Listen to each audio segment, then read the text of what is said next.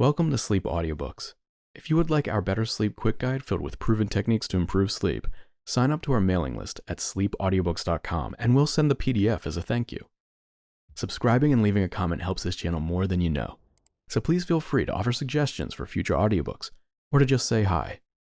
Thank you for listening. We hope you have an excellent night's sleep. This is Sleep Audiobooks. Dracula by Bram Stoker, Chapter 15. Dr. Seward's diary continued. For a while sheer anger mastered me. It was as if he had, during her life, struck Lucy on the face. I smote the table hard and rose up as I said to him, "Dr. Van Helsing, are you mad?" He raised his head and looked at me, and somehow the tenderness of his face calmed me at once. "Would I were," he said, "madness were easy to bear compared with truth like this. Oh, my friend, why, think you, did I go so far around? Why take so long to tell you so simple a thing? Was it because I hate you, and have hated you all my life? Was it because I wished to give you pain? Was it that I wanted, now so late, revenge for that time when you saved my life, and from a fearful death? Ah, no!" "Forgive me," said I. He went on, "My friend, it was because I wished to be gentle in the breaking to you, for I know that you have loved that so sweet lady. But even yet I do not expect you to believe. It is so hard to accept at once any abstract truth, that we may doubt such to be possible when we have always believed the no of it. It is more hard still to accept so sad a concrete truth, and of such a one as Miss Lucy. Tonight I go to prove it. Dare you come with me?" This staggered me. A man does not like to prove such a truth. Byron accepted from the category jealousy.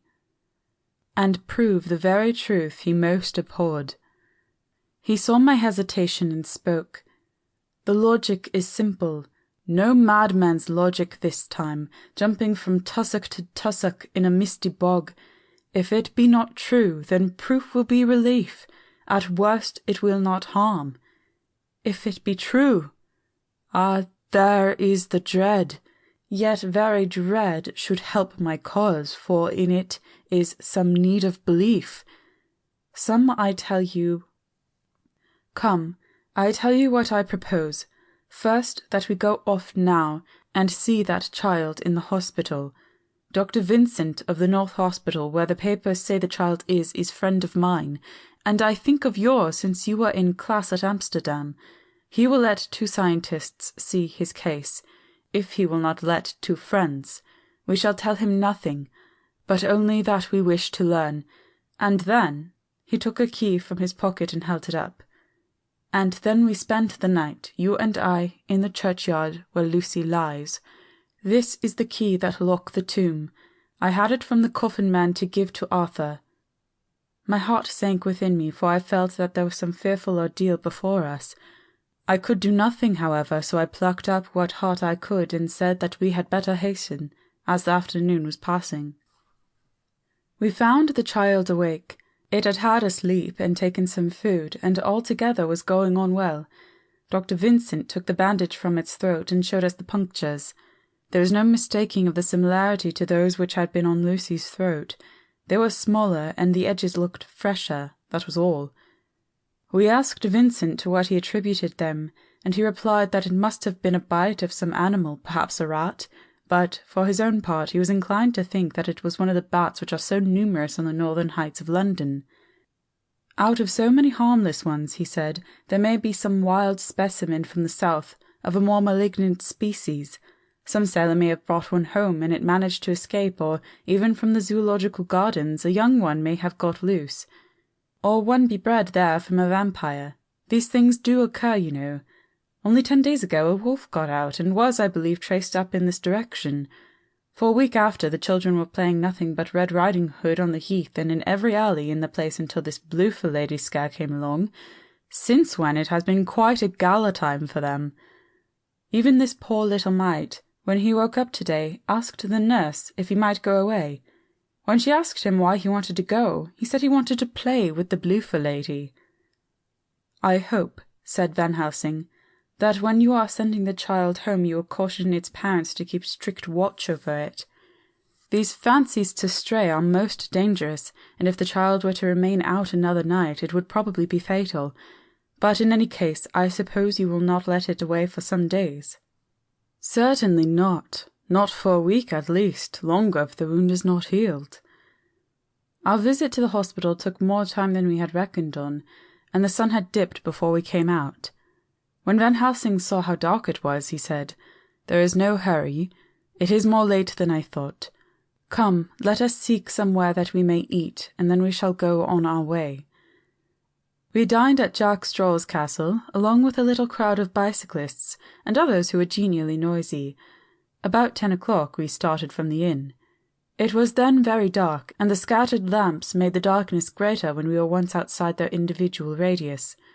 The professor had evidently noted the road we were to go, for we went on unhesitatingly, but, as for me, I was in quite a mix-up as to locality. As we went further, we met fewer and fewer people, till at last we were somewhat surprised when we met even the patrol of horse police going their usual suburban round. At last we reached the wall of the churchyard, which we climbed over. With some little difficulty, for it was very dark, and the whole place seemed so strange to us, we found the western tomb. The professor took the key, opened the creaky door, and standing back politely, but quite unconsciously, mentioned to me to precede him. There was a delicious irony in the offer, in the courtliness of giving preference on such a ghastly occasion. My companion followed me quickly, and cautiously drew the door to, after carefully ascertaining that the lock was a falling and not a spring one. In the latter case we should have been in a bad plight. Then he fumbled in his bag, and taking out a matchbox and a piece of candle, proceeded to make a light. The tomb in the daytime, and when wreathed with fresh flowers, had looked grim and gruesome enough, but now, some days afterwards, when the flowers hung lank and dead, their whites turning to rust and their greens to browns, when the spider and the beetle had resumed their accustomed dominance, when time-discoloured stone and dust-encrusted mortar and rusty dank iron and tarnished brass and clouded silver plating gave back the feeble glimmer of a candle, the effect was more miserable and sordid than could have been imagined.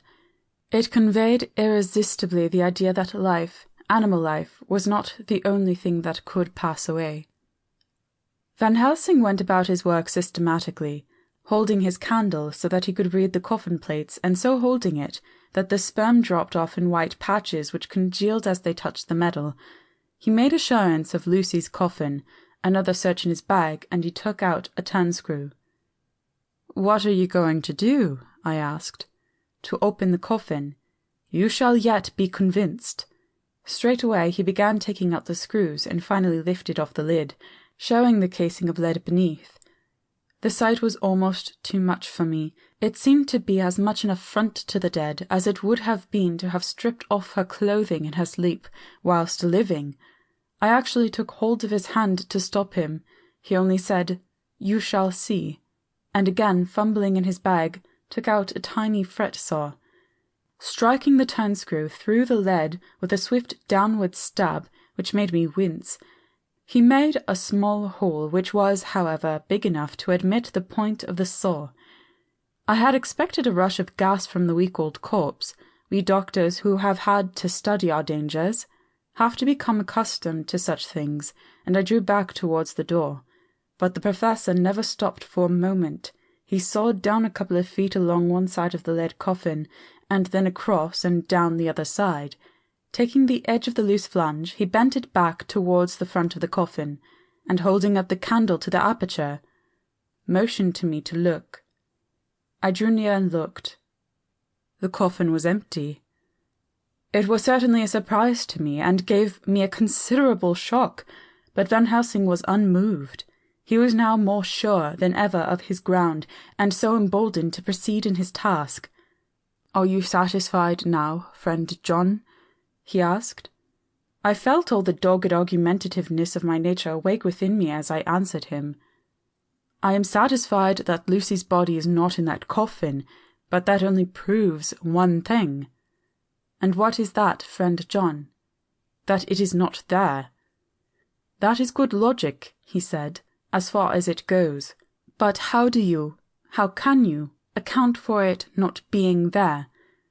Perhaps a body snatcher, I suggested. Some of the undertaker's people may have stolen it. I felt that I was speaking folly, and yet it was the only real cause which I could suggest. The professor sighed. "Ah, well," he said, "we must have more proof. Come with me." He put on the coffin lid again, gathered up all his things, and placed them in the bag, blew out the light, and placed the candle also in the bag. We opened the door and went out. Behind us he closed the door and locked it. He handed me the key, saying, "Will you keep it? You had better be assured." I laughed. It was not a very cheerful laugh, I am bound to say, as I motioned him to keep it. "A key is nothing," I said. "There may be duplicates, and anyhow it is not difficult to pick a lock of that kind." He said nothing, but put the key in his pocket. Then he told me to watch at one side of the churchyard whilst he would watch at the other. I took up my place behind a yew tree, and I saw his dark figure move until the trees hid it from my sight. It was a lonely vigil. Just after I had taken my place, I heard a distant clock strike 12, and in time came 1 and 2. I was chilled and unnerved, and angry with the professor for taking me on such an errand, and with myself for coming. I was too cold and too sleepy to be keenly observant, and not sleepy enough to betray my trust, so altogether I had a dreary, miserable time. Suddenly, as I turned around, I thought I saw something like a white streak, moving between two dark yew trees at the side of the churchyard farthest from the tomb. At the same time, a dark mass moved from the professor's side of the ground and hurriedly went towards it. Then I too moved, but I had to go round headstones and railed-off tombs, and I stumbled over graves. The sky was overcast, and somewhere far off an early cock crew. A little way off, beyond a line of scattered juniper trees which marked the pathway to the church, a white, dim figure flitted in the direction of the tomb. The tomb itself was hidden by trees, and I could not see where the figure disappeared. I heard the rustle of actual movement where I had first seen the white figure, and coming over, found the professor holding in his arms a tiny child. When he saw me, he held it out to me and said, "Are you satisfied now?" "No," I said, in a way that I felt was aggressive. "Do you not see the child?" "Yes, it is a child, but who brought it here? And is it wounded?" I asked. "We shall see," said the professor, and with one impulse we took our way out of the churchyard, he carrying the sleeping child. When we had got some little distance away, we went into a clump of trees and struck a match, and looked at the child's throat. It was without a scratch or scar of any kind. "Was I right?" I asked triumphantly. "We were just in time," said the professor thankfully. We had now to decide what we were to do with the child, and so consulted about it. If we were to take it to a police station, we should have to give some account of our movements during the night. At least, we should have had to make some statement as to how we had come to find the child.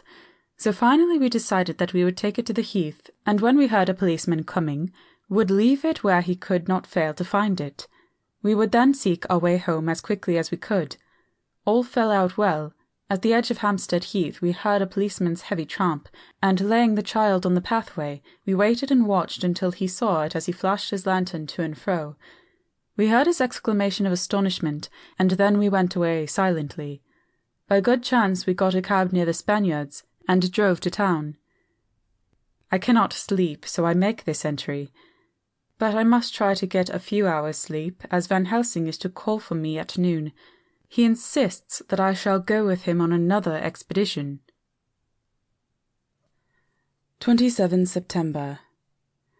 It was 2 o'clock before we found a suitable opportunity for our attempt. The funeral held at noon was all completed, and the last stragglers of the mourners had taken themselves lazily away, when, looking carefully from behind a clump of alder trees, we saw the sexton lock the gate after him. We knew then that we were safe till morning did we desire it, but the professor told me that we should not want more than an hour at most. Again I felt that horrid sense of the reality of things, in which any effort of imagination seemed out of place, and I realized distinctly the perils of the law which we were incurring in our own unhallowed work. Besides, I felt it was all so useless. Outrageous as it was to open a laden coffin, to see if a woman dead nearly a week were really dead, it now seemed the height of folly to open the tomb again, when we knew, from the evidence of our own eyesight, that the coffin was empty. I shrugged my shoulders, however, and rested silent, for Van Helsing had a way of going on his own road, no matter who remonstrated. He took the key, opened the vault, and again courteously motioned me to proceed. The place was not so gruesome as last night, but oh, how unutterably mean-looking when the sunshine streamed in. Van Helsing walked over to Lucy's coffin, and I followed. He bent over and again forced back the leaden flange, and then a shock of surprise and dismay shot through me. There lay Lucy, seemingly just as we had seen her the night before her funeral. She was, if possible, more radiantly beautiful than ever, and I could not believe that she was dead. The lips were red, nay, redder than before, and on the cheeks was a delicate bloom. "Is this a juggle?" I said to him. "Are you convinced now?" said the professor in response, and as he spoke he put over his hand, and in a way that made me shudder, pulled back the dead lips, and showed the white teeth. "See," he went on, "see, they are even sharper than before, with this and this," and he touched one of the canine teeth and that below it. "The little children can be bitten. Are you of belief now, friend John?" Once more argumentative hostility woke within me. I could not accept such an overwhelming idea as he suggested. So, with an attempt to argue of which I was even at the moment ashamed, I said, "She may have been placed here since last night." "Indeed?" "That is so, and by whom?" "I do not know, someone has done it." "And yet she has been dead 1 week. Most peoples in that time would not look so." I had no answer for this, so was silent. Van Helsing did not seem to notice my silence. At any rate, he showed neither chagrin nor triumph. He was looking intently at the face of the dead woman, raising the eyelids and looking at the eyes, and once more opening the lips and examining the teeth. Then he turned to me and said, "Here, there is one thing which is different from all recorded. Here is some dual life that is not as the common. She was bitten by the vampire when she was in a trance, sleepwalking. Oh, you start. You do not know that, friend John, but you shall know it all later. And in a trance could he best come to take more blood? In trance she died, and in trance she is undead too. So it is that she differ from all other. Usually when the undead sleep at home." As he spoke, he made a comprehensive sweep of his arm to designate what to a vampire was home. "Their face show what they are, but this so sweet, that was when she was not undead, she go back to the nothings of the common dead. There is no malign here, see. And so it make hard that I must kill her in her sleep." This turned my blood cold, and it began to dawn upon me that I was accepting Van Helsing's theories. But if she were really dead, what was there of terror in the idea of killing her? He looked up at me, and evidently saw the change in my face, for he said almost joyously, "Ah, you believe now." I answered, "Do not press me too hard all at once. I am willing to accept. How will you do this bloody work?"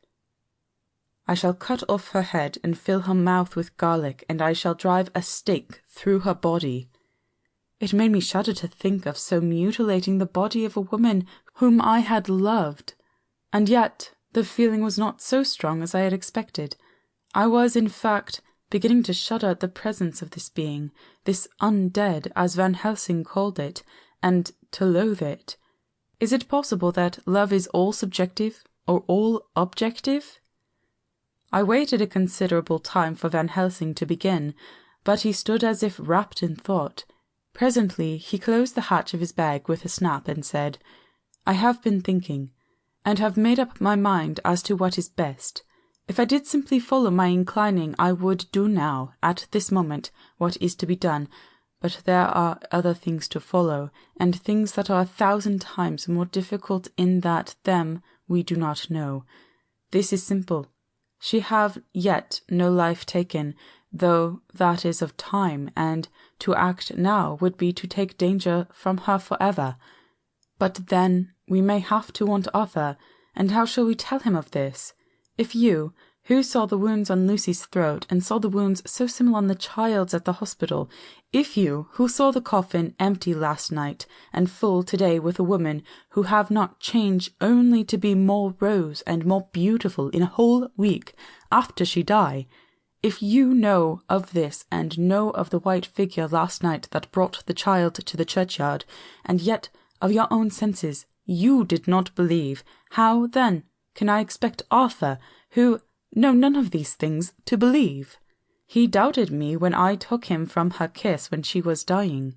I know he has forgiven me because in some mistaken idea I have done things that prevent him say good-bye as he ought, and he may think that in some more mistaken idea this woman was buried alive, and that in most mistake of all we have killed her.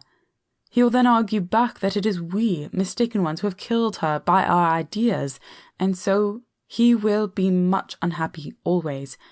Yet he never can be sure, and that is the worst of all.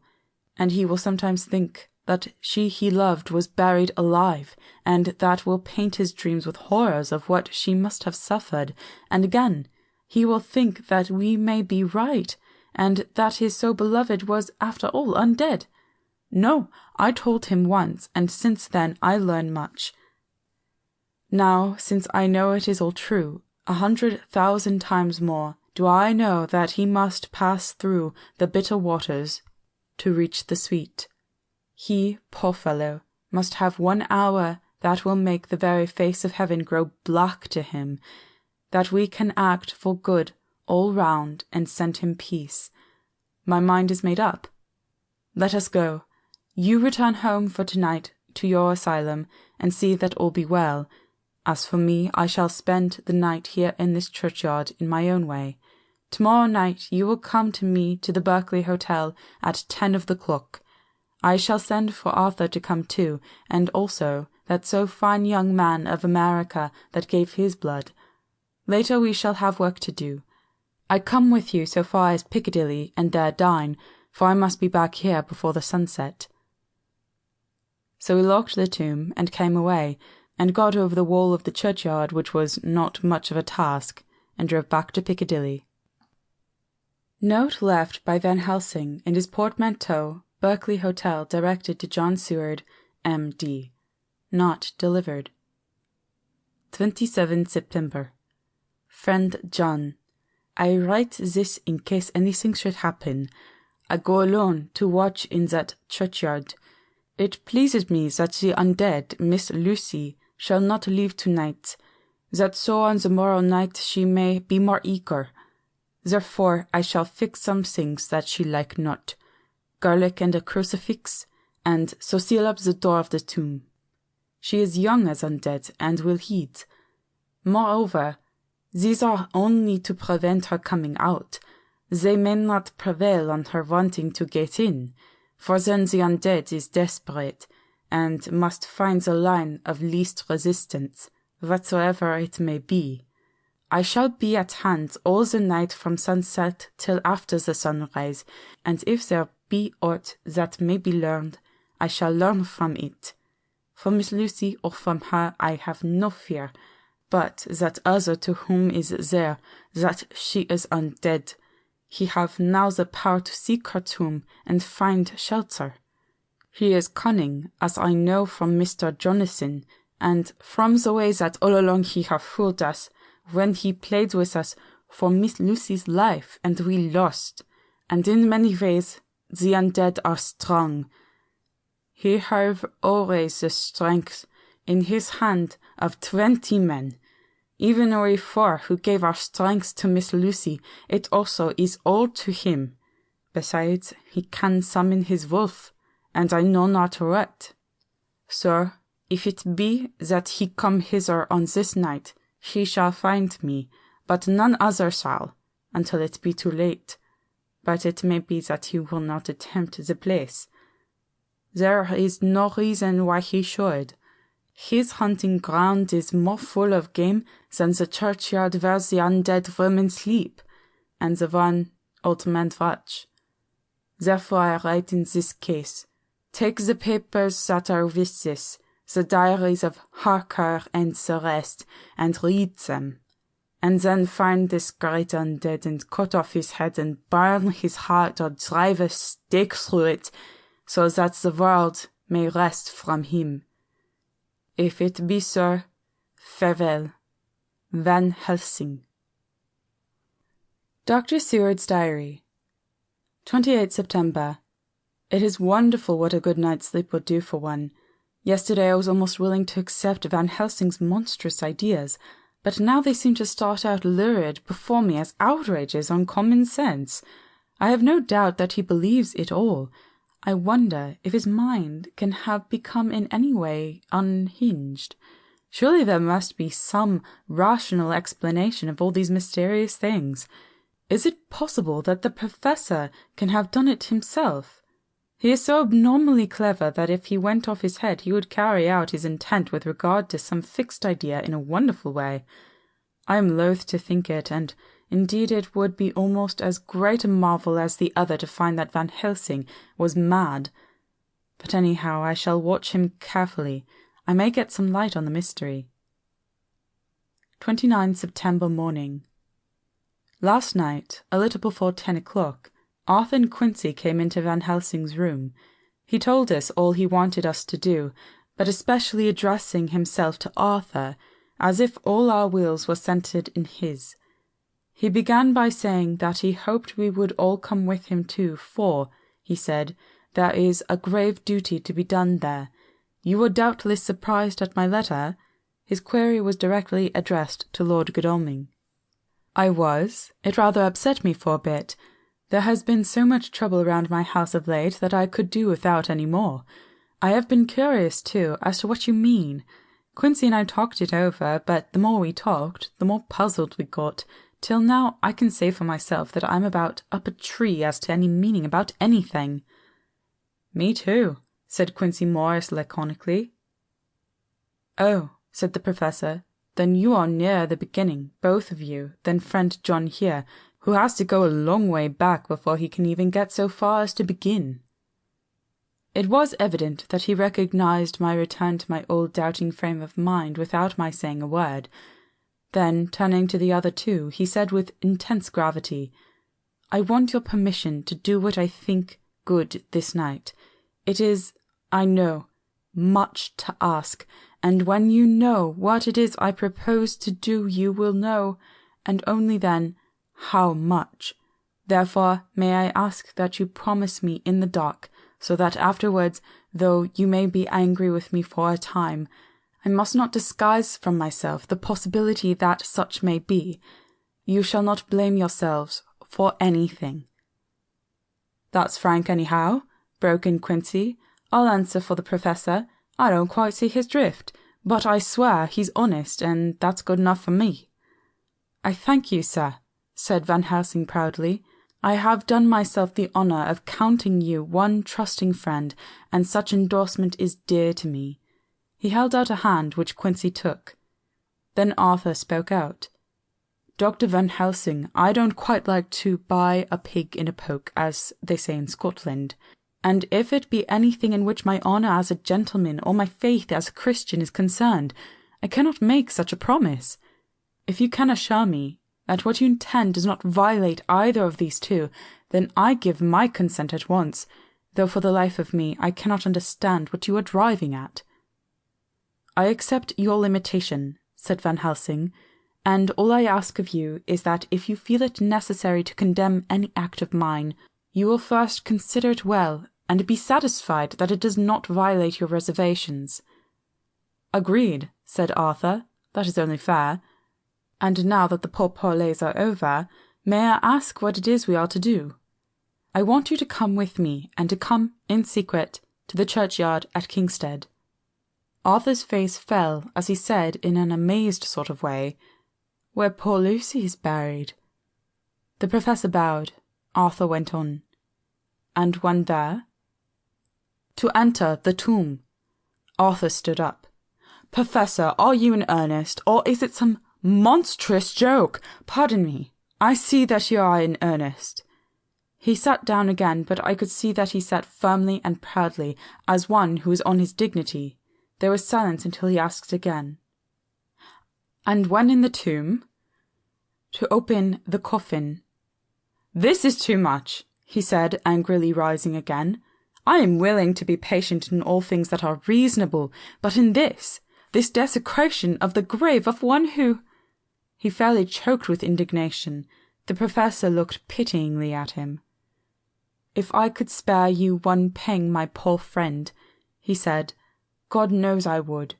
But this night our feet must tread on thorny paths, or later and forever the feet you love must walk in paths of flame." Arthur looked up with set white face and said, "Take care, sir, take care." "Would it not be well to hear what I have to say?" said Van Helsing. "And then you will at least know the limit of my purpose. Shall I go on?" "That's fair enough," broke in Morris. After a pause, Van Helsing went on, evidently with an effort. "Miss Lucy is dead.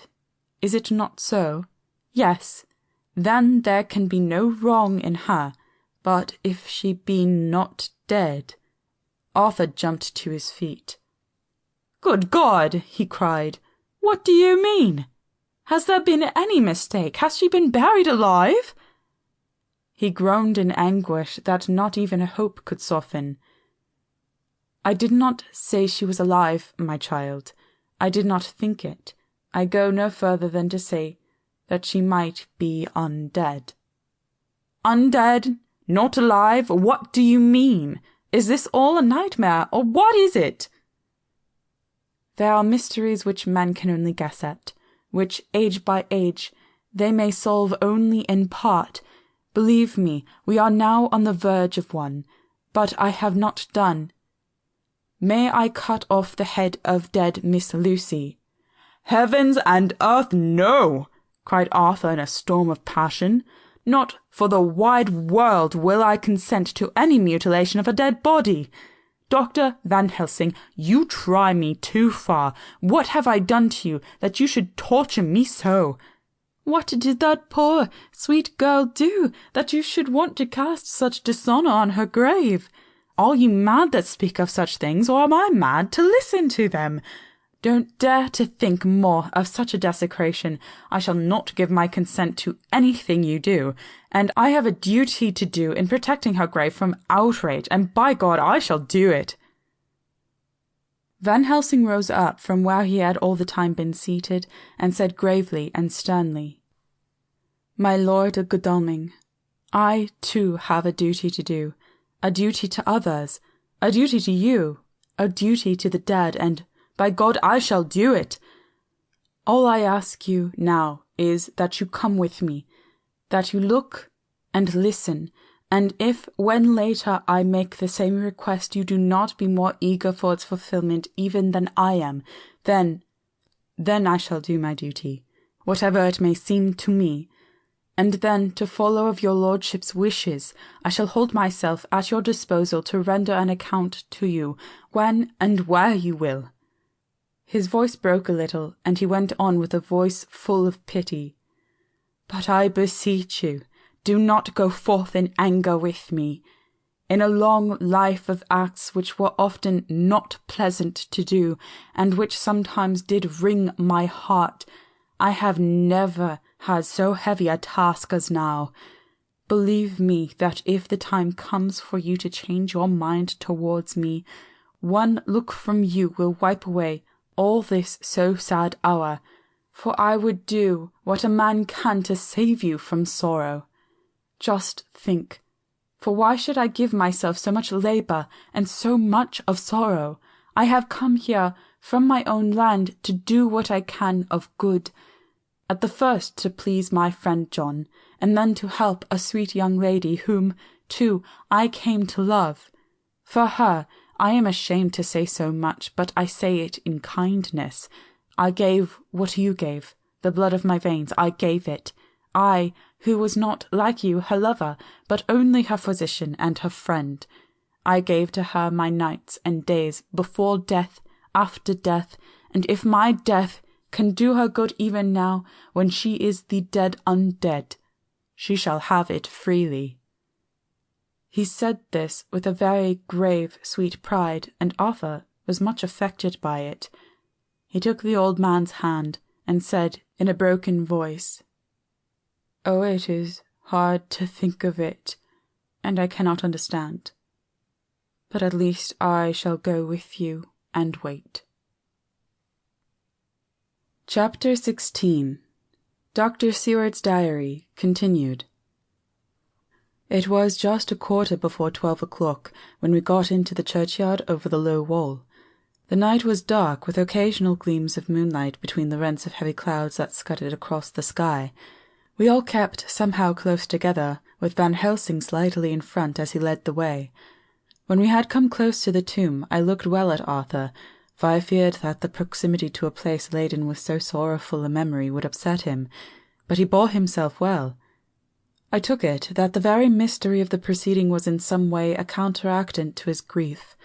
The professor unlocked the door, and seeing a natural hesitation amongst us for various reasons, solved the difficulty by entering first himself. The rest of us followed, and he closed the door. He then lit a dark lantern and pointed to the coffin. Arthur stepped forward hesitatingly. Van Helsing said to me, "You were here yesterday. Was the body of Miss Lucy in the coffin?" It was. The professor turned to the rest, saying, "You hear, and yet there is no one who does not believe with me." He took his screwdriver and again took off the lid of the coffin. Arthur looked on, very pale but silent. When the lid was removed, he stepped forward. He evidently did not know that there was a leaden coffin, or at any rate had not thought of it. When he saw the rent in the lead, the blood rushed to his face for an instant, but as quickly fell away again, so that he remained of a ghastly whiteness. He was still silent. Van Helsing forced back the leaden flange, and we all looked in and recoiled. The coffin was empty. For several minutes no one spoke a word. The silence was broken by Quincy Morris. "Professor, I answered for you. Your word is all I want. I wouldn't ask such a thing ordinarily. I wouldn't so dishonour you as to imply a doubt. But this is a mystery that goes beyond any honour or dishonour.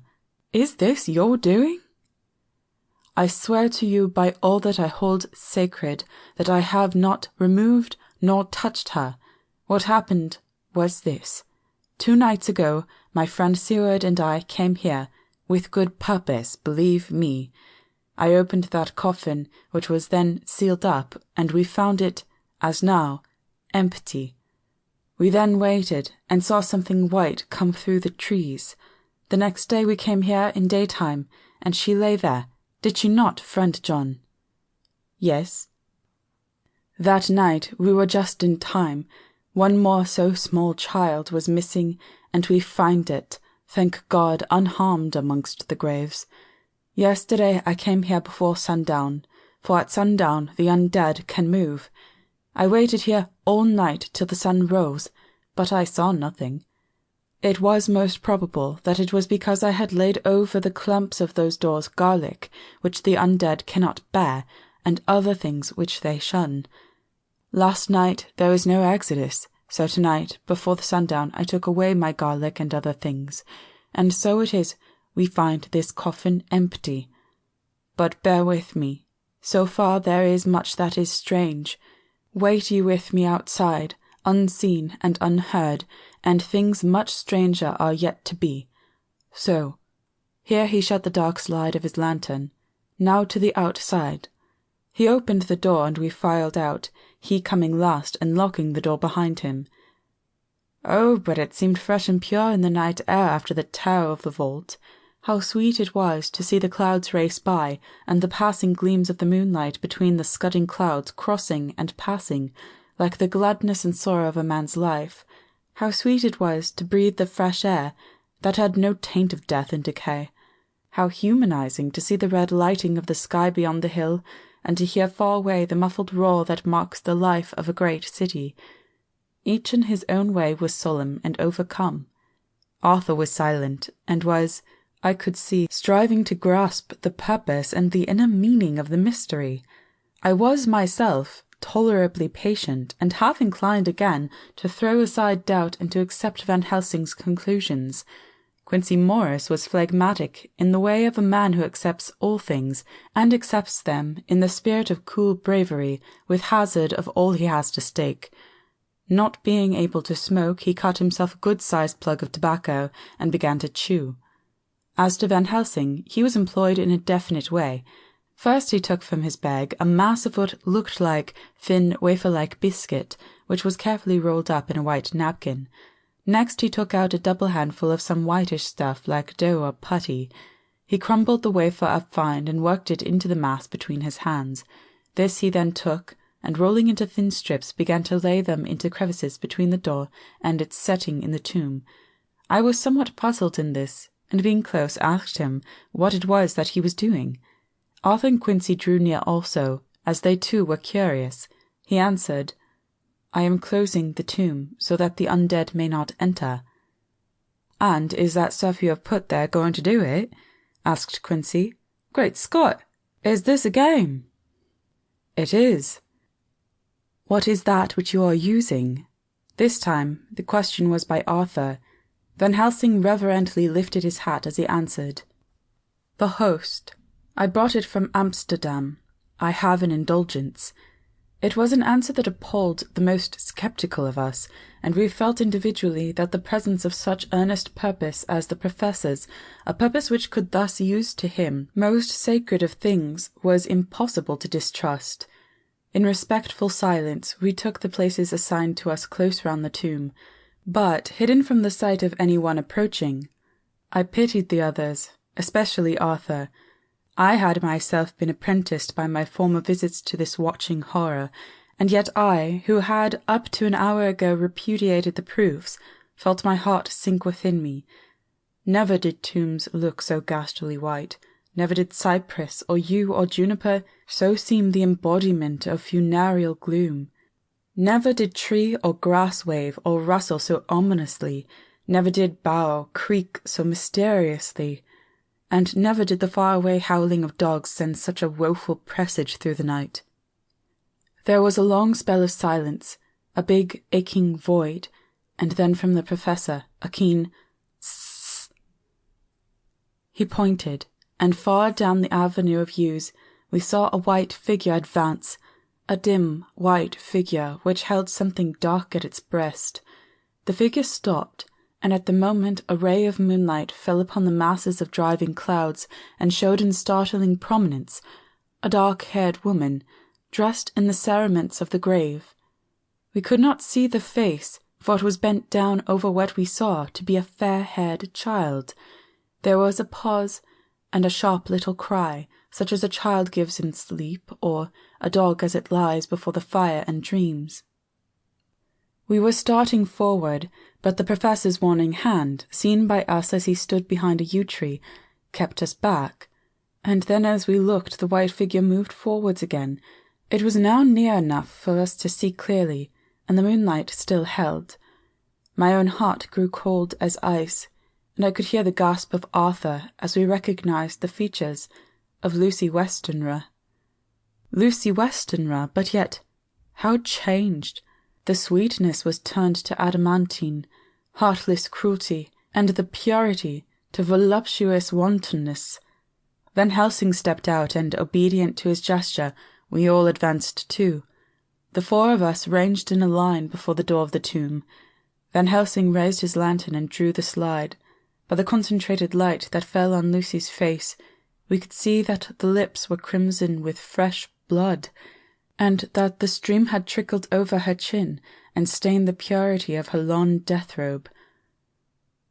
We shuddered with horror. I could see by the tremulous light that even Van Helsing's iron nerve had failed. Arthur was next to me, and if I had not seized his arm and held him up, he would have fallen. When Lucy, I call the thing that was before us Lucy because it bore her shape, saw us, she drew back with an angry snarl such as a cat gives when taken unawares. Then her eyes ranged over us, Lucy's eyes in form and colour, but Lucy's eyes unclean and full of hell-fire instead of the pure, gentle orbs we knew. At that moment the remnant of my love passed into hate and loathing. Had she then to be killed, I could have done it with savage delight. As she looked, her eyes blazed with unholy light, and the face became wreathed with a voluptuous smile. Oh God, how it made me shudder to see it!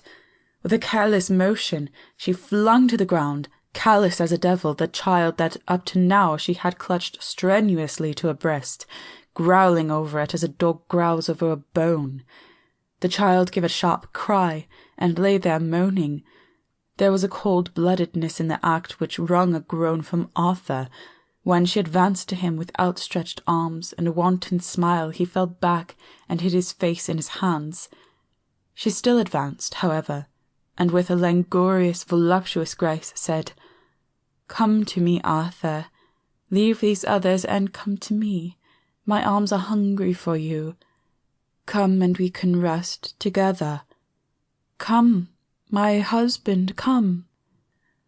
There was something diabolically sweet in her tones, something of the tingling of glass when struck, which rang through the brains even of us who heard the words addressed to another. As for Arthur, he seemed under a spell. Moving his hands from his face, he opened wide his arms. She was leaping for them when Van Helsing sprang forward and held between them his little golden crucifix. She recoiled from it, and, with a sudden distorted face full of rage, dashed past him as if to enter the tomb. When within a foot or two of the door, however, she stopped, as if arrested by some irresistible force. Then she turned, and her face was shown in the clear burst of moonlight and by the lamp, which had now no quiver from Van Helsing's iron nerves.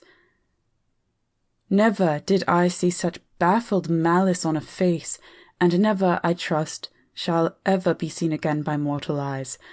The beautiful colour became livid. The eyes seemed to throw out sparks of hell-fire. The brows were wrinkled as though the folds of the flesh were the coils of Medusa's snakes, and the lovely blood-stained mouth grew to an open square as in the passion masks of the Greeks and Japanese. If ever face meant death, if looks could kill, we saw it at that moment. And so, for full half a minute, which seemed an eternity, she remained between the lifted crucifix and the sacred closing of her means of entry. Van Helsing broke the silence by asking Arthur, "Answer me, O my friend, am I to proceed in my work?" Arthur threw himself on his knees and hid his face in his hands as he answered, "Do as you will, friend, do as you will. There can be no horror like this ever any more." And he groaned in spirit. Quincy and I simultaneously moved towards him and took his arms. We could hear the click of the closing lantern as Van Helsing held it down. Coming close to the tomb, he began to remove from the chinks some of the sacred emblem which he had placed there. We all looked on in horrified amazement as we saw, when he stood back, the woman with a corporeal body as real as that moment as our own, pass in through the interstice where scarce a knife-blade could have gone. We all felt a glad sense of relief when we saw the professor calmly restoring the strings of putty to the edges of the door. When this was done, he lifted the child and said, "Come now, my friends, we can do no more till tomorrow. There is a funeral at noon, so here we shall all come before long after that. The friends of the dead will all be gone by 2, and when the sexton lock the gate we shall remain. Then there is more to do, but not like this of tonight. As for this little one, he is not much harm, and by tomorrow night he shall be well. We shall leave him where the police will find him, as on the other night, and then to home." Coming close to Arthur, he said, "My friend Arthur, you have had a sore trial, but after, when you look back, you will see how it was necessary. You are now in the bitter waters, my child. By this time tomorrow you will, please God, have passed them, and have drunk of the sweet waters. So do not mourn overmuch. Till then, I shall not ask you to forgive me. Arthur and Quincy came home with me, and we tried to cheer each other on the way. We had left the child in safety, and we were tired, so we all slept with more or less reality of sleep. 29 September. Night. A little before 12 o'clock, we three, Arthur, Quincy Morris, and myself, called for the professor.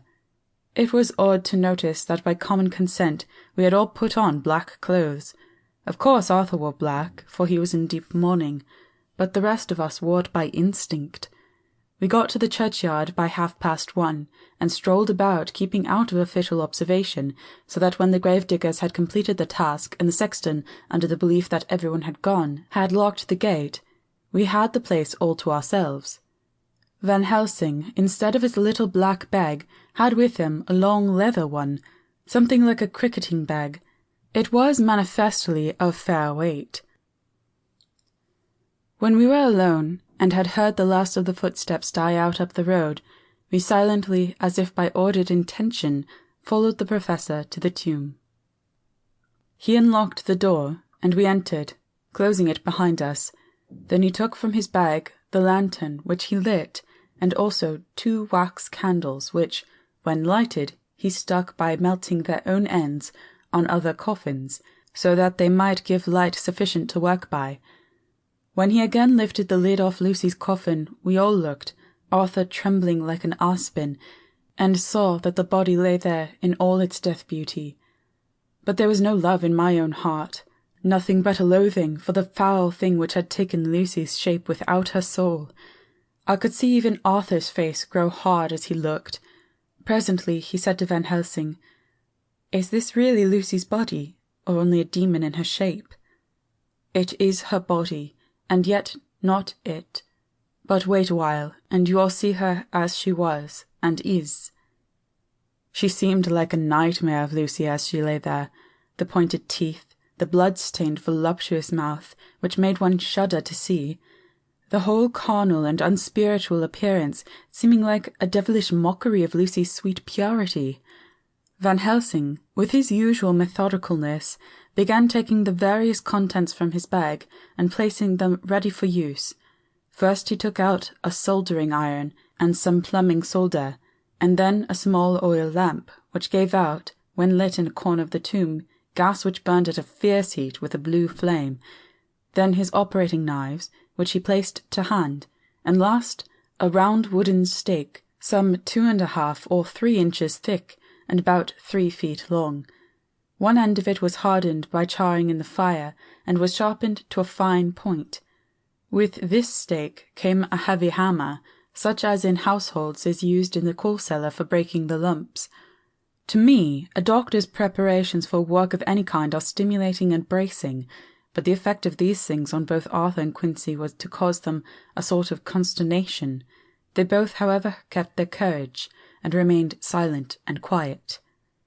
When all was ready, Van Helsing said, "Before we do anything, let me tell you this.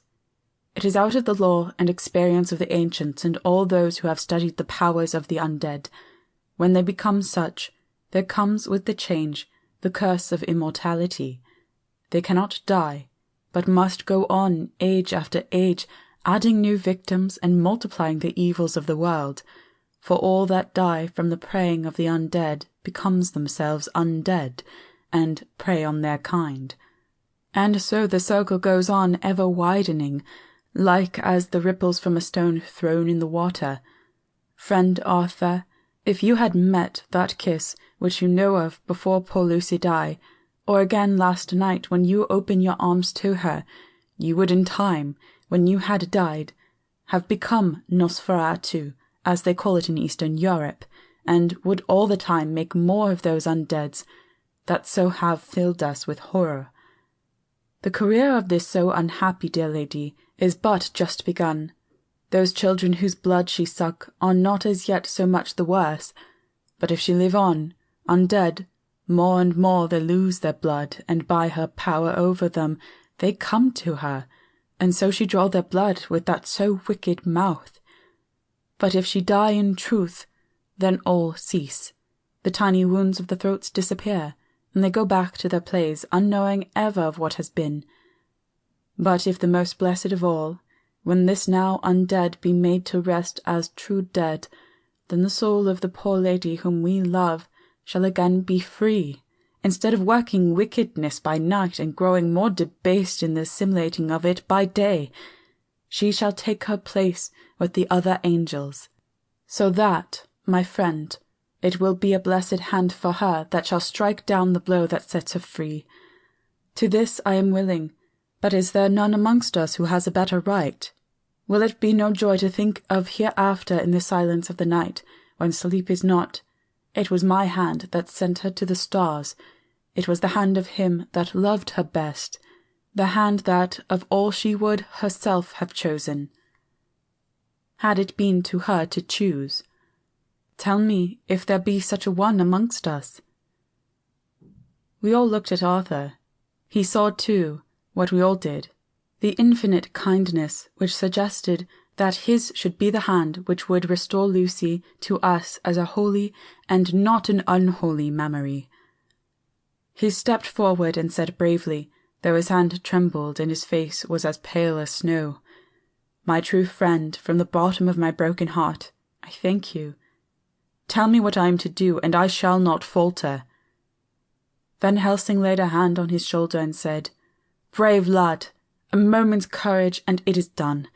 This stake must be driven through her. It will be a fearful ordeal, be not deceived in that. But it will be only a short time, and you will then rejoice more than your pain was great. From this grim tomb you will emerge as though you tread on air.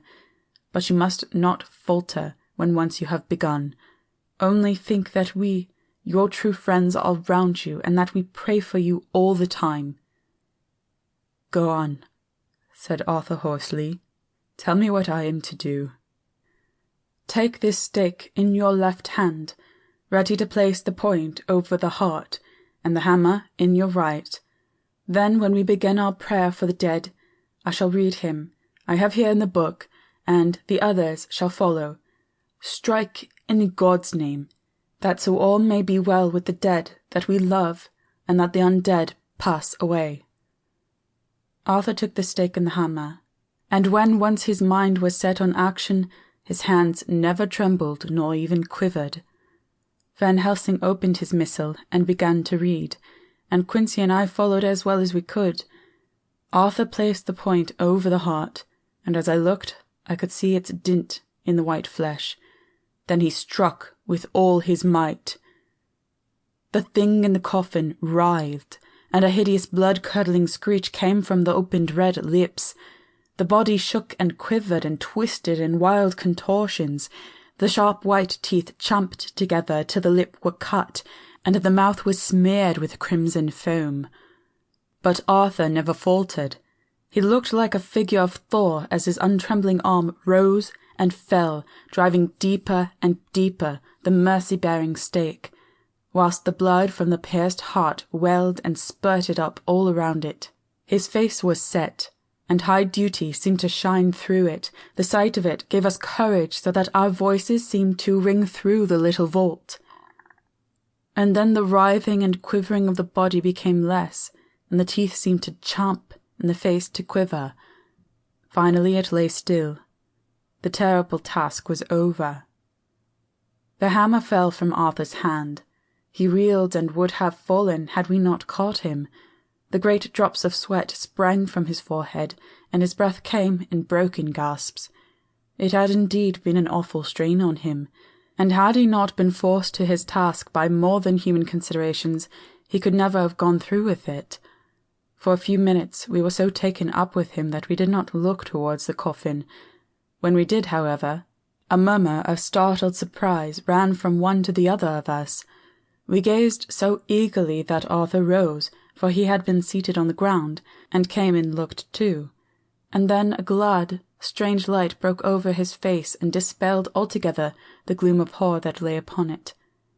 There, in the coffin, lay no longer the foul thing that we had so dreaded and grown to hate, that the work of her destruction was yielded as a privilege to the one best entitled to it, but Lucy, as we had seen her in her life, with her face unequalled sweetness and purity, true that there were there, as we had seen them in life, the traces of care and pain and waste, but these were all dear to us, for they marked her truth to what we knew. One and all we felt that the holy calm that lay like sunshine over the wasted face and form was only an earthly token, and a symbol of the calm that was to reign forever. Van Helsing came and laid his hand on Arthur's shoulder, and said to him, "And now, Arthur, my friend, dear lad, am I not forgiven?" The reaction of the terrible strain came as he took the old man's hand in his, and raising it to his lips pressed it and said, "Forgiven! God bless you that you have given my dear one her soul again, and me peace." He put his hands on the professor's shoulder, and laying his head on his breast, cried for a while silently, whilst we stood unmoving. When he raised his head, Van Helsing said to him, "And now, my child, you may kiss her. Kiss her dead lips if you will, as she would have you to, if for her to choose. For it is not a grinning devil now, not any more a foul thing for all eternity. No longer is she the devil's undead. She is God's true dead, whose soul is with him." Arthur bent and kissed her, and then we sent him and Quincy out of the tomb, and the professor and I sawed off the top of the stake, leaving the point of it in the body. Then we cut off the head and filled the mouth with garlic. We soldered up the leaden coffin, screwed on the coffin lid, and gathering up our belongings, came away. When the professor locked the door, he gave the key to Arthur. Outside, the air was sweet, the sun shone, and the birds sang, and it seemed as if all nature were tuned to a different pitch. There was a gladness and mirth and peace everywhere, for we were at rest ourselves on one account, and we were glad, though it was with a tempered joy. Before we moved away, Van Helsing said, "Now, my friends, one step of our work is done, one the most harrowing to ourselves, but there remains a greater task. To find out the author of all this our sorrow, and to stamp him out. I have clues which we can follow, but it is a long task, and a difficult, and there is danger in it, and pain. Shall you not all help me? We have learned to believe, all of us, is it not so? And since so, do we not see our duty? Yes, and do we not promise to go on to the bitter end?" Each in turn we took his hand, and the promise was made. Then said the professor as we moved off, "2 nights hence you shall meet with me and dine together at 7 of the clock with friend John. I shall entreat 2 others, 2 that you know not as yet, and I shall be ready to all our work show and our plans unfold. Friend John, you come with me home, for I have much to consult about, and you can help me. Tonight I leave for Amsterdam, but shall return tomorrow night, and then begins our great quest. But first I shall have much to say, so that you may know what is to do and to dread. Then our promise shall be made to each other anew, for there is a terrible task before us, and once our feet are on the ploughshare, we must not draw back." Chapter 17. Dr. Seward's Diary continued. When we arrived at the Berkeley Hotel, Van Helsing found a telegram waiting for him. "Am coming up by train. Jonathan at Whitby. Important news. Mina Harker." The professor was delighted. "Ah, that wonderful Madame Mina," he said. "Pearl among women. She arrive, but I cannot stay. She must go to your house, friend John. You must meet her at the station. Telegraph her en route, so that she may be prepared."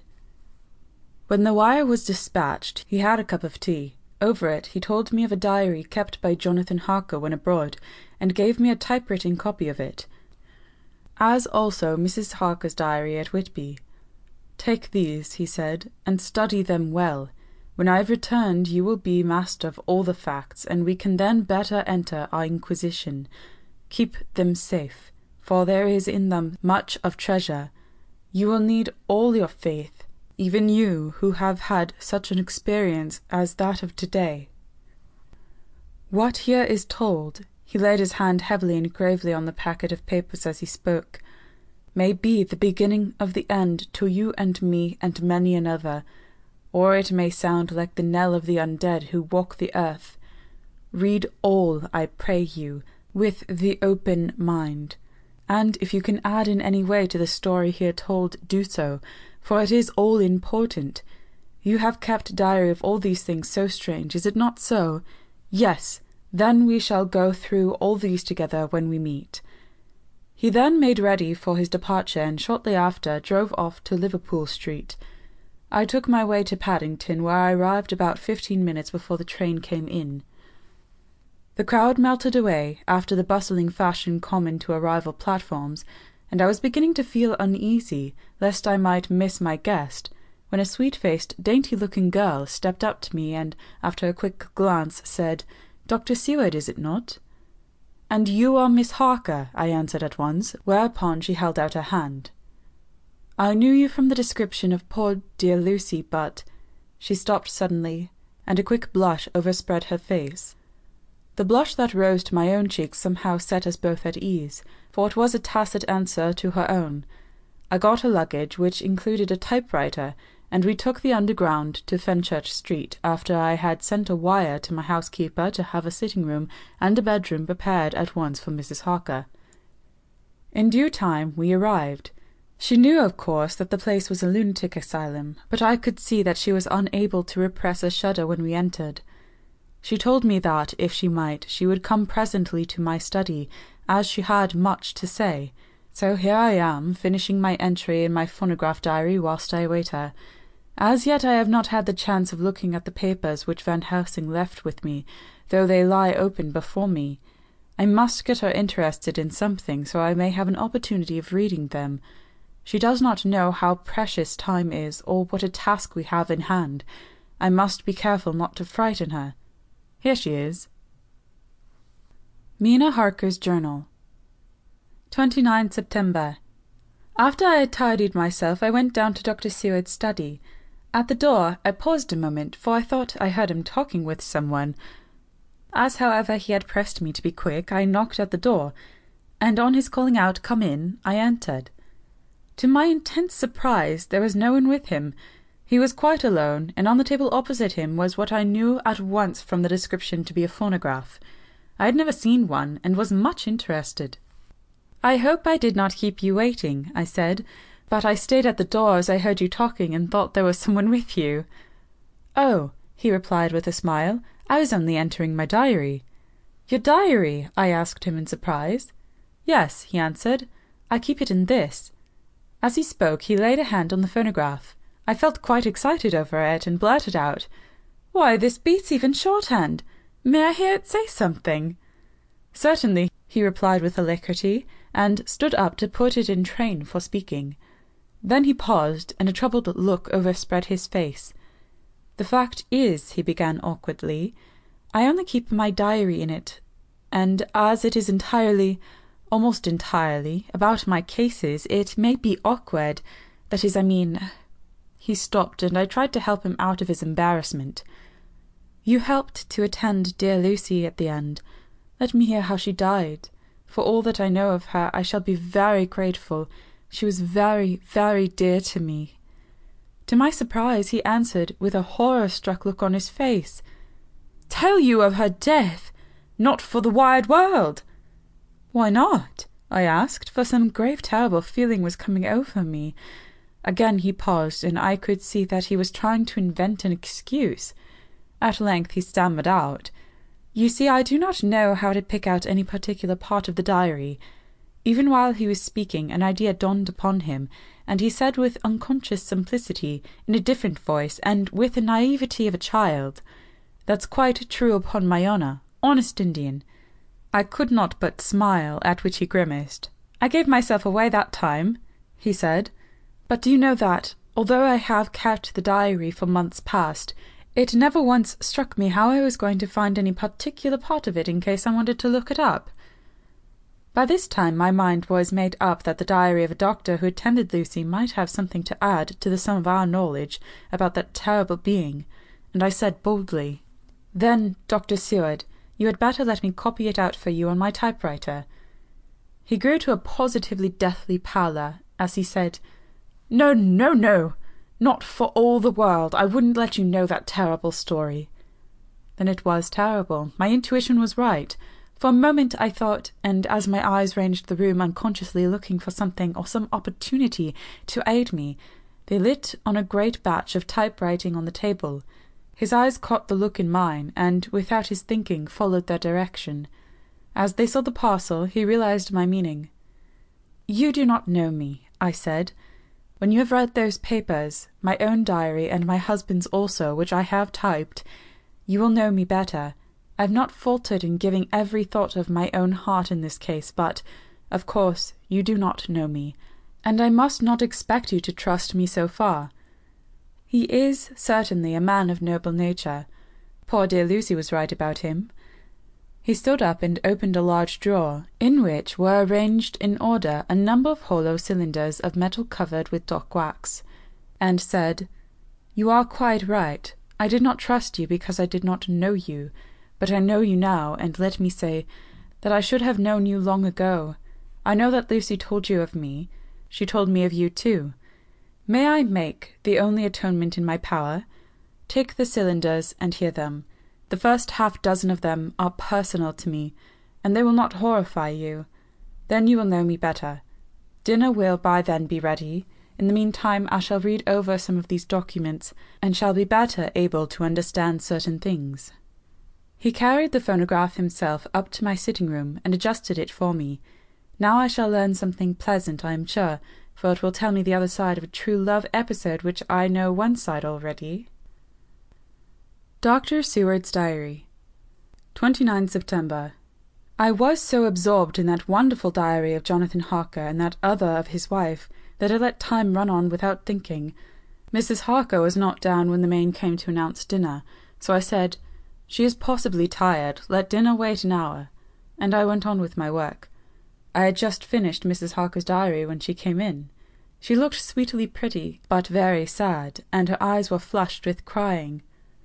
This somehow moved me much. Of late I have had cause for tears, God knows, but the relief of them was denied me, and now the sight of those sweet eyes, brightened with recent tears, went straight to my heart, so I said as gently as I could, "I greatly fear I have distressed you." "Oh no, not distressed me," she replied, "but I have been more touched than I can say by your grief.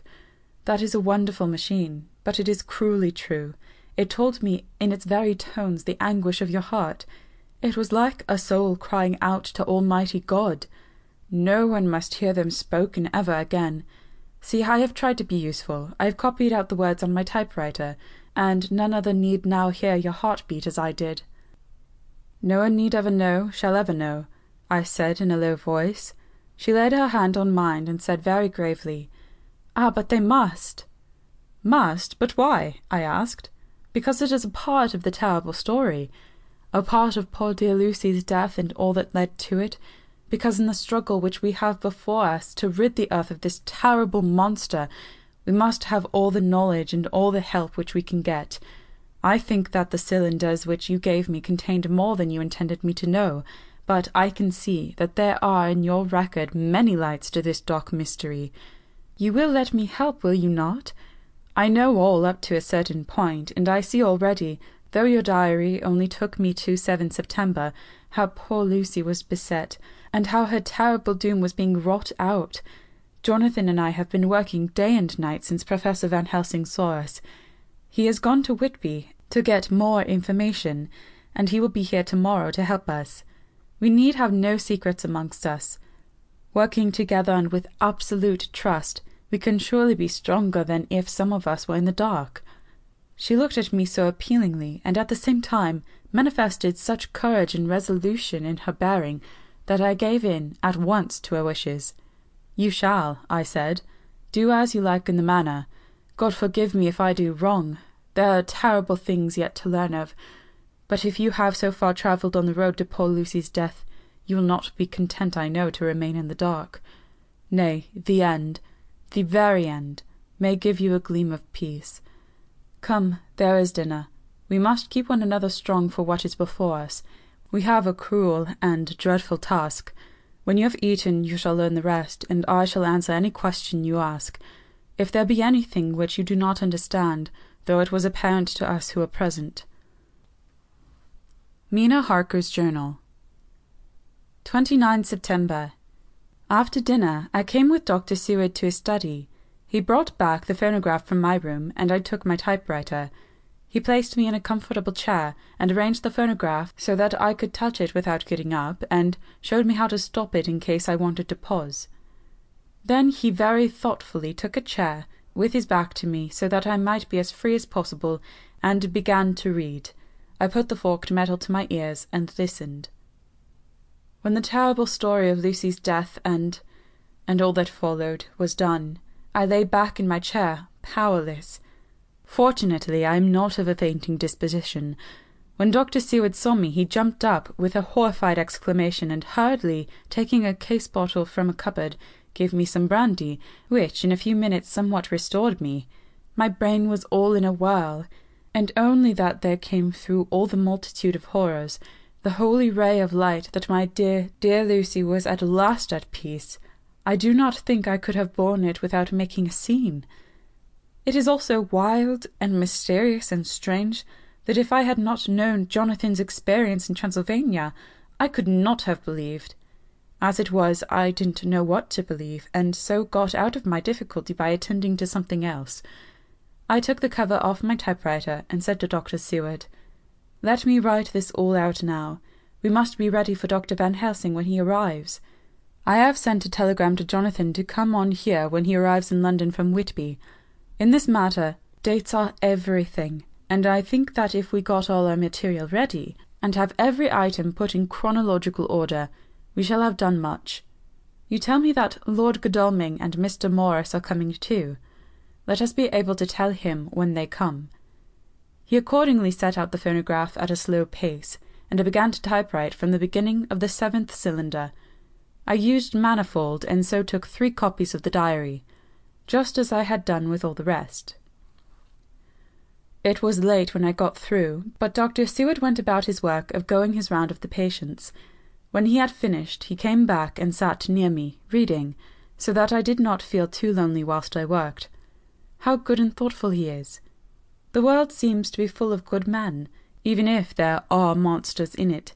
Before I left him, I remembered what Jonathan put in his diary of the professor's perturbation at reading something in an evening paper at the station in Exeter. So, seeing that Dr. Seward kept his newspapers, I borrowed the files of the Westminster Gazette and the Pall Mall Gazette and took them to my room. I remember how much the Dailygraph and the Whitby Gazette, of which I had made cuttings, helped us to understand the terrible events at Whitby when Count Dracula landed, so I shall look through the evening papers since then, and perhaps I shall get some new light. I am not sleepy, and the work will help me to keep quiet. Dr. Seward's Diary. 30 September. Mr. Harker arrived at 9 o'clock. He had got his wife's wire just before starting. He is uncommonly clever, if one can judge from his face, and full of energy. If this journal be true, and, judging by one's own wonderful experiences, it must be, he is also a man of great nerve. That going down to the vault a second time was a remarkable piece of daring. After reading his account of it, I was prepared to meet a good specimen of manhood, but hardly the quiet, business-like gentleman who came here today. Later. After lunch, Harker and his wife went back to their own room, and as I passed a while ago I heard the click of the typewriter. They are hard at it. Mrs. Harker says they are knitting together in chronological order every scrap of evidence they have. Harker has got the letters between the consignee of the boxes at Whitby and the carriers in London who took charge of them. He is now writing his wife's typescript of my diary. I wonder what they make out of it. Here it is. Strange that it never struck me that the very next house might be the Count's hiding-place. Goodness knows that we have had enough clues from the conduct of the patient Renfield. The bundle of letters relating to the purchase of the house were with the typescript. Oh, if we had only had them earlier, we might have saved poor Lucy. Stop, that way madness lies. Harker has gone back and is again collating his material. He says that by dinner time they will be able to show the whole connected narrative. He thinks that in the meantime I should see Renfield, as hitherto he has been a sort of index to the coming and going of the Count. I hardly see this yet, but when I get at the dates I suppose I shall. What a good thing that Mrs. Harker put my cylinders into type! We could never have found the dates otherwise. I found Renfield sitting placidly in his room with his hands folded, smiling benignly. At the moment he seemed as sane as anyone I ever saw. I sat down and talked with him on a lot of subjects, all of which he treated naturally. He then, of his own accord, spoke of going home, a subject he has never mentioned, to my knowledge, during his sojourn here. In fact, he spoke quite confidently of getting his discharge at once. I believe that, had I not had the chat with Harker and read the letters and the dates of his outbursts, I should have been prepared to sign for him after a brief time of observation. As it is, I am darkly suspicious. All these outbreaks were in some way linked with proximity of the Count. What then does this absolute content mean? Can it be that his instinct is satisfied as to the vampire's ultimate triumph? Stay, he is himself Zoophagous, and in his wild ravings outside the chapel door of the deserted house he always spoke of Master. This all seems confirmation of our idea. However, after a while I came away. My friend is just a little too sane at present to make it safe to probe him too deep with questions. He might begin to think, and then... So I came away. I mistrust these quiet moods of his, so I have given the attendant a hint to look closely after him, and to have a strait waistcoat ready in case of need. Jonathan Harker's Journal. 29 September. In train to London. When I received Mr. Billington's courteous message that he would give me any information in his power, I thought it best to go down to Whitby and make, on the spot, such inquiries as I wanted. It was now my object to trace that horrid cargo of the Count's to its place in London. Later, we may be able to deal with it. Billington Jr., a nice lad, met me at the station and brought me to his father's house, where they had decided that I must stay the night. They are hospitable, with true Yorkshire hospitality. Give a guest everything, and leave him free to do as he likes. They all knew that I was busy, and that my stay was short, and Mr. Billington had ready in his office all the papers concerning the consignment of boxes. It gave me almost a turn to see again one of the letters which I had seen on the Count's table before I knew of his diabolical plans. Everything had been carefully thought out, and done systematically and with precision. He seemed to have been prepared for every obstacle which might be placed by accident in the way of his intentions being carried out. To use an Americanism, he had taken no chances, and the absolute accuracy with which his instructions were fulfilled was simply the logical result of his care. I saw the invoice and took note of it. 50 cases of common earth, to be used for experimental purposes. Also the copy of letter to Carter Peterson, and their reply. Of both these I got copies. This was all the information Mr. Billington could give me, so I went down to the port and saw the coastguards, the customs officers and the harbour master.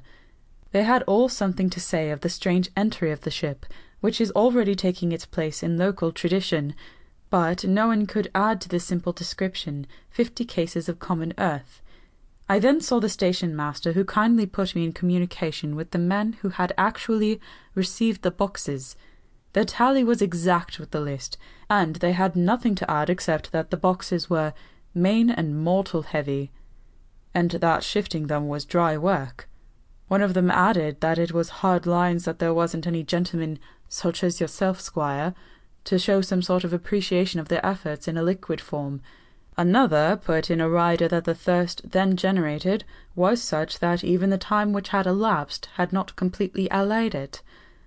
Needless to add, I took care before leaving to lift, for ever and adequately, this source of reproach. 30 September. The station-master was good enough to give me a line to his old companion, the station-master at King's Cross, so that, when I arrived there in the morning, I was able to ask him about the arrival of the boxes. He, too, put me at once in communication with the proper officials, and I saw that the tally was correct with the original invoice. The opportunities of acquiring an abnormal thirst had here been limited. A noble use of them had, however, been made, and again I was compelled to deal with the result in an ex post facto manner. From thence I went on to Carter Patterson's central office, where I met with the utmost courtesy. They looked up the transaction in the daybook and letter book, and at once telephoned to their King's Cross office for more details. By good fortune, the men who did the teaming were waiting for work, and the official at once sent them over, sending also by one of them the waybill and all the papers connected with the delivery of the boxes at Carfax. Here again I found the tally agreeing exactly. The carrier's men were able to supplement the paucity of the written words with few details. These were, I shortly found, connected almost solely with the dusty nature of the job, and of the consequent thirst engendered in the operators. On my affording an opportunity, through the medium of the currency of the realm, of the allaying, at a later period, this beneficial evil, one of the men remarked, "That 'ere house, governor, is the roomiest I ever was in. Blime me, but it ain't been touched since 100 years. There was just that thick in the place that you might have slept on it without hurting out your bones, and the place was that neglected that you might have smelled old Jerusalem in it. But the old chapel, that took the cake, that did.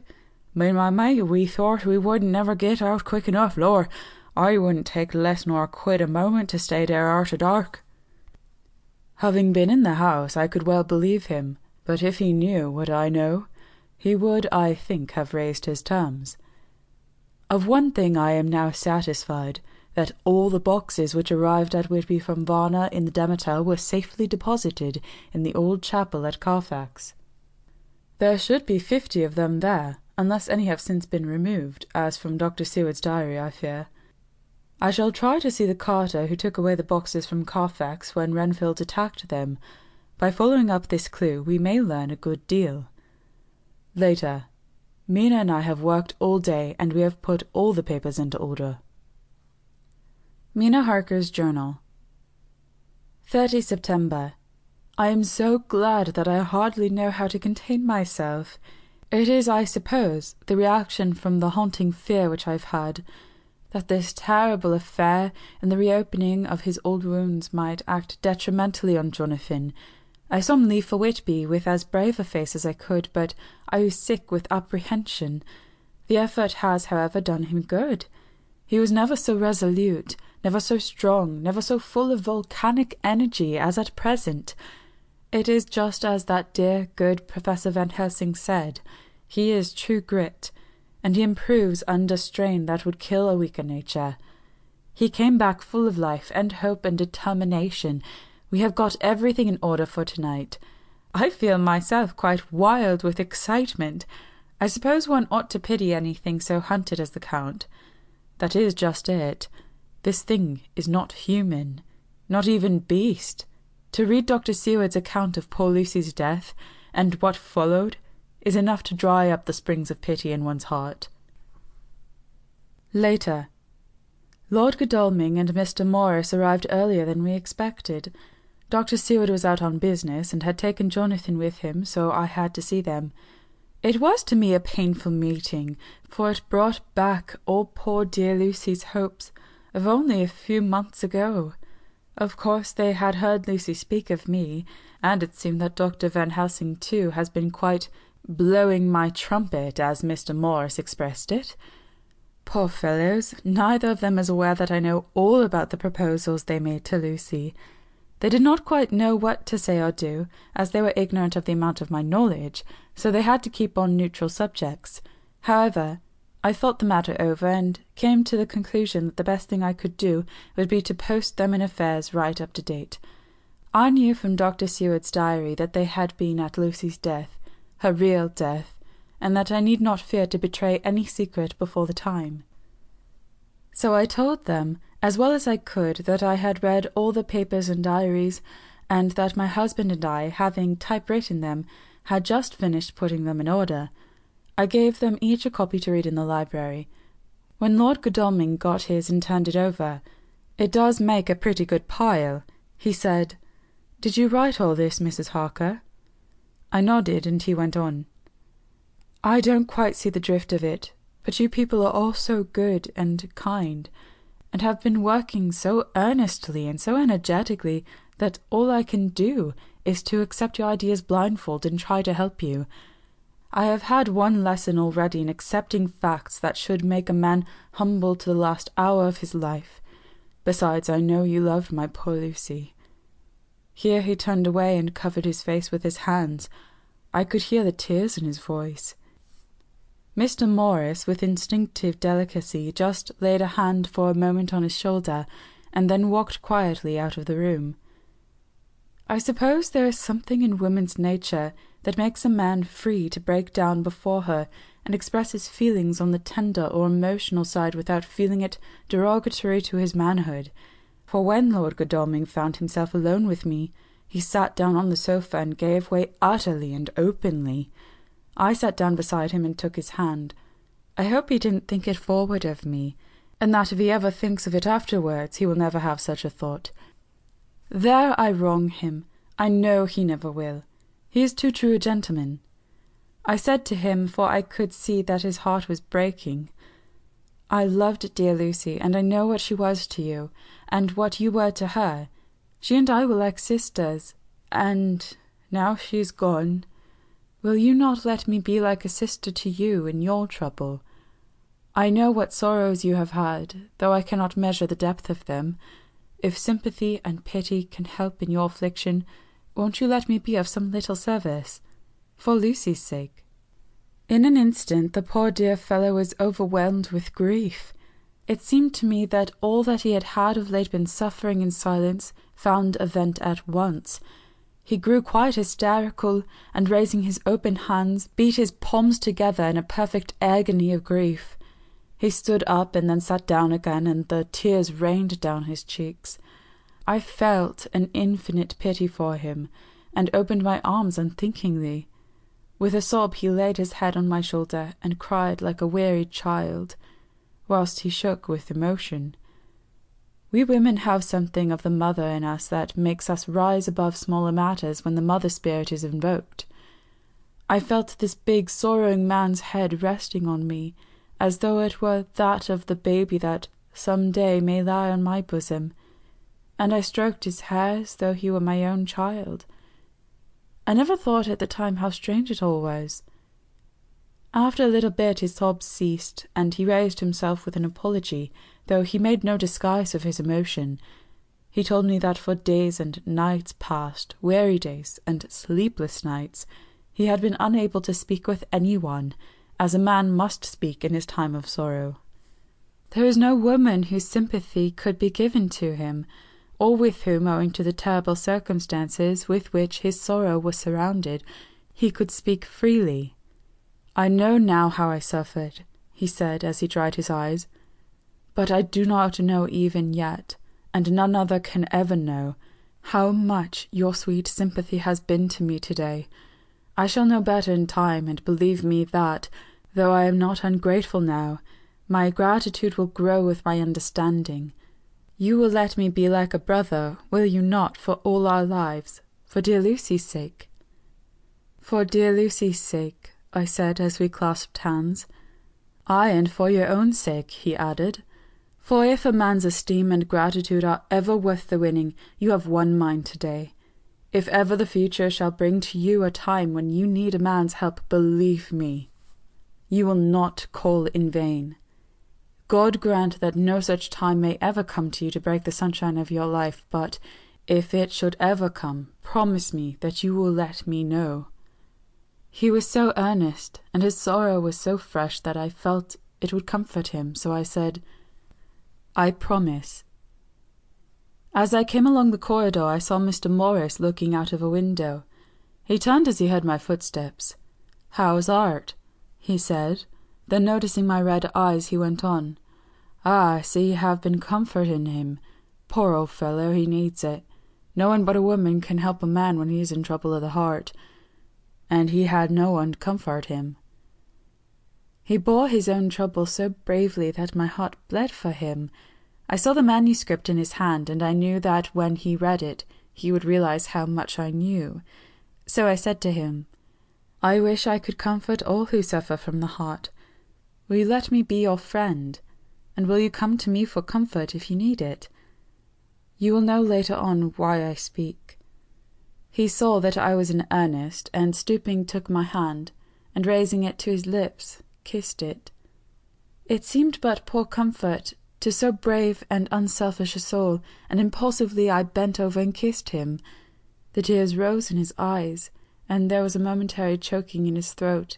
He said quite calmly, "Little girl, you will never regret that true-hearted kindness so long as ever you live."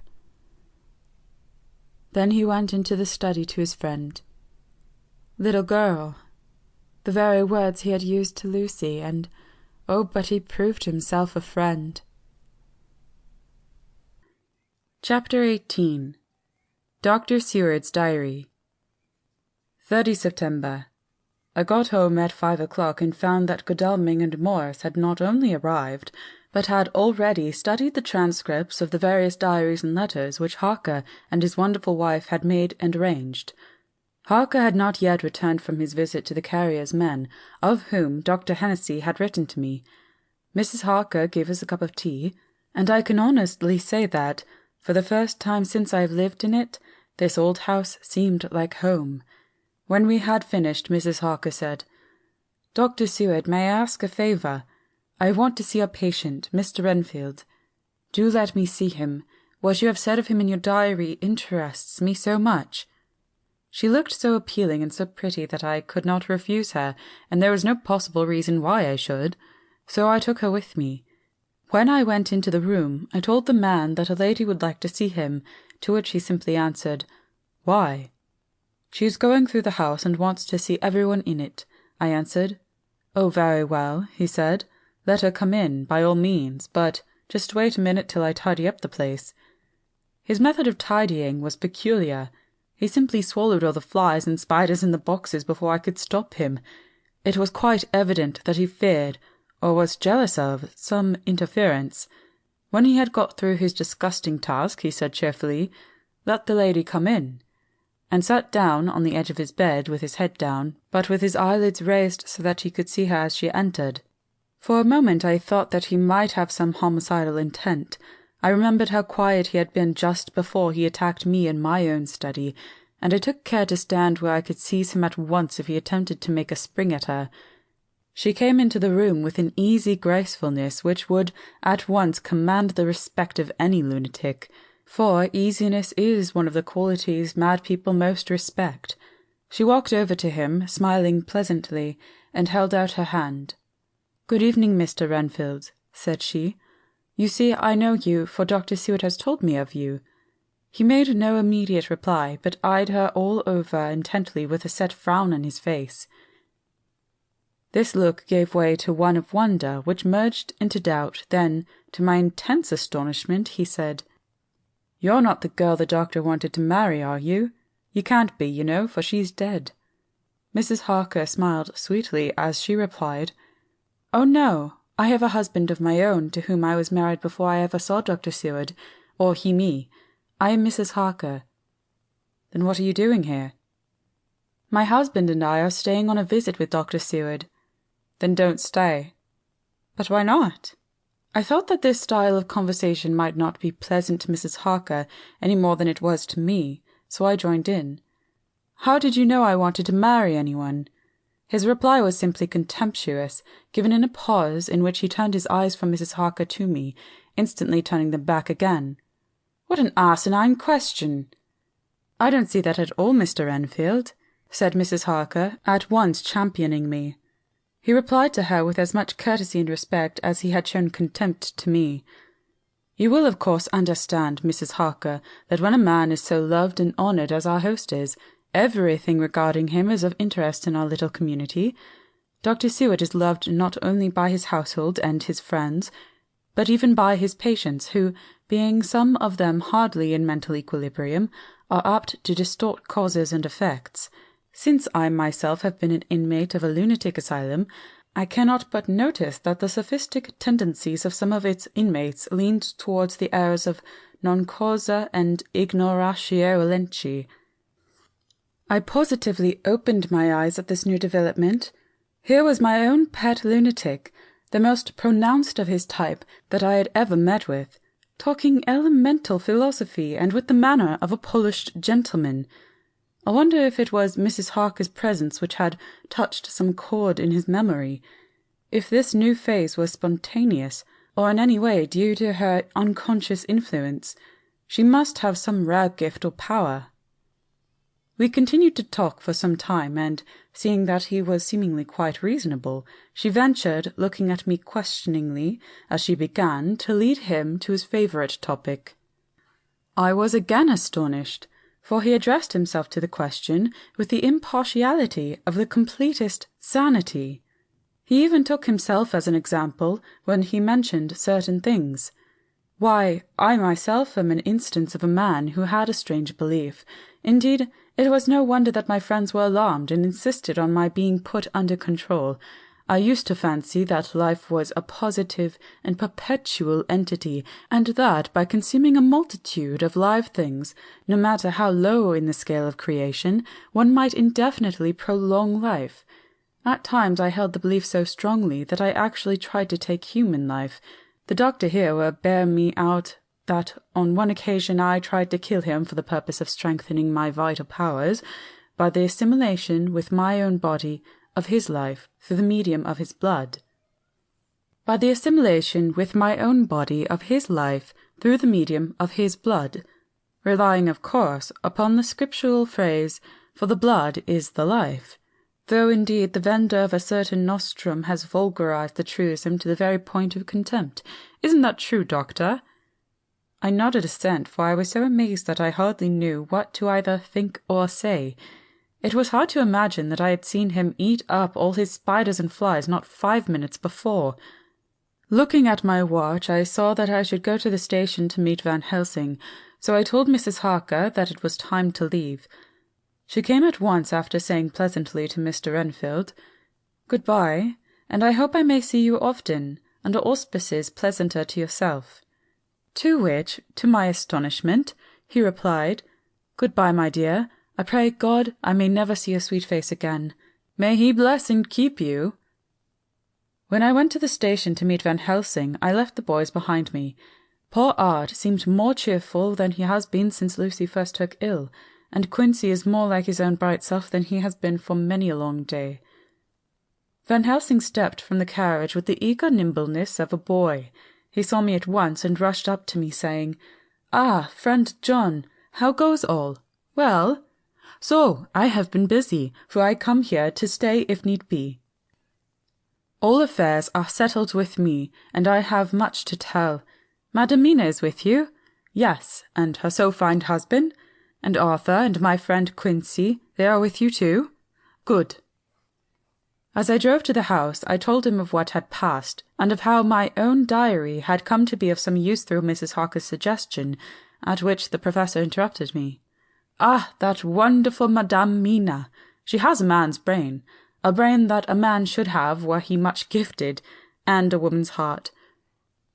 The good God fashioned her for a purpose, believe me, when he made that so good combination.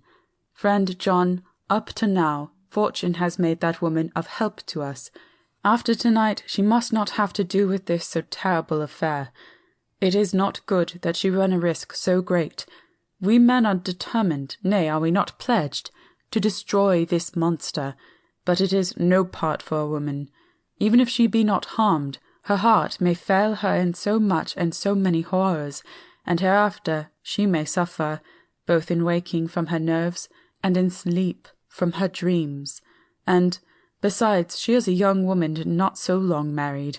There may be other things to think of sometime, if not now. You tell me she has wrote all, then she must consult with us. But tomorrow she say good-bye to this work, and we go alone." I agreed heartily with him, and then I told him what we had found in his absence, that the house which Dracula had bought was the very next one to my own. He was amazed, and a great concern seemed to come on him. "Oh, that we had known it before," he said, "for then we might have reached him in time to save poor Lucy. However, the milk that is spilt cries not out afterwards, as you say. We shall not think of that, but go on our way to the end." Then he fell into a silence that lasted till we entered my own gateway. Before we went to prepare for dinner, he said to Mrs. Harker, "I am told, Madame Mina, by my friend John, that you and your husband have put up in exact order all things that have been up to this moment." "Not up to this moment, Professor," she said impulsively, "but up to this morning." "But why not up to now? We have seen hitherto how good light all the little things have made. We have told our secrets, and yet no one who has told it is the worse for it." Mrs. Harker began to blush, and taking a paper from her pockets, she said, "Dr. Van Helsing, will you read this and tell me if it must go in? It is my record of today. I too have seen the need of putting down at present everything, however trivial. But there is little in this except what is personal. Must it go in?"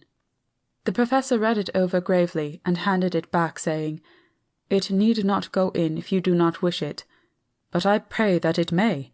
It can but make your husband love you the more, and all of us, your friends, more honour you, as well as more esteem and love." She took it back with another blush and a bright smile. "And so now, up to this very hour, all the records we have are complete and in order. The professor took away one copy to study after dinner, and before our meeting, which is fixed for 9 o'clock, the rest of us have already read everything, so when we meet in the study we shall all be informed as to facts, and can arrange our plan of battle with this terrible and mysterious enemy." Mina Harker's Journal, 30 September. When we met in Dr. Seward's study 2 hours after dinner, which had been at 6 o'clock, we unconsciously formed a sort of board or committee. Professor Van Helsing took the head of the table, to which Dr. Seward motioned him as he came into the room. He made me sit next to him on his right, and asked me to act as secretary. Jonathan sat next to me. Opposite us were Lord Godalming, Dr. Seward, and Mr. Morris, Lord Godalming being next to the professor, and Dr. Seward in the centre. The professor said, "I may, I suppose, take it that we are all acquainted with the facts that are in these papers." We all expressed assent, and he went on, "Then it were, I think, good that I tell you something of the kind of enemy with which we have to deal. I shall then make it known to you something of the history of this man, which has been ascertained for me. So we may then discuss how we shall act, and can take our measure accordingly. There are such beings as vampires. Some of us have evidence that they exist. Even had we not the proof of our own unhappy experience, the teachings and the records of the past give proof enough for sane peoples. I admit that at the first I was skeptic. Were it not that through long years I have trained myself to keep an open mind, I could not have believed until such time as that fact thunder on my ear. See, I prove. Alas, had I known at the first what I know now, nay, had I even guessed at him, one so precious life had been spared to many of us who did love her. But it is gone, and we must so work, that other poor souls perish not whilst we can save. The Nosferatu do not die like the bee when he sting once. He is only stronger, and being stronger, have yet more power to work evil. This vampire, which is amongst us, is of himself so strong in person as 20 men. He is of cunning more than mortal. For his cunning be the growth of ages. He have still the aids of necromancy, which is, as his etymology imply, the divination by the dead, and all the dead that he can come nigh to are for him at command. He is brute, and more than brute. He is devil in callous, and the heart of him is not. He can, within limitations, appear at will when and where, and in any of the forms that are to him. He can, within his range, direct the elements, the storm, the fog, the thunder. He can command all the meaner things, the rat and the owl and the bat, the moth and the fox and the wolf. He can grow and become small. He can at times vanish and come unknown. How then are we to begin our strike to destroy him? How shall we find his where, and having found it, how can we destroy? My friends, this is much. It is a terrible task that we undertake, and there may be consequence to make the brave shudder. For if we fail in this fight, he must surely win, and then where end we? Life is nothing's, I heed him not. But to fail here is not mere life or death. It is that we become as him, that we henceforth become foul things of the night like him, without heart or conscience, preying on the bodies and the souls of those we love best. To us forever are the gates of heaven shut, for who shall open them to us again? We go on for all time abhorred by all, a blot on the face of God's sunshine, an arrow in the side of him who died for man. But we are face to face with duty, and in such case must we shrink? For me, I say no. But then I am old, and life with his sunshine, his fair places, his song of birds, his music and his love, lie far behind. You others are young. Some have seen sorrow, but there are fair days yet in store. What say you? Whilst he was speaking, Jonathan had taken my hand. I feared oh so much that the appalling nature of our danger was overcoming him when I saw his hand stretch out, but it was life to me to feel its touch, so strong, so self-reliant, so resolute. A brave man's hand can speak for itself. It does not even need a woman's love to hear its music. When the professor had done speaking, my husband looked in my eyes, and I in his. There is no need for speaking between us. I answer for Mina and myself, he said. Count me in, Professor, said Mr. Quincy Morris, laconically as usual. I am with you, said Lord Godalming, for Lucy's sake, if for no other reason. Dr. Seward simply nodded. The professor stood up and, after laying his golden crucifix on the table, held out his hand on either side.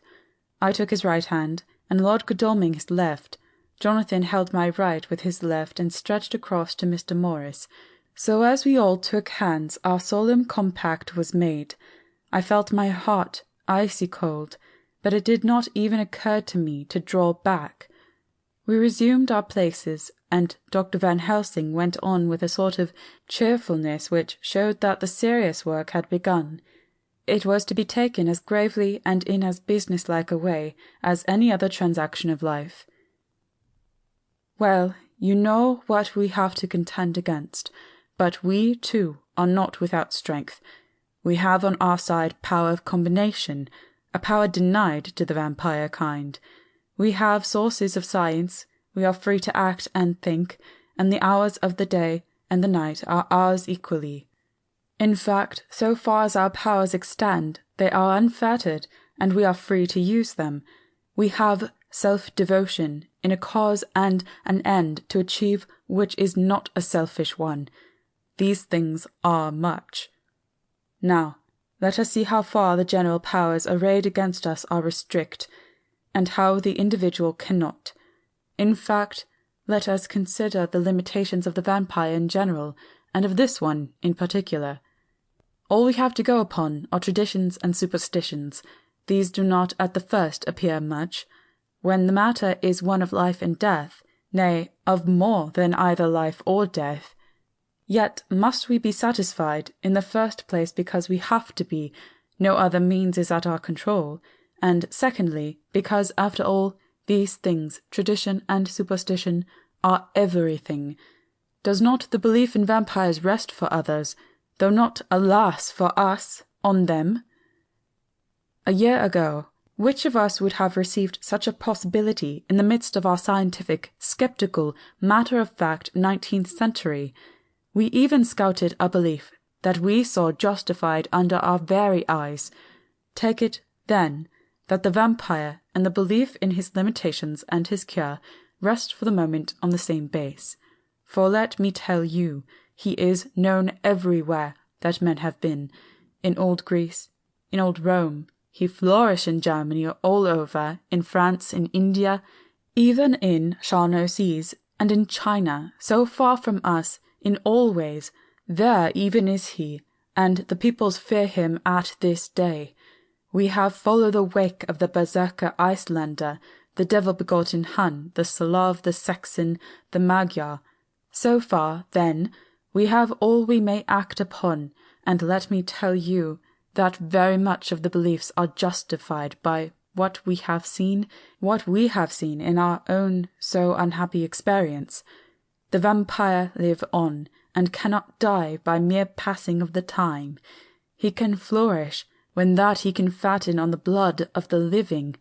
Even more, we have seen amongst us that he can even grow younger, that his vital faculties grow strenuous, and seem as though they refresh themselves when his special pabulum is plenty.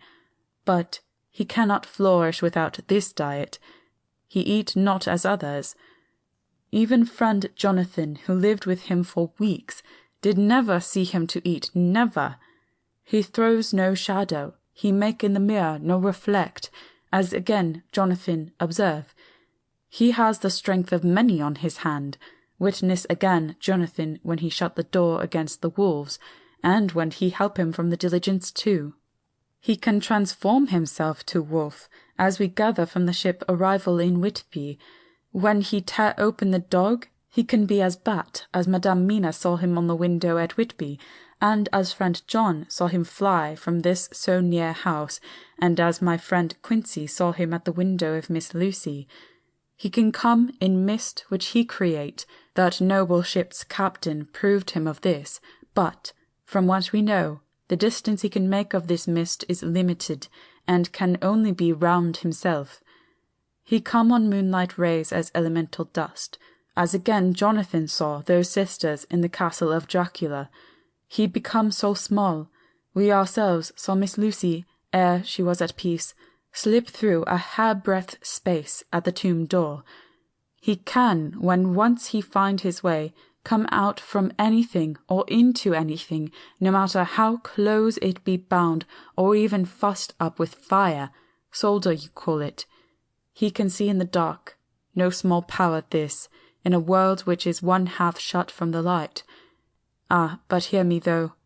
He can do all these things, yet he is not free. Nay, he is even more prisoner than the slave of the galley, than the madman in his cell. He cannot go where he lists. He who is not of nature has yet to obey some of nature's laws. Why, we know not. He may not enter anywhere at the first, unless there be some one of the household who bid him to come, though afterwards he can come as he please. His power ceases, as does that of all evil things at the coming of the day. Only at certain times can he have limited freedom. If he be not at the place whither he is bound, he can only change himself at noon, or at exact sunrise or sunset. These things we are told, and in this record of ours we have proof by inference. Thus, whereas he can do as he will within his limit, when he have his earth home, his coffin home, his hell home, the place unhallowed, as we saw when we went to the grave of the suicide at Whitby, still, at other time, he can only change when the time come. It is said, too, that he can only pass running water at the slack or the flood of the tide. Then there are things which so afflict him that he has no power, as the garlic that we know of, and as for things sacred, as this symbol, my crucifix, that was amongst us even now when we resolve, to them he is nothing. But in their presence he takes his place far off and silent with respect. There are others too, which I shall tell you of, lest in our speaking we may need them. The branch of wild rose on his coffin keep him that he move not from it. A sacred bullet fired into the coffin kill him, so that he be true dead. And as for the stake through him, we know already of its peace, of the cut off head that giveth rest.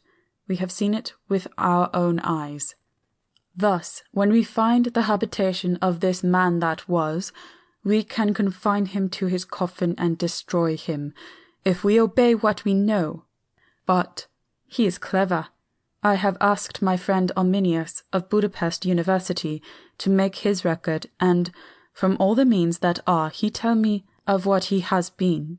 He must indeed have been that voivode Dracula, who won his name against the Turk over the great river on the very frontier of Turkeyland. If it be so, then he was no common man, for in that time, and for centuries after, he was spoken of as the cleverest and the most cunning, as well as the bravest of the sons of the land beyond the forest. That mighty brain and that iron resolution went with him to his grave, and are even now arrayed against us. The Draculas were, says Ambience, a great and noble race, though now and again were scions, who were held by their covils to have had dealings with the evil one. They learned his secrets in the scolments, amongst the mountains over Lake Hermanstadt, where the devil claims the 10th scholar as his due. In the records are such words as stregoica, witch, ordog, and pokul, Satan and hell. And in one manuscript, this very Dracula is spoken of as vampire, which we all understand too well. There have been from the loins of this very one great man, and good women, and their graves make sacred the earth, where alone this foulness can dwell. For it is not the least of its towers, that this evil thing is rooted deep in all good. In soil barren of holy memories it cannot rest. Whilst they were talking, Mr. Morris was looking steadily at the window, and he now got up quietly and went out of the room. There was a little pause, and the professor went on. And now we must settle what we do. We have here much data, and we must proceed to lay out our campaign. We know from the inquiry of Jonathan that from the castle to Whitby came 50 boxes of earth, all of which were delivered at Carfax. We also know that at least some of these boxes have been removed. It seems to me that our first step should be to ascertain whether all the rest remain in the house beyond that wall where we look today, or whether any more have been removed. If the latter, we must trace. Here we were interrupted in a very startling way. Outside the house came the sound of a pistol shot. The glass of the window was shattered with a bullet which, ricocheting from the top of the embrasure, struck the far wall of the room. I am afraid I am at heart a coward, for I shrieked out. The men all jumped to their feet. Lord Godalming flew over to the window and threw up the sash. As he did, we heard Mr. Morris's voice without. "Sorry, I fear I've alarmed you. I shall come in and tell you about it." A minute later he came in and said, "It was an idiotic thing for me to do, and I ask your pardon. Mrs. Harker, most sincerely. I fear I must have frightened you terribly, but the fact is that whilst the professor was talking there came a big bat and sat on the window-sill. I have got such a horror of the damned brutes from recent events that I cannot stand them, and I went out to have a shot, as I have been doing of late evenings whenever I have seen one. You used to laugh at me for it then, Art." "Did you hit it?" asked Dr. Van Helsing. "I don't know, I fancy not, for it flew away into the wood." Without saying any more, he took his seat, and the professor began to resume his statement. "We must trace each of these boxes, and when we are ready, we must either capture or kill this monster in his lair, or we must, so to speak, sterilize the earth, so that no more he can seek safety in it. Thus, in the end, we may find him in his form of man between the hours of noon and sunset, and so engage with him when he is at his most weak. And now for you, Madame Mina, this night is the end until all be well. You are too precious to us to have such risk. When we part tonight, you no more must question. We shall tell you all in good time. We are men and are able to bear, but you must be our star and our hope, and we shall act all the more free that you are not in the danger such as we are. All the men, even Jonathan, seemed relieved, but it did not seem to me that they should brave danger and perhaps lessen their safety, strength being the best safety, through care of me. But their minds were made up, and, though it was a bitter pill for me to swallow, I could say nothing, save to accept their chivalrous care of me. Mr. Morris resumed the discussion. As there is no time to lose, I vote we have a look at his house right now. Time is everything with him, and swift action on our part might save another victim. I own that my heart began to fail me when the time for action came so close, but I did not say anything, for I had a greater fear that if I appeared as a drag or a hindrance to their work, they might even leave me out of the councils altogether.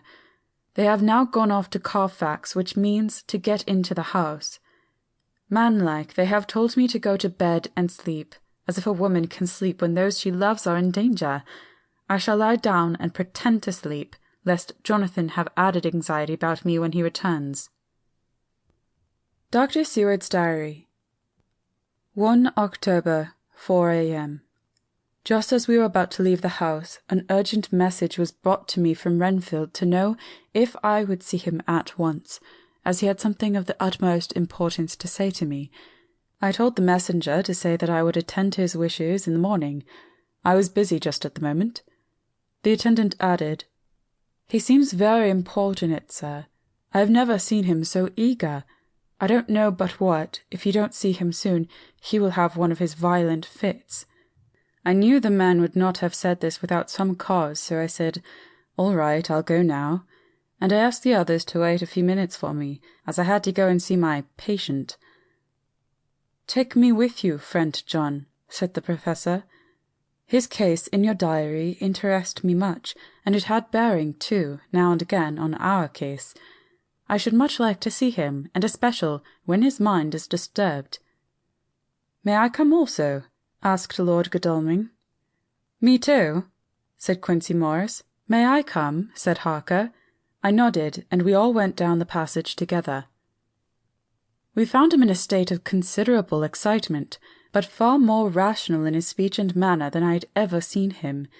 There was an unusual understanding of himself, which was unlike anything I had ever met in a lunatic, and he took it for granted that his reasons would prevail with others entirely sane. We all four went into the room, but none of the others at first said anything. His request was that I would at once release him from the asylum and send him home. This he backed up with arguments regarding his complete recovery, and adduced to his own existing sanity. "I appeal to your friends," he said. "They will, perhaps, not mind sitting in judgment on my case. By the way, you have not introduced me." I was so much astonished that the oddness of introducing a madman in an asylum did not strike me at the moment, and, besides, there was a certain dignity in the man's manner, so much of the habit of equality, that I at once made the introduction. Lord Godalming, Professor Van Helsing, Mr. Quincey Morris of Texas, Mr. Renfield. He shook hands with each of them, saying in turn, "Lord Godalming, I had the honour of seconding your father at Wyndham. I grieve to know by your holding the title that he is no more. He was a man loved and honoured by all who knew him, and in his youth was, I have heard, the inventor of a burnt rum punch, much patronised on Derby night. Mr. Morris, you should be proud of your great state. Its reception into the Union was a precedent which many have far-reaching effects hereafter, when the pole and the tropics may hold alliance to the stars and stripes. The power of treaty may yet prove a vast engine of enlargement. When the Monroe Doctrine takes its true place as a political fable, what shall any man say of his pleasure at meeting Van Helsing? Sir, I make no apology for dropping all forms of conventional prefix. When an individual has revolutionized therapeutics by his discovery of the continuous evolution of brain matter, conventional forms are unfitting, since they would seem to limit him to one of a class. You, gentlemen, who by nationality, by heredity, or by the possession of natural gifts, are fitted to hold your respective places in the moving world. I take to witness that I am as sane as at least the majority of men who are in full possession of their liberties. And I am sure that you, Dr. Seward, humanitarian and medico-jurist as well as scientist, will deem it a moral duty to deal with me as one to be considered as under exceptional circumstances. He made this last appeal with a courtly air of conviction which was not without its own charm.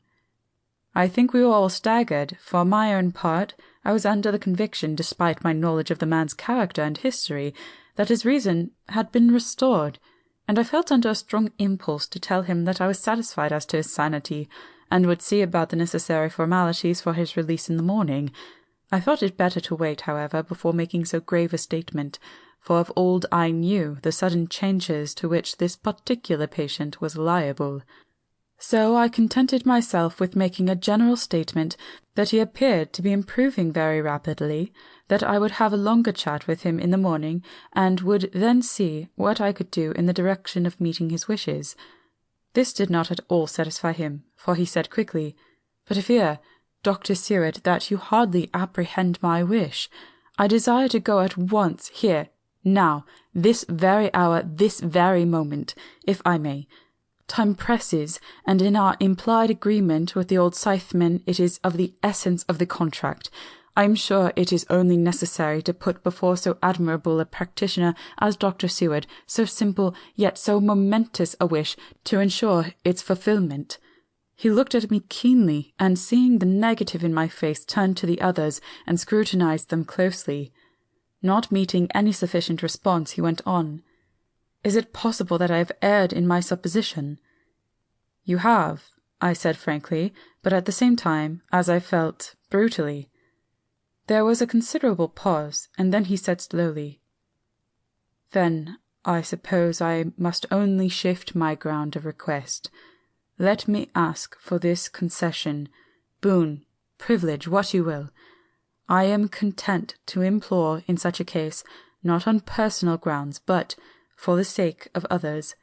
I'm not at liberty to give you the whole of my reasons, but you may, I assure you, take it from me that they are good ones, sound and unselfish, and spring from the highest sense of duty.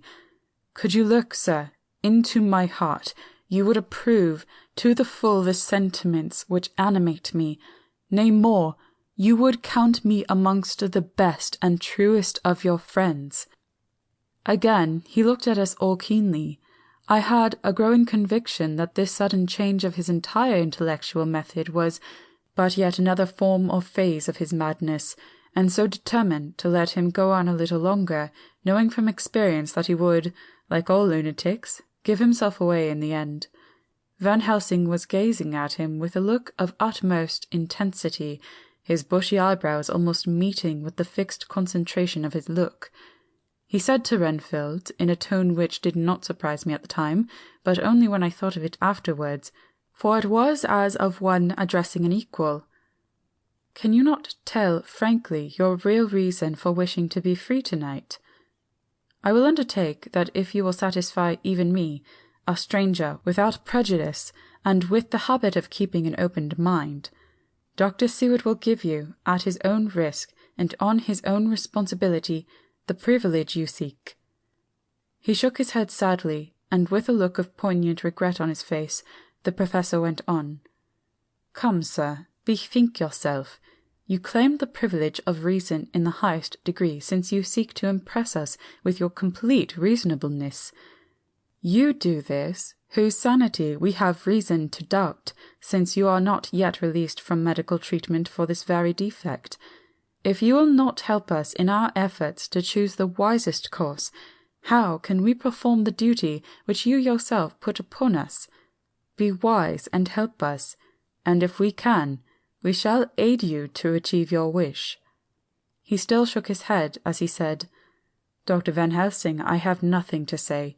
Your argument is complete, and if I were free to speak, I should not hesitate a moment. But I am not my own master in the matter. I can only ask you to trust me. If I am refused, the responsibility does not rest with me." I thought it was now time to end the scene, which was becoming too comically grave, so I went towards the door, simply saying, "Come, my friends, we have work to do. Good night." As, however, I got near the door, a new change came over the patient. He moved towards me so quickly that for the moment I feared that he was about to make another homicidal attack. My fears, however, were groundless, for he held up his 2 hands imploringly and made his petition in a moving manner. As he saw that the very excess of his emotion was militating against him, by restoring us more to our old relations he became still more demonstrative. I glanced at Van Helsing and saw my conviction reflected in his eyes, so I became a little more fixed in my manner, if not more stern, and motioned to him that his efforts were unavailing. I had previously seen something of the same constantly growing excitement in him when he had to make some request of which at the time he had thought much, such, for instance, as when he wanted a cat, and I was prepared to see the collapse into the same sullen acquiescence on this occasion. My expectation was not realized, for when he found that his appeal would not be successful, he got into quite a frantic condition. He threw himself on his knees and held up his hands, wringing them in plaintive supplication, and poured forth a torrent of entreaty, with the tears rolling down his cheeks and his whole face and form expressive of the deepest emotion. "Let me entreat you, Dr. Seward, oh, let me implore you to let me out of this house at once. Send me away how you will, and where you will. Send keepers with me with whips and chains. Let them take me in a strait waistcoat, manacled and leg ironed, even to a jail. But let me go out of this. You don't know what you do by keeping me here. I am speaking from the depths of my heart, of my very soul. You do not know whom you wrong or how, and I may not tell. Woe is me, I may not tell. By all you hold sacred, by all you hold dear, by your love that is lost, by your hope that lives, for the sake of the Almighty, take me out of this and save my soul from guilt. Can't you hear me, man? Can't you understand? Will you never learn? Don't you know that I am sane and earnest now, that I am no lunatic in a mad fit, but the sane man fighting for his soul? Oh, hear me! Hear me! Let me go! Let me go! Let me go! I thought that the longer this went on, the wilder he would get, and so would bring on a fit, so I took him by the hand and raised him up. "Come," I said sternly, "no more of this. We have had quite enough already. Get to your bed and try to behave more discreetly." He suddenly stopped and looked at me intently for several moments. Then, without a word, he rose and, moving over, sat down on the side of the bed. The collapse had come, as on former occasion, just as I had expected. When I was leaving the room, last of our party, he said to me in a quiet, well-bred voice, "You will, I trust, Dr. Seward, do me the justice to bear in mind, later on, that I did what I could to convince you tonight." Chapter 19. Jonathan Harker's Journal. 1 October, 5 a.m. I went with the party to the search with an easy mind, for I think I never saw Mina so absolutely strong and well. I am so glad that she consented to hold back and let us men do the work. However, it was a dread to me that she was in this fearful business at all, but now that her work is done, and that it is due to her energy and brains and foresight that the whole story is put together in such a way that every point tells, she may well feel that her part is finished, and that she can henceforth leave the rest to us. We were, I think, all a little upset by the scene with Mr. Renfield. When we came away from his room, we were silent till we got back to the study. Then Mr. Moore said to Dr. Seward, "Say, Jack, if that man was an attempt in a bluff, He is about the sanest lunatic I ever saw. I am not sure, but I believe that he had some serious purpose, and if he had, it was pretty rough on him not to get a chance." Lord Godalming and I were silent, but Dr. Van Helsing added, "Friend John, you know more of lunatics than I do, and I'm glad of it, for I fear that if it had been to me to decide, I would before that last hysterical outburst have given him free. But we live and learn, and in our present task we must take no chance. As my friend Quincy would say, all is best as they are." Dr. Seward seemed to answer them both in a dreamy kind of way. "I don't know but that I agree with you. If that man had been an ordinary lunatic, I would have taken my chance of trusting him. But he seems so mixed up with the Count in an indexy kind of way that I am afraid of doing anything wrong by helping his fads. I can't forget how he prayed with almost equal fervour for a cat, and then tried to tear my throat out with his teeth. Besides, he called the Count Lord and Master, and he may want to get out to help him in some diabolical way. That horrid thing has the wolves and the rats and his own kind to help him, so I suppose he isn't above trying to use a respectable lunatic. He certainly did seem earnest, though. I only hope we have done what is best. These things, in conjunction with the wild work we have in hand, help to unnerve a man." The Professor stepped over and, laying his hand on his shoulder, said in his grave kindly way, "Friend John, have no fear. We are trying to do our duty in a very sad and terrible case. We can only do as we deem best. What else have we to hope for except the pity of the good God?" Lord Godalming had slipped away for a few minutes, but now he returned. He held up a little silver whistle as he remarked, "That old place may be full of rats, and if so, I've got an antidote on call." Having passed the wall, we took our way to the house, taking care to keep in the shadows of the trees on the lawn when the moonlight shone out. When we got to the porch, the Professor opened his bag and took out a lot of things, which he had laid on the step, sorting them into 4 little groups, evidently one for each. Then he spoke. "My friends, we are going into a terrible danger, and we need arms of many kinds. Our enemy is not merely spiritual. Remember that he has the strength of 20 men, and that our necks or our windpipes are of the common kind, and therefore breakable or crushable. His are not amenable to mere strength. A stronger man, or a body of men more strong in all than him, can at certain times hold him, but they cannot hurt him as we can be hurt by him. We must, therefore, guard ourselves from his touch. Keep this near your heart." As he spoke, he lifted a little silver crucifix and held it out to me, I being nearest to him. "Put these flowers round your neck." Here he handed to me a wreath of withered garlic blossoms. "For other enemies more mundane, this revolver and this knife. And for aid in all, these so small electric lamps, which you can fasten to your breast. And for all, and above all, at last, this, which we must not desecrate needless." This was a portion of sacred wafer, which he put in an envelope and handed to me. Each of the others was similarly equipped. "Now," he said, "Friend John, where are the skeleton keys? If so that we can open the door, we need not break house by the window, as before at Miss Lucy's." Dr. Seward tried 1 or 2 skeleton keys, his mechanical dexterity as a surgeon standing him in good stead. Presently he got one to suit. After a little play back and forward, the bolt yielded, and, with a rusty clang, shot back. We pressed on the door. The rusty hinges creaked, and it slowly opened. It was startlingly like the image conveyed to me in Dr. Seward's diary of the opening of Miss Westenra's tomb. I fancy that the same idea seemed to strike the others, for with one accord they shrank back. The Professor was the first to move forward, and stepped into the open door.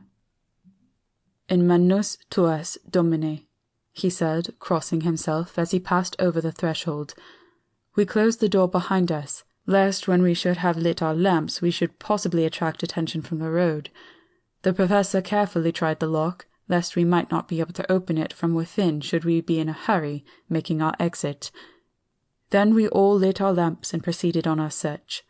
The light from the tiny lamps fell in all sorts of odd forms, as the rays crossed each other, or the opacity of our bodies threw great shadows. I could not for my life get away from the feeling that there was someone else amongst us. I suppose it was the recollection, so powerfully brought home to me by the grim surroundings of that terrible experience in Transylvania. I think the feeling was common to us all, for I noticed that the others kept looking over their shoulders at every sound and every new shadow, just as I felt myself doing. The whole place was thick with dust. The floor was seemingly inches deep, except where there were recent footsteps, in which, on holding down my lamp, I could see marks of hobnails where the dust was cracked. The walls were fluffy and heavy with dust, and in the corners were masses of spiders' webs whereon the dust had gathered till they looked like old tattered rags, as the weight had torn them partly down. On the table in the hall was a great bunch of keys, with a time-yellowed label on each. They had been used several times, for on the table were several similar rents in the blankets of dust, similar to that exposed when the professor lifted them. He turned to me and said, "You know this place, Jonathan. You have copied maps of it, and you know it at least more than we do. Which is the way to the chapel?"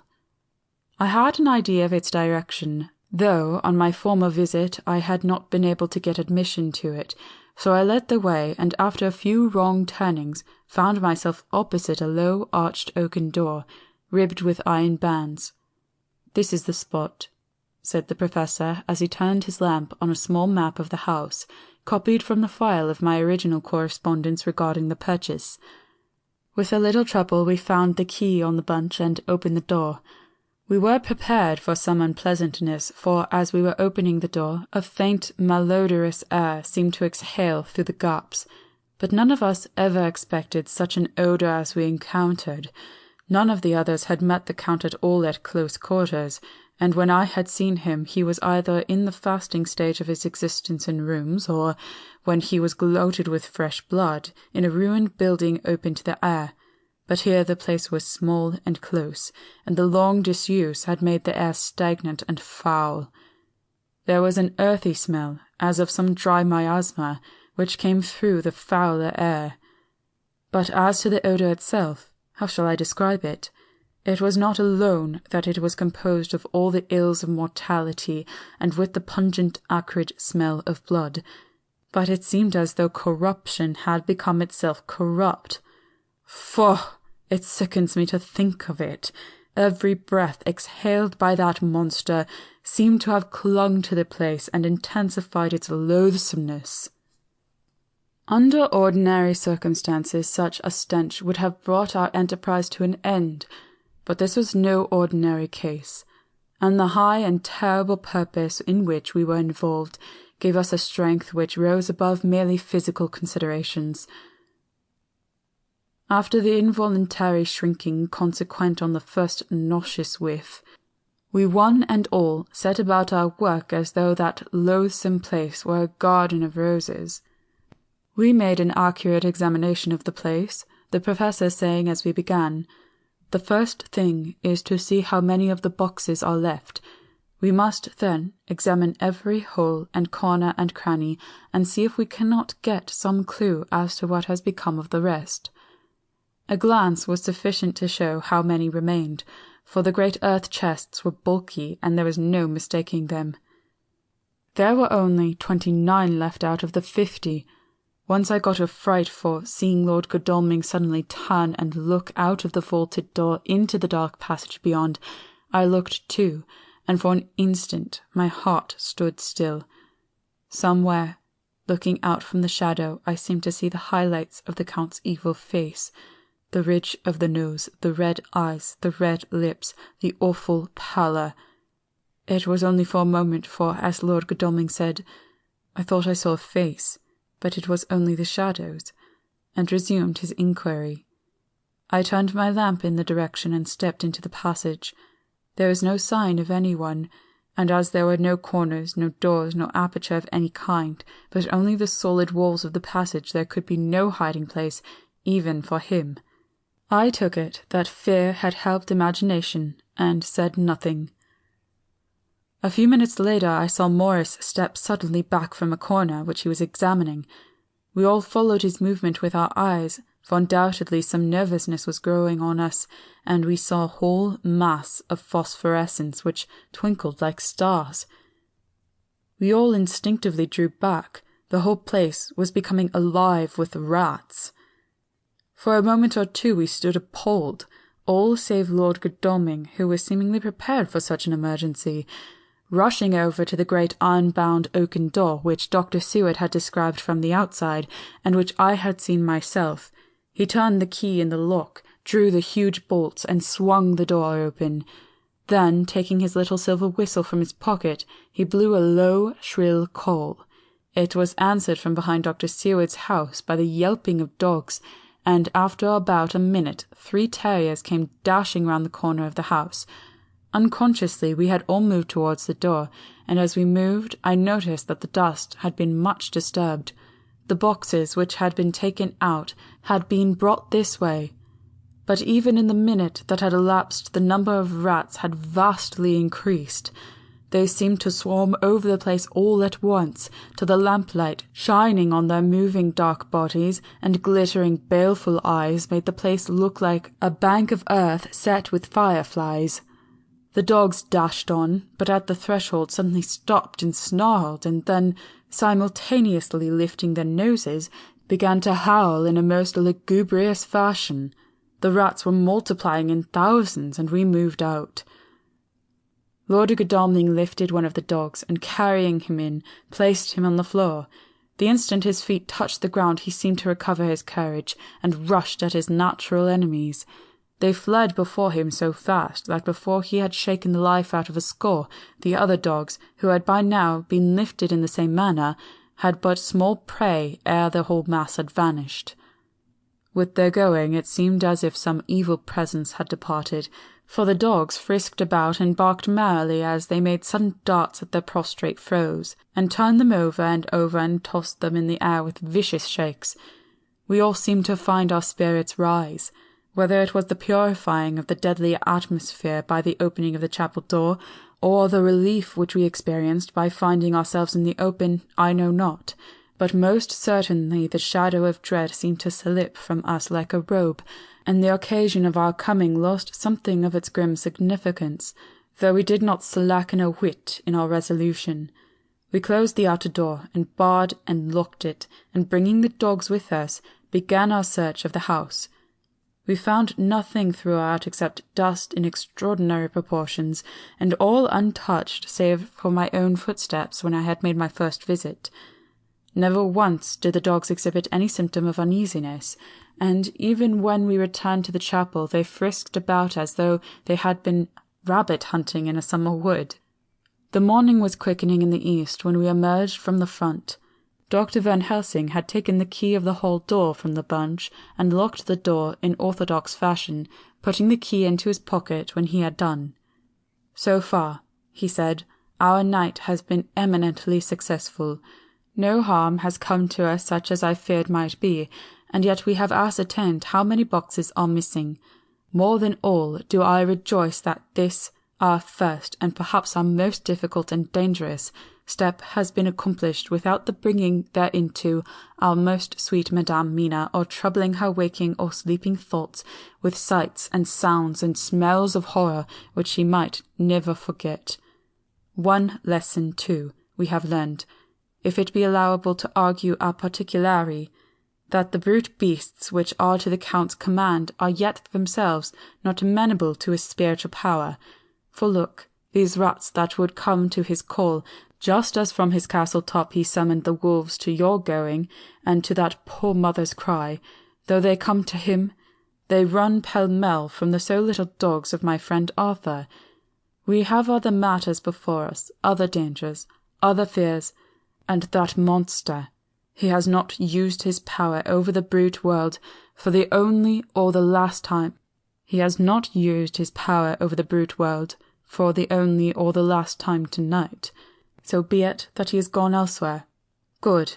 It has given us opportunity to cry check in some ways in this chess game, which we play for the stake of human souls. And now let us go home. The dawn is close at hand, and we have reason to be content with our first night's work. It may be ordained that we have many nights and days to follow, if full of peril, but we must go on, and from no danger shall we shrink. The house was silent when we got back, save for some poor creature who was screaming away in one of the distant wards, and a low, moaning sound from Renfield's room. The poor wretch was doubtless torturing himself after the manner of the insane, with needless thoughts of pain.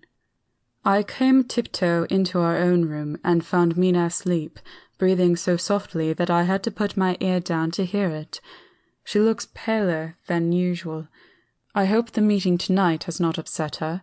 I am truly thankful that she is to be left out of our future work, and even of our deliberations. It is too great a strain for a woman to bear. I did not think so at first, but I know better now. Therefore I am glad that it is settled. There may be things which would frighten her to hear, and yet to conceal them from her might be worse than to tell her if once she suspected that there was any concealment. Henceforth our work is to be a sealed book to her, till at least such time we can tell her that all is finished, and the earth free from a monster of the netherworld. I dare say it will be difficult to begin to keep silence after such confidence as ours. But I must be resolute, and tomorrow I shall keep dark over tonight's doings, and shall refuse to speak of anything that has happened. I rest on the sofa so as not to disturb her. 1st October.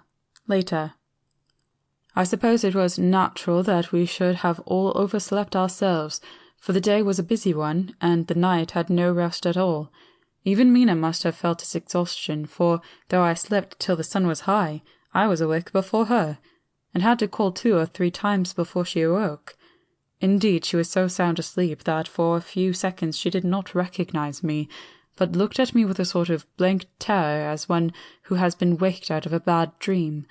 She complained a little of being tired, and I let her rest till later in the day. We now know of 21 boxes having been removed, and if it be that several were taken in any of those removals, we may be able to trace them all. Such will, of course, immensely simplify our labour, and the sooner the matter is attended to, the better. I shall look up Thomas Snelling today. Dr. Seward's Diary. 1st October. It was towards noon when I was awakened by the Professor walking into my room. He was more jolly and cheerful than usual, and it is quite evident that last night's work has helped to take some of the brooding weight off his mind. After going over the adventure of the night, he suddenly said, "Your patient interests me much. May it be that with you I visit him this morning? Or, if that you are too occupied, I can go alone if it may be. It is a new experience to me to find a lunatic who talk philosophy, and reason so sound." I had some work to do which pressed, so I told him that if he would go alone, I would be glad, as then I should not have to keep him waiting. So I called an attendant and gave him the necessary instructions. Before the Professor left the room, I cautioned him against getting any false impression from my patient. "But," he answered, "I want him to talk of himself and his delusion as to consuming live things. He said to Madame Mina, as I see in your diary of yesterday, that he had once such a belief. Why do you smile, friend John?" "Excuse me," I said, "but the answer is here." I laid my hand on the typewritten matter. "When our sane and learned lunatic made that very statement of how he used to consume life, his mouth was actually nauseous with the flies and spiders which he had eaten just before Mrs. Harker entered the room." Van Helsing smiled in turn. "Good," he said. "Your memory is true, friend John. I should have remembered. And yet it is this very obliquity of thought and memory which makes mental disease such a fascinating study. Perhaps I may gain more knowledge out of the folly of this madman than I shall from the teaching of the most wise. Who knows?" I went on with my work, and before long was through that in hand. It seemed that the time had been very short indeed, but there was Van Helsing back in the study. "Do I interrupt?" he asked politely as he stood at the door. "Not at all," I answered. "Come in. My work is finished and I am free. I can go with you now if you like." "It is needless. I have seen him." "Well?" "I fear that he does not appraise me at much. Our interview was short. When I entered his room, he was sitting on a stool in the centre with his elbows on his knees, and his face was the picture of sullen discontent. I spoke to him as cheerfully as I could, and with such a measure of respect as I could assume. He made no reply whatever. "Don't you know me?" I asked. His answer was not reassuring. "I know you well enough. You are the old fool Van Helsing. I wish you would take yourself and your idiotic brain theories somewhere else. Damn all thick-headed Dutchmen." Not a word more would he say, but sat in his implacable sullenness as indifferent to me as though I had not been in the room at all. Thus departed for a time my chance of much learning from this so clever lunatic. So I shall go, if I may, and cheer myself with a few happy words with that sweet soul, Madame Mina. Friend John, it does rejoice me unspeakable that she is no more to be pained, no more to be worried with our terrible things. Though we shall much miss her help, it is better so. "I agree with you with all my heart," I answered earnestly, for I did not want him to weaken in this matter. "Mrs. Harker is better out of it. Things are quite bad enough for us, all men of the world, and who have been in many tight places in our time. But it is no place for a woman, and if she had remained in touch with the affair, it would in time infallibly have wrecked her. So Van Helsing has gone to confer with Mrs. Harker, and Harker, Quincy and Art are all out following up the clues as to the earth boxes. I shall finish my round of work and we shall meet tonight." Mina Harker's Journal. 1st October. It is strange to me to be kept in the dark as I am today, after Jonathan's full confidence for so many years, to see him manifestly avoid certain matters, and those the most vital of all. This morning I slept late after the fatigues of yesterday, and though John was late too, he was the earlier. He spoke to me before he went out, never more sweetly or tenderly, but he never mentioned a word of what had happened in the visit to the Count's house. And yet he must have known how terribly anxious I was. Poor dear fellow, I suppose it must have distressed him even more than it did me. They all agreed that it was best that I should not be drawn further into this awful work, and I acquiesced. But to think that he keeps anything from me! And now I am crying like a silly fool when I know it comes from my husband's great love, and from the good wishes of those other strong men. That has done me good. Well, some day Jonathan will tell me all, and lest it should ever be that he should think for a moment that I kept anything from him, I still keep my journal as usual. Then, if he has feared of my trust, I shall show it to him, with every thought of my heart put down for his dear eyes to read. I feel strangely sad and low-spirited today. I suppose it is the reaction from the terrible excitement. Last night I went to bed when the men had gone simply because they told me so. I didn't feel sleepy, and I did feel full of devouring anxiety. I kept thinking over everything that has been ever since Jonathan came to see me in London, and it all seems like a horrible tragedy, with fate pressing on relentlessly to some destined end. Everything that one does seems, no matter how right it may be, to bring on the very thing which is most to be deplored. If I hadn't gone to Whitby, perhaps poor dear Lucy would be with us now. She hadn't taken to visiting the churchyard till I came, and if she hadn't come there in the daytime with me, she wouldn't have walked there in her sleep.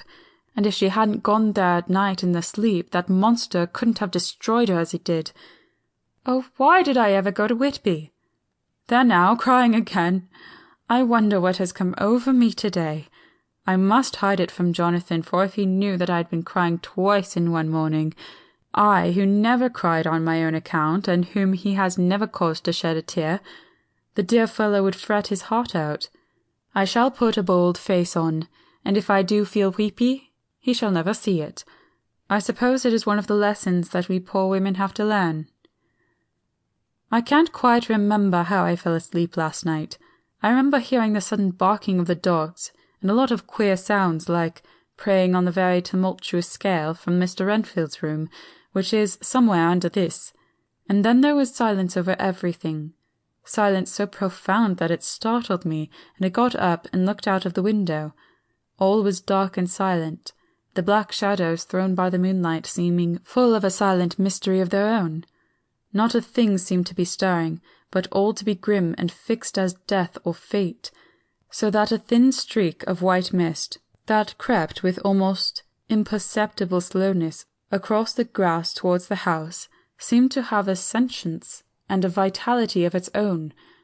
I think that the discretion of my thoughts must have done me good, for when I got back to bed I found a lethargy creeping over me. I lay a while, but could not quite sleep, so I got out and looked out of the window again. The mist was spreading, and was now close up to the house, so that I could see it lying thick against the wall, as though it were stealing up to the windows. The poor man was more loud than ever, and though I could not distinguish a word he said, I could in some way recognize his tones, some passionate entreaty on his part. Then there was the sound of a struggle, and I knew that the attendants were dealing with him. I was so frightened that I crept into bed and pulled the clothes over my head, putting my fingers in my ears.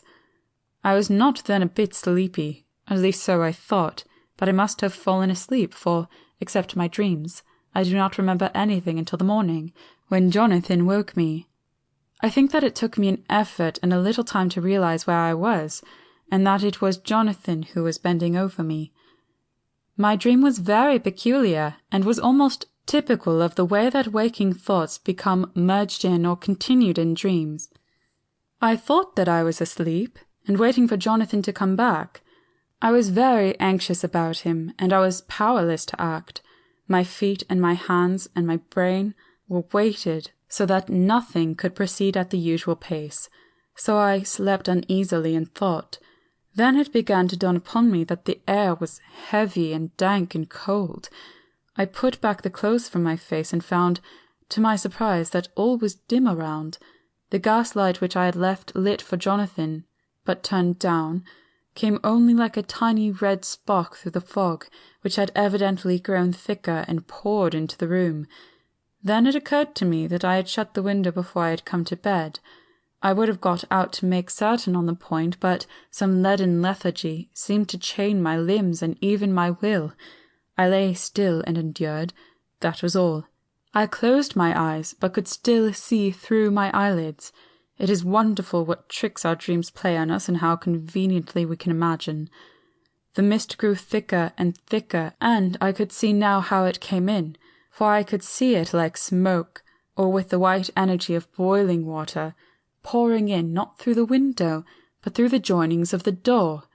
It got thicker and thicker till it seemed as if it became concentrated into a sort of pillar of cloud in the room, through the top of which I could see the light of the gas shining like a red eye.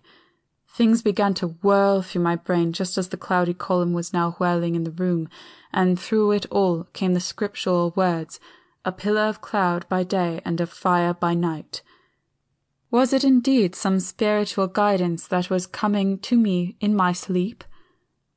But the pillar was composed of both the day and the night guiding, for the fire was in the red eye, which at the thought got a new fascination for me, till, as I looked, the fire divided, and it seemed to shine on me through the fog like two red eyes, such as Lucy told me of in a momentary mental wandering when, on the cliff, the dying sunlight struck the windows of St. Mary's Church. Suddenly the horror burst upon me that it was thus that Jonathan had seen those awful women growing into a reality through the whirling mist in the moonlight, and in my dream I must have fainted, for all became black darkness. The last conscious effort which imagination made was to show me a livid white face bending over me out of the mist. I must be careful of such dreams, for they would unseat one's reason if there were too much of them. I would get Dr. Van Helsing or Dr. Seward to prescribe something for me which would make me sleep, only that I feared to alarm them. Such a dream at the present time would become woven into the fears for me. Tonight I shall strive hard to sleep naturally. If I do not, I shall tomorrow night get them to give me a dose of chloral. That cannot hurt me for once, and it will give me a good night's sleep. Last night tired me more than if I had not slept at all. 2 October, 10 p.m. Last night I slept, but did not dream. I must have slept soundly, for I was not waked by Jonathan coming to bed, but the sleep has not refreshed me, for today I feel terribly weak and spiritless. I spent all yesterday trying to read or lying down dozing. In the afternoon Mr. Renfield asked if he might see me. Poor man, he was very gentle, and when I came away he kissed my hand and bade God bless me. Some way it affected me much. I'm crying when I think of him. This is a new weakness, of which I must be careful. Jonathan would be miserable if he knew I had been crying.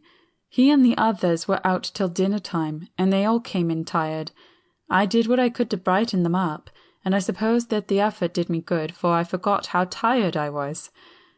After dinner they sent me to bed, and all went off to smoke together, as they said, but I knew that they wanted to tell each other of what had occurred to each during the day.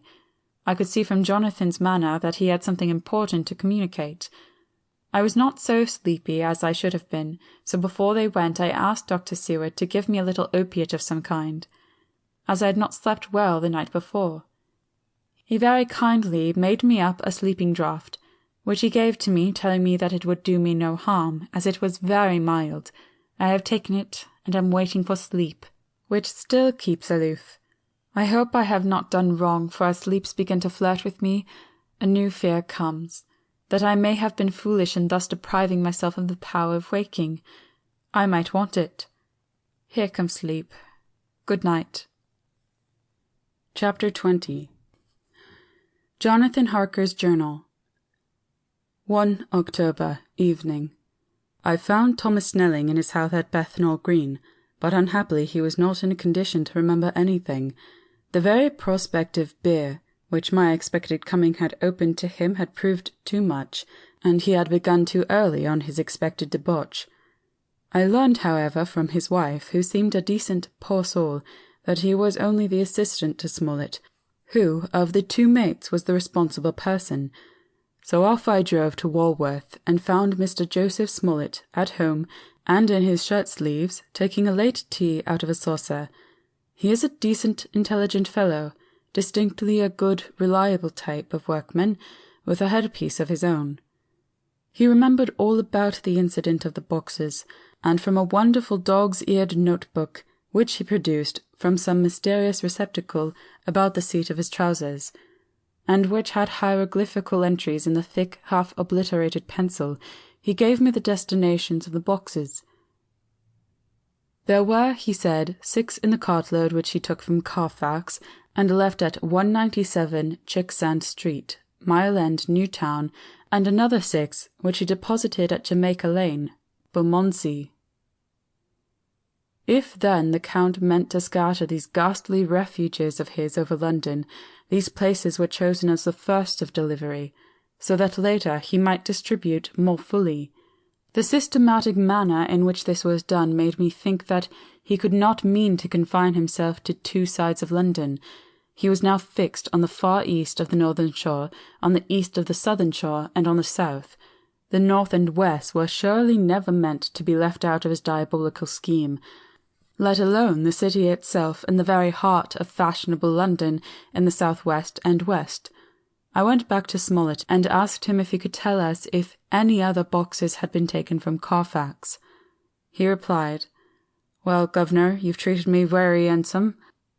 I had given him half a sovereign, and I tell you all I know, I heard a man by the name of Bloxham say 4 nights ago, in the Hare and Hounds in Pincher's Alley, as how he and his mate had a rare dusty job in an old house in Perfect.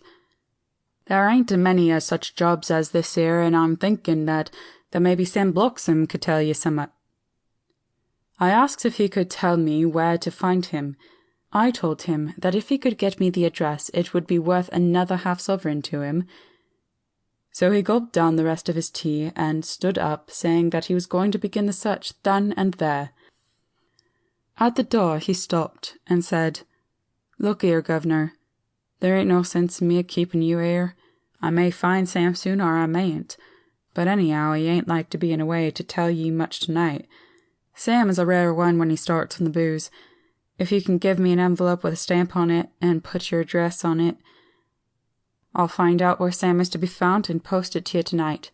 But you'd better be up arter soon in the morning, or maybe you won't catch him. For Sam gets off main early, never mind the booze the night afore." This was all practical, so one of the children went off with a penny to buy an envelope and a sheet of paper, and to keep the change. When she came back, I addressed the envelope and stamped it, and when Smollett had again faithfully promised to post the address when found, I took my way home. We're on the track anyhow. I am tired tonight, and want to sleep. Mina is fast asleep and looks a little too pale. Her eyes look as though she had been crying. Poor dear, I've no doubt it frets her to be kept in the dark, and it may make her doubly anxious about me and the others. But it is best as it is. It is better to be disappointed and worried in such a way than to have her nerve broken. The doctors were quite right to insist on her being kept out of this dreadful business. I must be firm, for on me this particular burden of silence must rest. I shall not ever enter on the subject with her under any circumstances. Indeed, it may not be a hard task after all, for she herself has become reticent on the subject, and has not spoken of the Count or his doing ever since we told of our decision. 2 October, evening. A long and trying and exciting day. By the first post I got my directed envelope with a dirty scrap of paper enclosed, on which was written with a carpenter's pencil in a sprawling hand, Sam Bloxham, Corcoran's, 4 Potter's Court, Bartle Street, Walworth. Ask for the Depite. I got the letter in bed, and rose without waking Mina. She looked heavy and sleepy and pale, and far from well. I determined not to wake her, but that, when I should return from this new search, I would arrange for her going back to Exeter. I think she would be happier in her own home, with her daily tasks to interest her, than being here amongst us and in ignorance. I only saw Dr. Seward for a moment, and told him where I was off to, promising to come back and tell the rest so soon as I should have found out anything. I drove to Walworth, and found with some difficulty Potter's Court. Mr. Smollett's spelling misled me, as I asked for Potter's Court instead of Potter's Court. However, when I had found the court, I had no difficulty in discovering Corcoran's lodging-house. When I asked the man who came to the door for the Depite, he shook his head and said, "I'd know him. There ain't no such a person here. I never heard of him in all my bloomin' days. Don't believe there ain't nobody of that kind living here or anywheres." I took out Smollett's letter, and as I read it, seemed to me that the lesson of the spelling of the name of the court might guide me. "What are you?" I asked. "I'm the deputy," he answered. I saw at once that I was on the right track. Phonetic spelling had again misled me. A half-crown tip put the deputy's knowledge at my disposal, and I learned that Mr. Bloxham, who had slept off the remains of his beer on the previous night at Corcoran's, had left for his work at Poplar at 5 o'clock that morning. He could not tell me where the place of work was situated, but he had a vague idea that it was some kind of a new-fangled warehouse, and with this slender clue I had to start for Poplar. It was 12 o'clock before I got any satisfactory hint of such a building, and this I got at a coffee shop where some workmen were having their dinner. One of these suggested that there was being erected at Cross Angel Street a new cold storage building, and as this suited the condition of a new-fangled warehouse, I at once drove to it. An interview with a surly gatekeeper and a surlier foreman, both of whom were appeased with the coin of the realm, put me on the track of Bloxham. He was sent for on my suggesting that I was willing to pay his day's wages to his foreman for the privilege of asking him a few questions on a private matter. He was a smart enough fellow, though rough of speech and bearing. When I had promised to pay for his information and given him an earnest, he told me that he had made 2 journeys between Carfax and a house in Piccadilly, and had taken from his house to the latter 9 great boxes, main heavy ones, with a horse and cart hired by him for this purpose.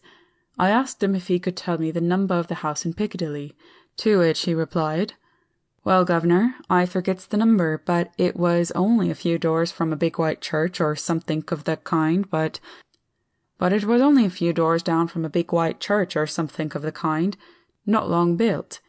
It was a dusty old house too, though nothing to the dustiness of the house we took the bloomin' boxes from. How did you get into the houses if they were both empty? There was the old party what engaged me a-waiting in the house at Purfleet. He helped me to lift the boxes and put them in the dray. Curse me, but he was the strongest chap I ever struck, and him an old feller, with a white moustache, one that thin you think he couldn't throw a shatter. How this phrase thrilled through me. Why, he took up his end of the boxes like they was pounds of tea, and me a-puffin' and a-blowin' afore I could up-bend mine anyhow, and I'm no chicken neither. How did you get into the house in Piccadilly? I asked. He was there too. He must have started off and got there afore me, for when I rung of the bell he came and opened the door hisself and helped me to carry the boxes into the hall. The whole 9? I asked. Yes. There was 5 in the first load and 4 in the second. It was main dry work, and I don't so well remember how I got home. I interrupted him. Were the boxes left in the hall? Yes, it was a big hall, and there was nothing else in it. I made one more attempt to further matters. You didn't have any key? Never used no key nor nothink. The old gent he opened the door hisself and shut it again when I drove off. Don't remember the last time, but that was the beer. And you can't remember the number of the house? No, sir, but you needn't have no difficulty about that. It's an iron with a stone front with a bow on it, and I steps up to the door. I know them steps haven't had to carry the boxes up with 3 loafers what come round to earn a copper. The old gent give them shillings, and they seein' they got so much they wanted more, but he took one of them by the shoulder and was like to throw him down the steps till the lot of them went away cussin'. I thought that with this description I could find the house, so, having paid my friend for his information, I started off for Piccadilly. I had gained a new painful experience. The Count could, it was evident, handle the earth boxes himself. If so, time was precious, for, now that he had achieved a certain amount of distribution, he could, by choosing his own time, complete the task unobserved. At Piccadilly Circus I discharged my cab and walked westward. Beyond the Junior Constitutional I came across the house described, and was satisfied that this was the next of the layers arranged by Dracula. The house looked as though it had been long untenanted. The windows were encrusted with dust, and the shutters were up. All the framework was black with time, and from the iron the paint had mostly scaled away. It was evident that, up to lately, there had been a large notice board in front of the balcony. It had, however, been roughly torn away, the uprights which had supported it still remaining. Behind the rails of the balcony I saw that there were some loose boards, whose raw edges looked white. I would have given a good deal to have been able to see the notice board intact, as it would, perhaps, have given some clue to the ownership of the house. I remembered my experience of the investigation and purchase of Carfax, and I could not but feel that if I could find the former owner, there might be some means discovered of gaining access to the house. There was at present nothing to be learned from the Piccadilly side, and nothing could be done, so I went round to the back to see if anything could be gathered from this quarter. The mews were active, the Piccadilly houses being mostly in occupation. I asked 1 or 2 of the grooms and helpers whom I saw around if they could tell me anything about the empty house. One of them said that it had lately been taken, but he couldn't say from whom. He told me, however, that up to very lately there had been a notice board of "For Sale" up, and that perhaps Mitchell, Sons and Candy, the house agents, could tell me something, as he thought he remembered seeing the name of that firm on the board. I did not wish to seem too eager, or to let my informant know or guess too much, so thanking him in the usual manner, I strolled away. It was now growing dusk, and the autumn night was closing in, so I did not lose any time. Having learned the address of Mitchell, Sons and Candy from a directory at the Berkeley, I was soon at their office in Sackville Street. The gentleman who saw me was particularly suave in manner, but uncommunicative in equal proportion. Having once told me that the Piccadilly house, which throughout our interview he called a mansion, was sold, he considered my business as concluded.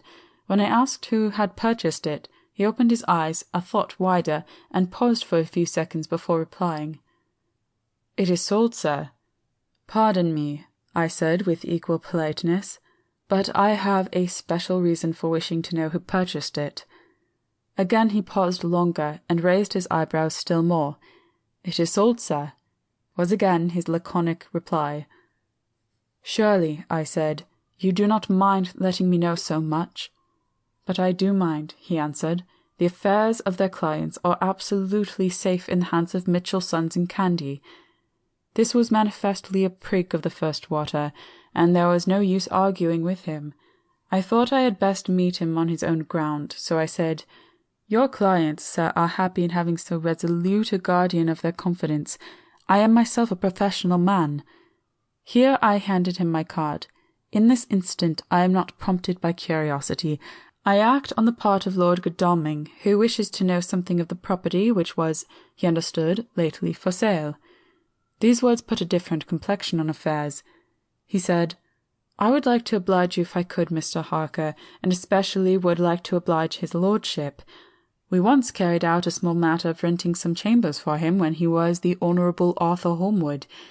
If you will let me have his lordship's address, I will consult the house on the subject, and will, in any case, communicate with his lordship by tonight's post. It will be a pleasure if we can so far deviate from our rules as to give the required information to his lordship." I wanted to secure a friend, and not make an enemy, so I thanked him, gave the address at Dr. Seward's, and came away. It was now dark, and I was tired and hungry. I got a cup of tea at the Aerated Bread Company, and came down to Purfleet by the next train. I found all the others at home. Mina was looking tired and pale, but she made a gallant effort to be bright and cheerful. It wrung my heart to think that I had had to keep anything from her, and so caused her inquietude. Thank God this will be the last thing of her looking on our conferences, and feeling the sting of our not showing her confidence. It took all my courage to hold to the wise resolution of keeping her out of our grim task. She seems somehow more reconciled, or else the very subject seems to have become repugnant to her, for when any accidental allusion is made, she actually shudders. I am glad we made our resolution in time, as with such a feeling as this, our growing knowledge would be torture to her. I could not tell the others of the day's discovery till we were alone, so after dinner, followed by a little music to save appearances even amongst ourselves, I took Mina to her room, and left her to go to bed. The dear girl was more affectionate with me than ever, and clung to me as though she would detain me, but there was much to be talked of, and I came away. Thank God the ceasing of telling things has made no difference between us. When I came down again, I found the others all gathered round the fire in the study. In the train I had written my diary so far, and simply read it off to them as the best means of letting them get abreast of my own information. When I had finished, Van Helsing said, "This has been a great day's work, friend Jonathan. Doubtless we are on the track of the missing boxes. If we find them all in that house, then our work is near the end. But if there be some missing, we must search until we find them. Then shall we make our final coup, and hunt the wretch to his real death." We all sat silent a while, and all at once Mr. Morris spoke. "Say, how are we going to get into that house?" "We got into the other," answered Lord Godalming quickly. "But, Art, this is different. We broke house in Carfax, but we had night and a walled park to protect us. It will be a mighty different thing to commit burglary in Piccadilly, either by day or night. I confess I don't see how we are going to get in unless that agency duck can find us a key of some sort. Perhaps we shall know when you get his letter in the morning." Lord Godalming's brows contracted, and he stood up and walked about the room. By and by he stopped and said, turning from one to the other of us, "Quincy's head is level. His burglary business is getting serious. We got off once all right, but we have now a rare job on hand, unless we can find the Count's key basket." As nothing could well be done before morning, and as it would be at least advisable to wait till Lord Godalming should hear from Mitchell's, we decided not to take any active step before breakfast time. For a good while we sat and smoked, discussing the matter in its various lights and bearings. I took the opportunity of bringing this diary right up to the moment. I am very sleepy and shall go to bed. Just a line. Mina sleeps soundly and her breathing is regular. Her forehead is puckered up into little wrinkles as though she thinks even in her sleep. She is still too pale, but it does not look so haggard as she did this morning. Tomorrow will, I hope, mend all this. She will be herself at home in Exeter. Oh, but I'm sleepy. Dr. Seward's Diary 1 October. I am puzzled afresh about Renfield. His moods change so rapidly that I find it difficult to keep touch of them, and as they always mean something more than his own well-being, they form more than an interesting study. This morning, when I went to see him after his repulsive Van Helsing, his manner was that of a man commanding destiny. He was, in fact, commanding destiny, subjectively. He did not really care for any of the things of mere earth. He was in the clouds and looked down on all the weaknesses and wants of us poor mortals. I thought I would improve the occasion and learn something, so I asked him, "What about the flies these times?" He smiled on me in quite a superior sort of way, such a smile as would have become the face of Malvolio, as he answered me. "The fly, my dear sir, has one striking feature. Its wings are typical of the aerial powers of the psychic faculties. The ancients did well when they typified the soul as a butterfly." I thought I would push his analogy to its utmost logically, so I said quickly, "Oh, it is a soul you are after now, is it?" His madness foiled his reason, and a puzzled look spread over his face as, shaking his head with a decision which I had but seldom seen in him, he said, oh no, I want no souls. Life is all I want." Here he brightened up. "I am pretty indifferent about it at present. Life is all right. I have all I want. You must get a new patient, doctor, if you wish to study zoophagy." This puzzled me a little, so I drew him on. "Then you command life. You are a god, I suppose?" He smiled with an ineffably benign superiority. "Oh no! Far be it from me to arrogate myself the attributes of a deity. I am not even concerned in his especially spiritual doings. If I may state my intellectual position, I am, so far as concerns things purely terrestrial, somewhat in the position which Enoch occupied spiritually." This was a poser to me. I could not at the moment recall Enoch's appositeness, so I had to ask a simple question, though I felt that by so doing I was lowering myself in the eyes of the lunatic. "And why with Enoch?" "Because he walked with God." I could not see the analogy, but did not like to admit it, so I harked back to what he had denied. "So you don't care about life and you don't want souls. Why not?" I put my question quickly and somewhat sternly, on purpose to disconcert him. The effort succeeded. For an instant he unconsciously relapsed into his old servile manner, bent low over me, and actually fawned upon me as he replied, "I don't want any souls, indeed, I don't. I couldn't use them if I had them. They would be no manner of use to me. I couldn't eat them, or—" He suddenly stopped, and the old cunning look spread over his face like a wind sweep on the surface of the water. "And doctor, as to life, what is it after all? When you've got all you require, and you know that you will never want, that is all. I have friends, good friends, like you, Dr. Seward." This was said with a leer of inexpressible cunning. "I know that I shall never lack the means of life." I think that through the cloudiness of his insanity he saw some antagonism in me, for he at once fell back on the last refuge of such as he, a dogged silence. After a short time I saw that for the present it was useless to speak with him. He was sulky, and so I came away. Later in the day he sent for me. Ordinarily I would not have come without special reason, but just at present I am so interested in him that I would gladly make an effort. Besides, I am glad to have anything to help to pass the time. Harker is out, following up clues, and so are Lord Godalming and Quincy. Van Helsing sits in my study poring over the record prepared by the Harkers. He seems to think that by accurate knowledge of all details he will light upon some clue. He does not wish to be disturbed in the work without cause. I would have taken him with me to see the patient, only I thought that, after his last repulse, he might not care to go again. There was also another reason. Renfield might not speak so freely before a third person as when he and I were alone.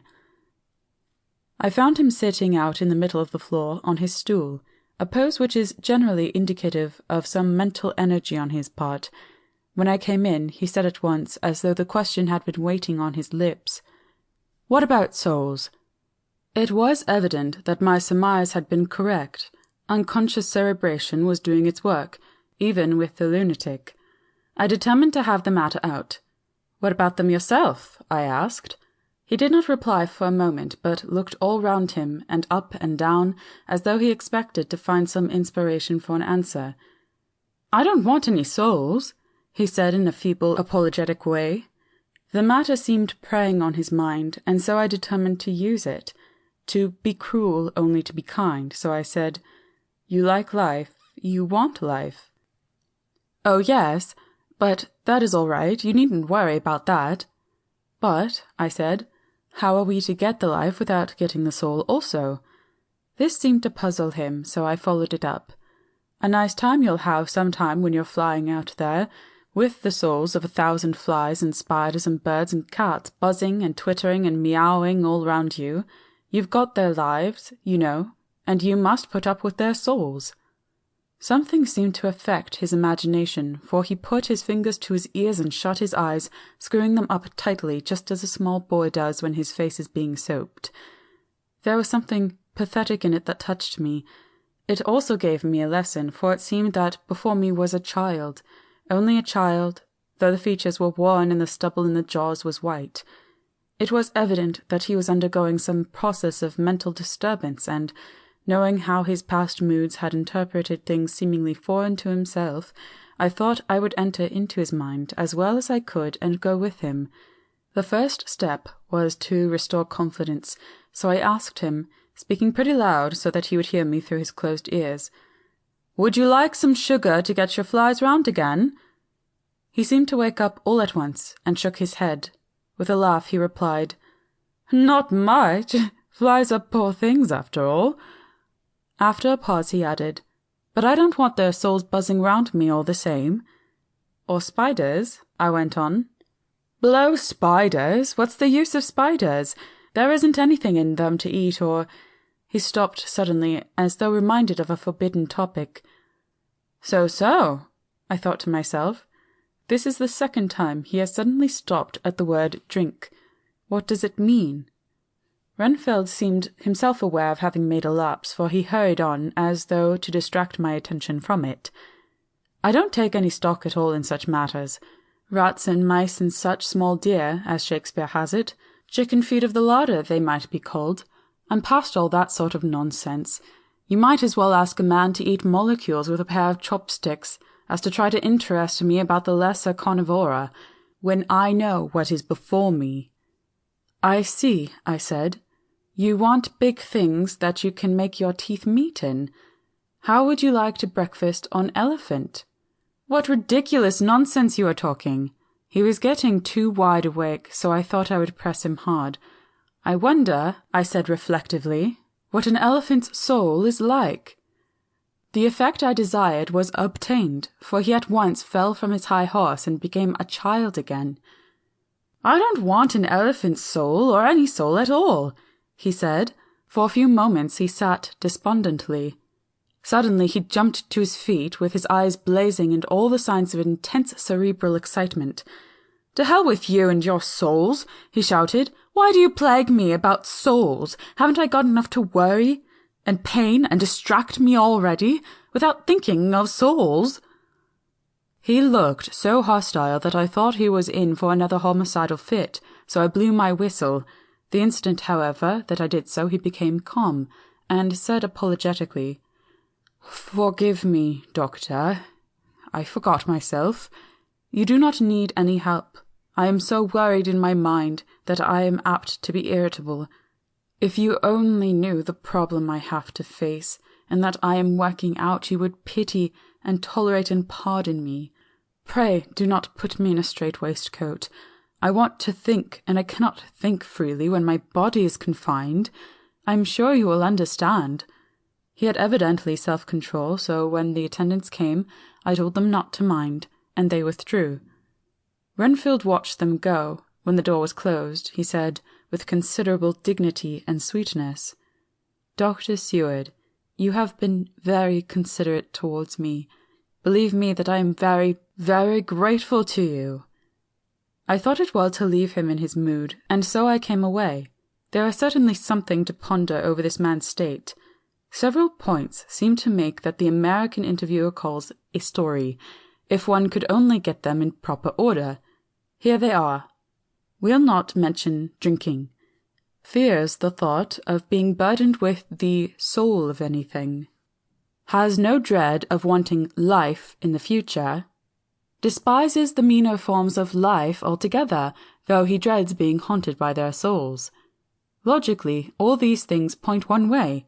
He has assurance of some kind that he will acquire some higher life. He dreads the consequence, the burden of a soul. Then it is a human life he looks to. And the assurance? Merciful God! The Count has been to him, and there is some new scheme of terror afoot. Later. I went after my round to Van Helsing and told him of my suspicion. He grew very grave, and after thinking the matter over for a while, asked me to take him to Renfield. I did so, and as we came to the door we heard the lunatic within singing gaily, as he used to do in the time which now seems so long ago. When we entered, we saw with amazement that he had spread out his sugar as of old. The flies, lethargic with the autumn, were beginning to buzz into the room. We tried to make him talk of the subject of our previous conversation, but he would not attend.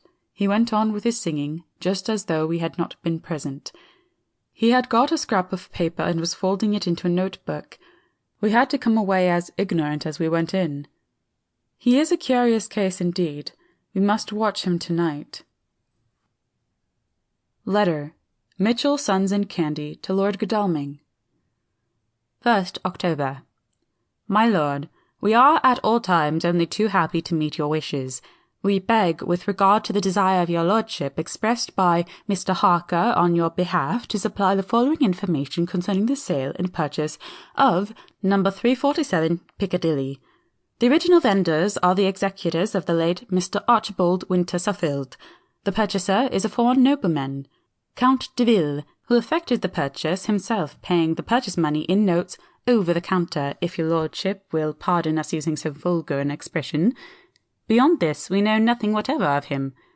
We are, my lord, your lordship's humble servants, Mitchell, Sons and Candy. Dr. Seward's Diary. 2nd October. I placed a man in the corridor last night, and told him to make an accurate note of any sound he might hear from Renfield's room, and gave him instructions that if there should be anything strange he was to call me. When we had all gathered round the fire in the study, Mrs. Harker having gone to bed, we discussed the attempts and discoveries of the day.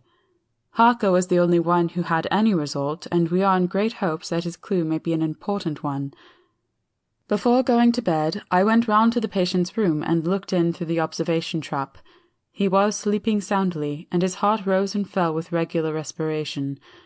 This morning the man on duty reported to me that a little after midnight he was restless, and kept saying his prayers somewhat loudly. I asked him if that was all. He replied that it was all he heard. There was something about his manner so suspicious that I asked him point-blank if he had been asleep. He denied sleep, but admitted to having dozed for a while. It is too bad that men cannot be trusted unless they are watched. Today, Harker is following up his clue, and Art and Quincy are looking after horses. Godalming thinks that it will be well to have horses always in readiness, for when we get the information we seek there will be no time to lose. We must sterilize all the imported earth between sunrise and sunset. We shall thus catch the Count at his weakest, and without a refuge to fly to. Van Helsing is off to the British Museum looking up some authorities on ancient medicine. The old physicians took account of things which their followers do not accept, and the Professor is searching for witch and demon cures which may be useful to us later. I sometimes think we must be all mad, and that we shall wake to sanity in strait waistcoats. Later. We have met again. We seem at last to be on the track, and our work of tomorrow may be the beginning of the end. I wonder if Renfield's quiet has anything to do with this. His moods have so followed the doings of the Count that the coming destruction of the monster may be carried to him in some subtle way. If we could only get some hint as to what passed in his mind between the time of my argument with him today and his resumption of fly-catching, it might afford us a valuable clue. He is now seemingly quiet for a spell. Is he— That wild yell seemed to come from his room. The attendant came bursting into my room and told me that Renfield had somehow met with some accident. I had heard him yell and, when he went to him, found him lying on his face on the floor, all covered with blood. I must go at once. Chapter 21. Dr. Seward's Diary. 3rd October. Let me put down with exactness all that happened, as well as I can remember it, since last I made an entry. Not a detail that I can recall must be forgotten. In all calmness, I must proceed. When I came to Renfield's room, I found him lying on the floor in his left side in a glittering pool of blood. When I went to move him, it became at once apparent that he had received some terrible injuries. There seemed none of that unity of purpose between the parts of the body which marks even lethargic sanity.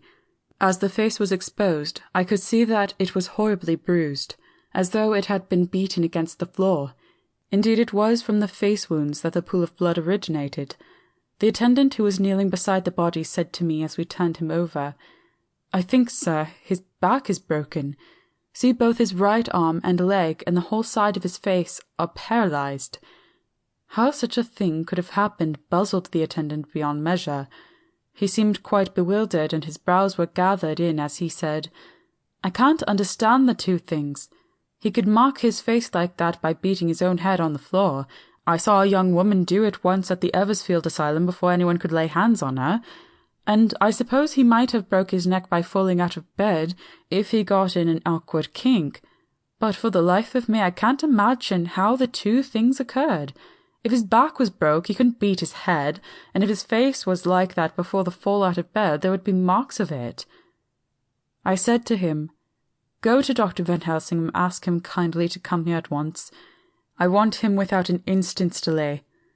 The man ran off, and within a few minutes the Professor, in his dressing gown and slippers, appeared. When he saw Renfield on the ground, he looked keenly at him a moment, and then turned to me. I think he recognized my thought in my eyes, for he said very quietly, manifestly for the ears of the attendant, "Ah, a sad accident. He will need very careful watching and much attention. I shall stay with you myself, but I shall first dress myself. If you will remain, I shall in a few minutes join you." The patient was now breathing stertorously, and it was easy to see that he had suffered some terrible injury. Van Helsing returned with extraordinary celerity, bearing with him a surgical case. He had evidently been thinking, and had his mind made up, for almost before he looked at the patient he whispered to me, "Send the attendant away. We must be alone with him when he becomes conscious, after the operation."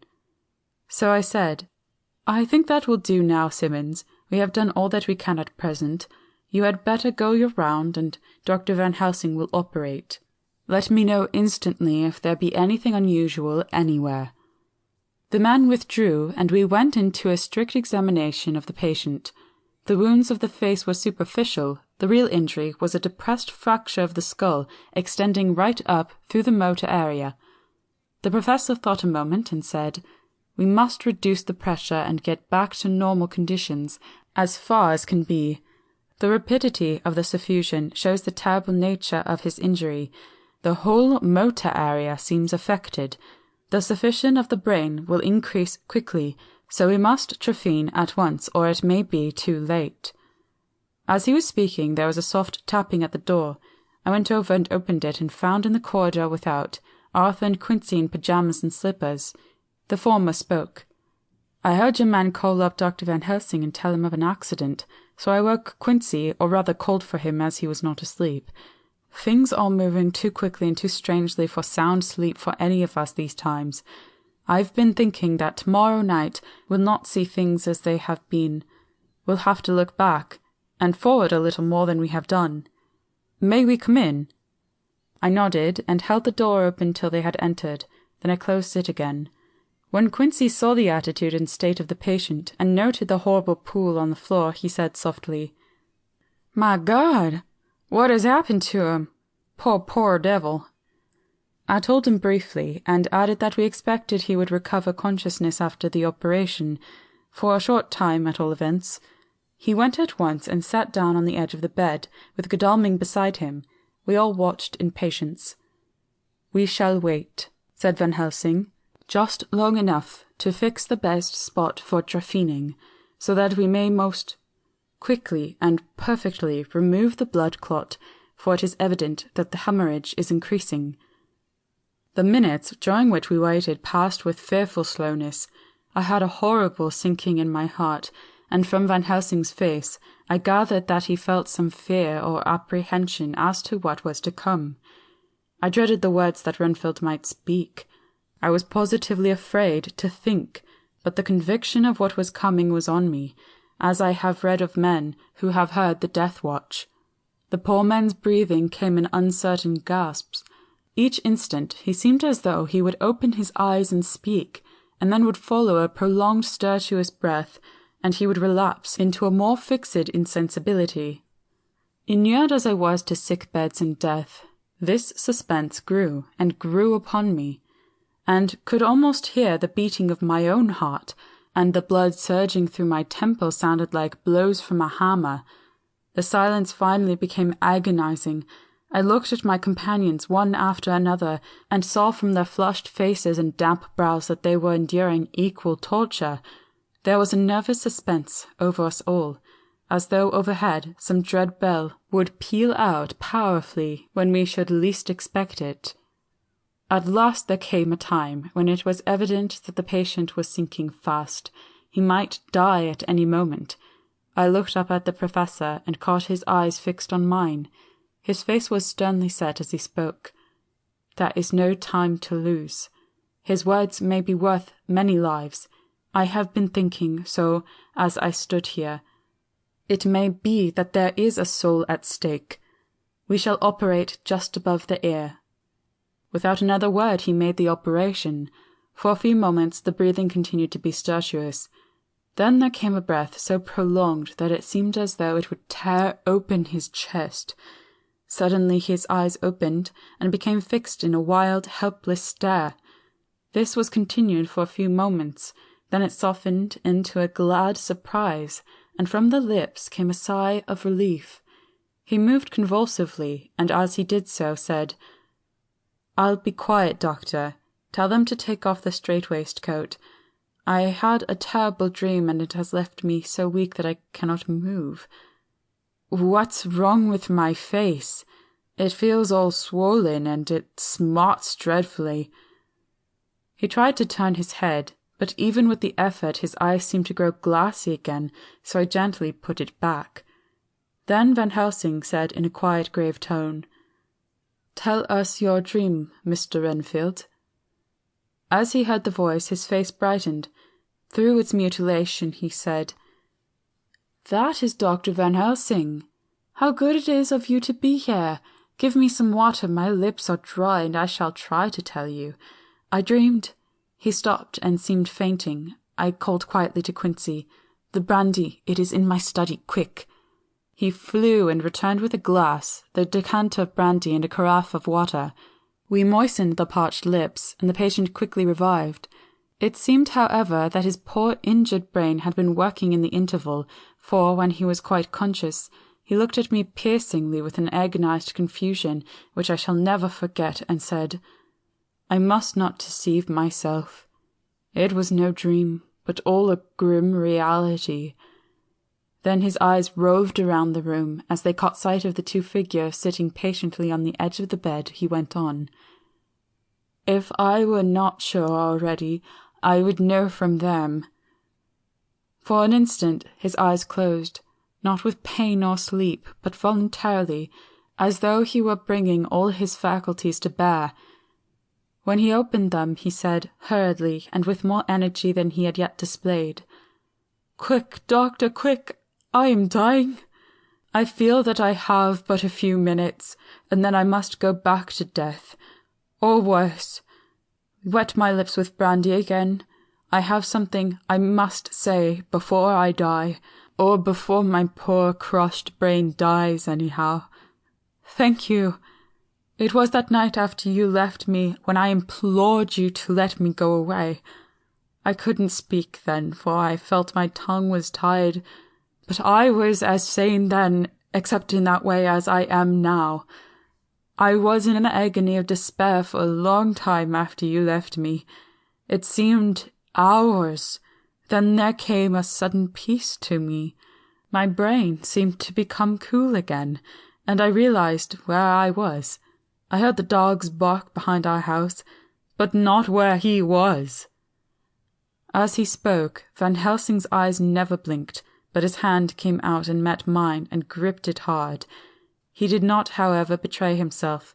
He nodded slightly and said, "Go on," in a low voice. Renfield proceeded. "He came up to the window in the mist, as I had seen him often before, but he was solid then, not a ghost, and his eyes were fierce like a man's when angry. He was laughing with his red mouth. The sharp white teeth glinted in the moonlight when he turned to look back over the belt of trees to where the dogs were barking. I wouldn't ask him to come in at first, though I knew he wanted to, just as he had wanted all along. Then he began promising me things, not in words, but by doing them." He was interrupted by a word from the professor. "How?" "By making them happen, just as he used to send in the flies when the sun was shining. Great, big, fat ones with steel and sapphire on their wings, and big moths in the night with skull and crossbones on their backs." Van Helsing nodded to him as he whispered to me unconsciously, "The Acherontiae tetrapos of the Sphinges, what you call death's head moth." The patient went on without stopping. "Then he began to whisper, 'Rats, rats, rats, hundreds, thousands, millions of them, and every one a life, and dogs to eat them, and cats too, all lives, all red blood, with years of life in it, and not merely buzzing flies.' I laughed at him, for I wanted to see what he could do. Then the dogs howled, away beyond the dark trees in his house. He beckoned me to the window. I got up and looked out, and he raised his hands and seemed to call out without using any words. A dark mass spread over the grass, coming on like the shape of a flame on fire, and then he moved the mist to the right and left, and I could see that there were thousands of rats with their eyes blazing red, like his, only smaller. He held up his hand, and they all stopped, and I thought he seemed to be saying, 'All these lives I will give you, I, and many more and greater, through countless ages, if you will fall down and worship me.' And then a red cloud, like the colour of blood, seemed to close over my eyes, and before I knew what I was doing, I found myself opening the sash and saying to him, 'Come in, Lord and Master.' The rats were all gone, but he slid into the room through the sash, though it was only open an inch wide, just as the moon herself has often come in through the tiniest crack and stood before me in all her size and splendour." His voice was weaker, so I moistened his lip with the brandy again, and he continued, but it seemed as though his memory had gone on working in the interval, for his story was further advanced. I was about to call him back to the point, but Van Helsing whispered to me, "Let him go on. Do not interrupt him. He cannot go back, and maybe could not proceed at all if he lost the thread of his thought." He proceeded, "All day I waited to hear from him. But he did not send me anything, not even a blowfly, and when the moon got up I was pretty angry with him. When he slid in through the window, though it was shut, and did not even knock, I got mad with him. He sneered at me, and his white face looked out of the mist with his red eyes gleaming, and he went on as though he owned the whole place, and I was no one. He didn't even smell the same as he went by me. I couldn't hold him. I thought that, somehow, Mrs. Harker had come into the room. The two men sitting on the bed stood up and came over, standing behind him so that he could not see them, but where they could hear better. They were both silent, but the professor started and quivered. His face, however, grew grimmer and sterner still. Renfield went on without noticing. When Mrs. Harker came in to see me this afternoon, she wasn't the same. It was like tea after the teapot had been watered. Here we all moved, but no one said a word. He went on. I didn't know that she was here till she spoke, and she didn't look the same. I don't care for the pale people. I like them with lots of blood in them, and hers had all seemed to have run out. I didn't think of it at the time, but when she went away I began to think, and it made me mad to know that he had been taking the life out of her. I could feel that the rest quivered, as I did, but we remained otherwise still. So when he came tonight, I was ready for him. I saw the mist stealing in, and I grabbed it tight. I had heard that madmen have unnatural strength, and as I knew I was a madman, at times anyhow, I resolved to use my power. And he felt it too, for he had come out of the mist to struggle with me. I held tight, and I thought I was going to win, for I didn't mean him to take any more of her life, till I saw his eyes. They burned into me, and my strength became like water. He slipped through it, and when I tried to cling to him, he raised me up and flung me down. There was a red cloud before me, and a noise like thunder, and the mist seemed to steal away under the door. There was a red cloud before me, and a noise like thunder, and the mist seemed to steal away under the door. His voice was becoming fainter, and his breath more stertorous. Van Helsing stood up instinctively. We know the worst now, he said. He is here, and we know his purpose. It may not be too late. Let us be armed, the same as we were the other night, but lose no time. There is not an instant to spare. There is no need to put our fear, nay, our conviction into words. We shared them in common. We all hurried and took from our rooms the same things that we had when we entered the Count's house. The professor had his ready, and as we met in the corridor he pointed to them significantly as he said, They never leave me. They shall not until this unhappy business is over. Be wise also, my friends. This is no common enemy that we deal with. Alas! Alas, that dear Madame Mina should suffer. He stopped. His voice was breaking, and I do not know if rage or terror predominated in my own heart. Outside the Harker's door we paused. Art and Quincy held back, and the latter said, Should we disturb her? We must, said Van Helsing grimly.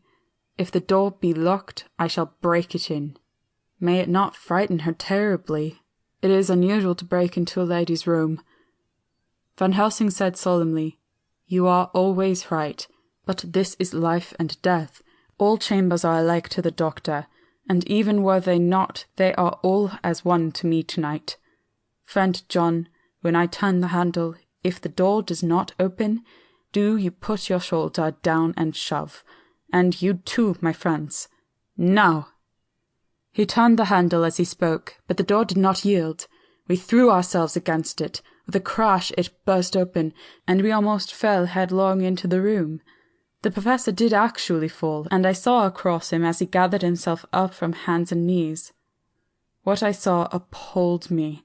I felt my hair rise like bristles on the back of my neck, and my heart seemed to stand still. The moonlight was so bright that through the thick yellow blind the room was light enough to see. On the bed beside the window lay Jonathan Harker, his face flushed and breathing heavily as though in a stupor. Kneeling on the near edge of the bed facing outwards was the white-clad figure of his wife. By her side stood a tall, thin man clad in black. His face was turned from us, but the instant we saw, we all recognized the Count. In every way, even to the scar on his forehead. With his left hand he held both Mrs. Harker's hands, keeping them away with her arms at full tension. His right gripped her by the back of the neck, forcing her face down on his bosom. Her white nightdress was smeared with blood, and a thin stream trickled down the man's bare breast, which was shown by his torn-open dress. The attitude of the two had a terrible resemblance to a child forcing a kitten's nose into a saucer of milk to compel it to drink. As we burst into the room, the Count turned his face, and the hellish look that I had heard described seemed to leap into it. His eyes flamed red with devilish passion. The great nostrils of the white aquiline nose opened wide and quivered at the edge, and the white sharp teeth, behind the full lips of the blood-dripping mouth, champed together like those of a wild beast. With a wrench he threw his victim back upon the bed as though hurled from a height. He turned and sprang at us, but by this time the Professor had gained his feet and was holding towards him the envelope which contained the sacred wafer. The Count suddenly stopped, just as poor Lucy had done outside of the tomb, and cowered back. Further and further back he cowered as we, lifting our crucifixes, advanced. The moonlight suddenly failed, as a great black cloud sailed across the sky, and when the gaslight sprang up under Quincy's match, we saw nothing but a faint vapour. This, as we looked, trailed under the door, which, with the recoil from its bursting open, had swung back to its old position.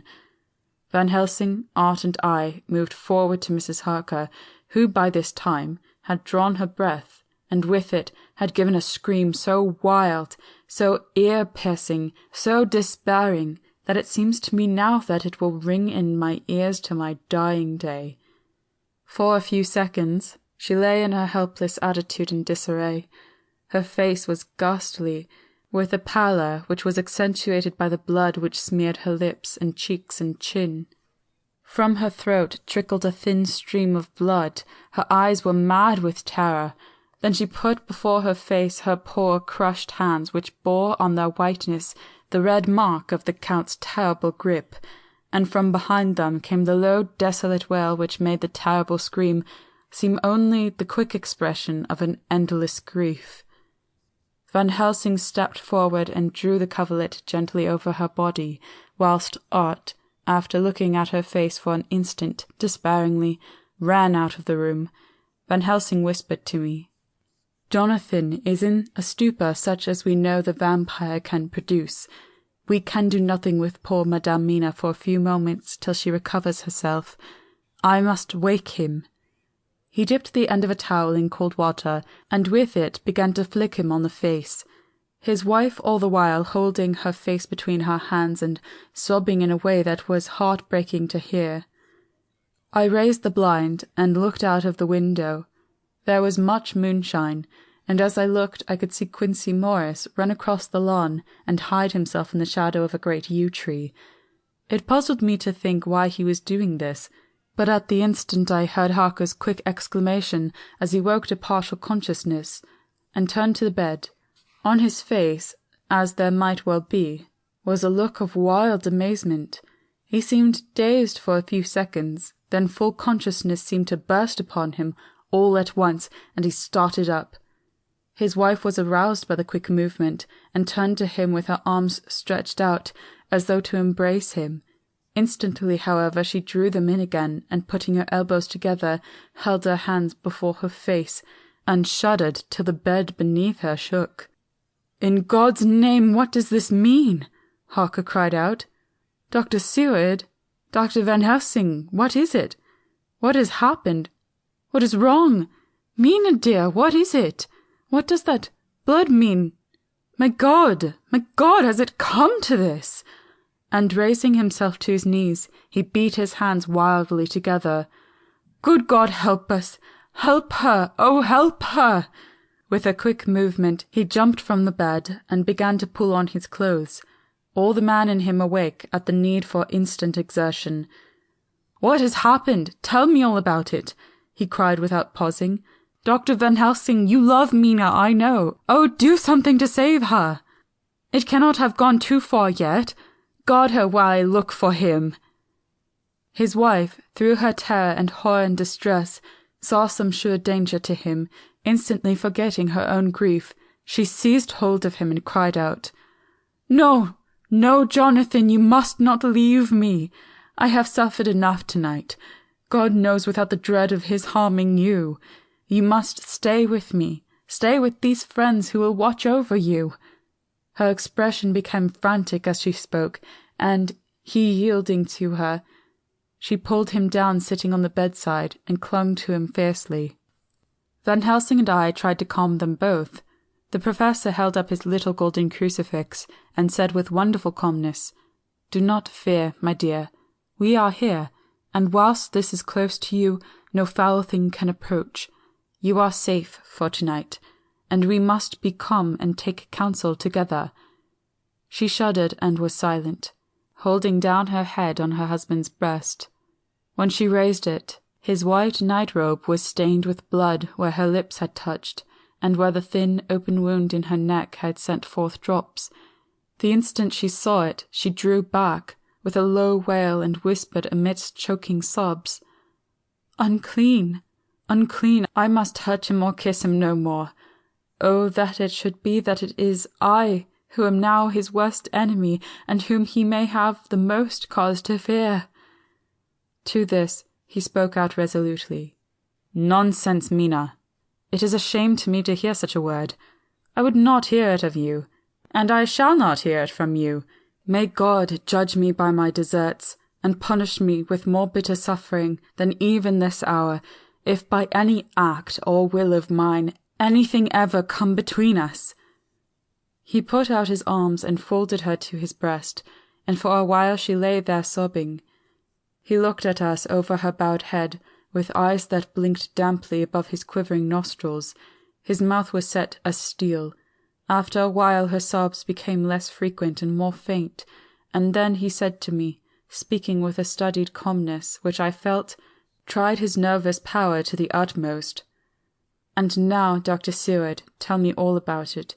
Too well I know the broad fact. Tell me all that has been." I told him exactly what had happened, and he listened with seeming impassiveness, but his nostrils twitched and his eyes blazed as I told how the ruthless hands of the Count had held his wife in that terrible and horrid position, with her mouth to the opened wound in his breast. It interested me, even at that moment, to see that, whilst the face of the white-set passion worked convulsively over the bowed head, the hands tenderly and lovingly stroked the ruffled hair. Just as I had finished, Quincy and Godalming knocked at the door. They entered in obedience to our summons. Van Helsing looked at me questioningly. I understood him to mean that if we were to take advantage of their coming, to divert if possible the thoughts of the unhappy husband and wife from each other and from themselves, so on nodding acquiescence to him, he asked them what they had seen or done. To which Lord Godalming answered, "I could not see him anywhere in the passage, or in any of our rooms. I looked in the study, but, though he had been there, he had gone.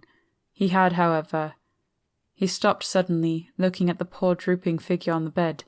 Van Helsing said gravely, "Go on, friend Arthur. We want here no more concealments. Our hope, now, is in knowing all. Tell freely." So Art went on. He had been there, and though it could have only been for a few seconds, he made rare hay of the place. All the manuscript had been burnt, and the blue flames were flickering amongst the white ashes. The cylinders of your phonograph, too, were thrown on the fire, and the wax had helped the flames. Here I interrupted. "Thank God there is another copy in the safe." His face lit for a moment, but fell again as he went on. I ran downstairs then, but could see no sign of him. I looked into Renfield's room, but there was no trace there except— Again he paused. "Go on," said Harker hoarsely. So he bowed his head, and moistening his lips with his tongue added, "Except that the poor fellow is dead." Mrs. Harker raised her head. Looking from one to the other of us, she said solemnly, "God's will be done." I could not feel that art was keeping back something, but, as I took it that it was with a purpose, I said nothing.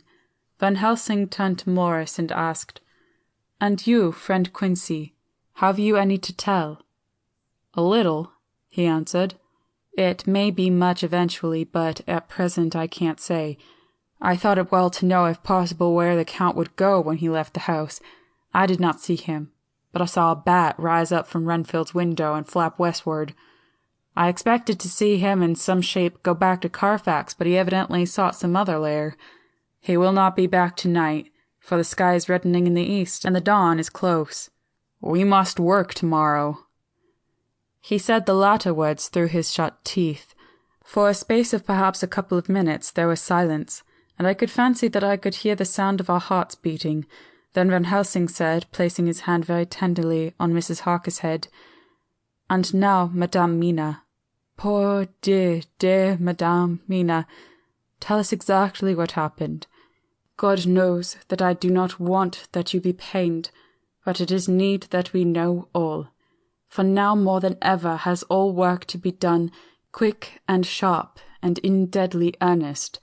The day is close to us that must end all, if it may be so, and now is the chance that we may live and learn." The poor dear lady shivered, and I could see the tension of her nerves as she clasped her husband closer to her and bent her head lower and lower still on his breast. Then she raised her head proudly and held out one hand to Van Helsing, who took it in his, and after stooping and kissing it reverently, held it fast. The other hand was locked in that of her husband, who held his other arm thrown around her protectingly. After a pause in which she was evidently ordering her thoughts, she began, "I took the sleeping draught which you had so kindly given me, but for a long time it did not act. I seemed to become more wakeful, and myriads of horrible fancies began to crowd in upon my mind, all of them connected with death and vampires, with blood and pain and trouble." Her husband involuntarily groaned as she turned to him and said lovingly, "Do not fret, dear. You must be brave and strong, and help me through the horrible task. If you only knew what an effort it is to me to tell of this fearful thing at all, you would know how much I need your help." Well, I saw I must try to help the medicine to its work with my will, if it was to do me any good, so I resolutely set myself to sleep. Sure enough, sleep must soon have come to me, for I remember no more. Jonathan coming in had not waked me, for he lay by my side when I next remember. There was in the room the same thin white mist that I had before noticed, but I forget now. If you know of this, you will find it in my diary, which I shall show you later. I felt the same vague terror which had come to me before, and the same sense of some presence. I turned to wake Jonathan, but found that he slept so soundly that it seemed as if it was he who had taken the sleeping draught, and not I. I tried, but I could not wake him. This caused me a great fear, and I looked around terrified. Then indeed my heart sank within me, beside the bed, as if he had stepped out of the mist, or rather as if the mist had turned into his figure, for it had entirely disappeared. Stood a tall, thin man, all in black. I knew him at once from the description of the others, the waxen face, the high aquiline nose on which the light fell a thin white line, the parted red lips with the sharp white teeth showing between, and the red eyes that I seemed to see in the sunset of the windows of St. Mary's Church at Whitby. I knew, too, the red scar on his forehead where Jonathan had struck him. For an instant my heart stood still, and I could have screamed out, only that I was paralyzed. In the pause he spoke a sort of keen, cutting whisper, pointing as he spoke to Jonathan. "Silence! If you make a sound, I shall take him and dash his brains out before your very eyes." I was appalled, and was too bewildered to do or say anything. With a mocking smile he placed one hand upon my shoulder, and holding me tight, bared my throat with the other, saying as he did so, "First a little refreshment to reward my exertions. You may as well be quiet, it is not the first time or the second that your veins have appeased my thirst." I was bewildered, and, strangely enough, I did not want to hinder him. I suppose it is part of the horrible curse that such is when his touch is on his victim. And, oh my God, pity me! He placed his reeking lips upon my throat. Her husband groaned again. She clasped his hand harder and looked at him pityingly as if he were the injured one, and went on. I felt my strength fading away, and I was in a half-swoon. How long this horrible thing lasted I know not, but it seemed that a long time must have passed before he took his foul, awful, sneering mouth away. I saw it drip with the fresh blood. The remembrance seemed for a while to overpower her, and she drooped and would have sunk down but for her husband's sustaining arm. With a great effort she recovered herself and went on. Then he spoke to me mockingly. "And so you, like the others, would play your brains against mine. You would help these men to hunt me and frustrate me in my designs. You know now that they know in part already, and will know in full before long what it is to cross my path. They should have kept their energies for use closer to home, whilst they played wits against me who commanded nations, and intrigued for them, and fought for them hundreds of years before they were born. I was countermining them, and you, their best beloved one, are now to me flesh of my flesh, blood of my blood, kin of my kin, my bountiful wine-press for a while, and shall be later on my companion and my helper. You shall be avenged in turn, for not one of them but shall minister to your needs. But as yet you are to be punished for what you have done. You have aided in thwarting me. Now you shall come to my call. When my brain says come to you, you shall cross land or sea to do my bidding, and to that end this." With that he pulled open his shirt, and with his long sharp nails opened a vein in his breast. When the blood began to spurt out, he took my hands in one of his, holding them tight, and with the other seized my neck and pressed my mouth to the wound, so that I must either suffocate or swallow some of the— Oh my God, what have I done? What have I done to deserve such a fate? I who have tried to walk in meekness and righteousness all my days. God pity me, look down on a poor soul in worse than mortal peril, and in mercy pity those to whom she is dear." Then she began to rub her lips as though to cleanse them from pollution. As she was telling her terrible story, the eastern sky began to quicken, and everything became more and more clear. Harker was still and quiet, but over his face, as the awful narrative went on, came a grey look which deepened and deepened in the morning light, till, when the first red streak of the coming dawn shot up, the flesh stood darkly out against the whitening hair. We have arranged that one of us is to stay within the call of the unhappy pair till we can meet together and arrange about taking action. Of this I am sure. The sun rises today on no more miserable house in all the great round of its daily course. Chapter 22. Jonathan Harker's Journal. 3rd October. As I must do something or go mad, I write this diary. It is now 6 o'clock, and we are to meet in the study half an hour and take something to eat. For Dr. Van Helsing and Dr. Seward are agreed that if we do not eat we cannot work our best. Our best will be, God knows, required today. I must keep writing at every chance, for I dare not stop to think. All big and little must go down. Perhaps at the end the little things may teach us most. The teaching, big or little, could not have landed Mina or me anywhere worse than we are today. However, we must trust and hope. Poor Mina told me just now, with the tears running down her dear cheeks, that it is in trouble and trial that our faith is tested. that we must keep on trusting, and that God will aid us to the end." "The end? Oh my God, what end?"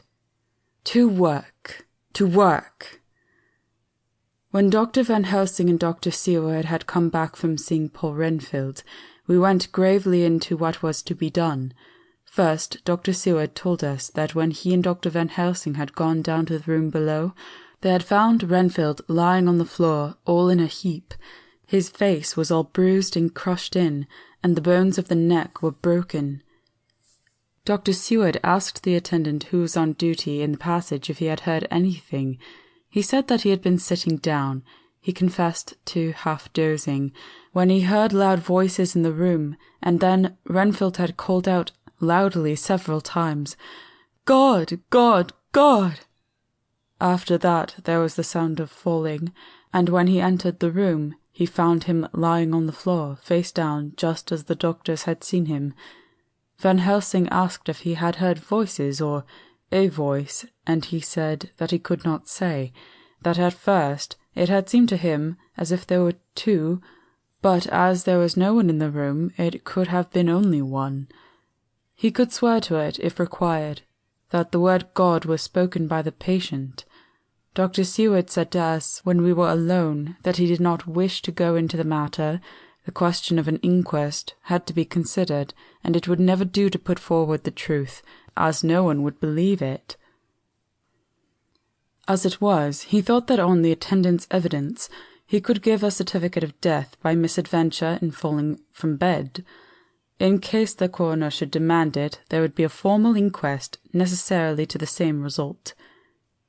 When the question began to be discussed as to what should be our next step, the very first thing we decided was that Mina should be in full confidence, that nothing of any sort, no matter how painful, should be kept from her.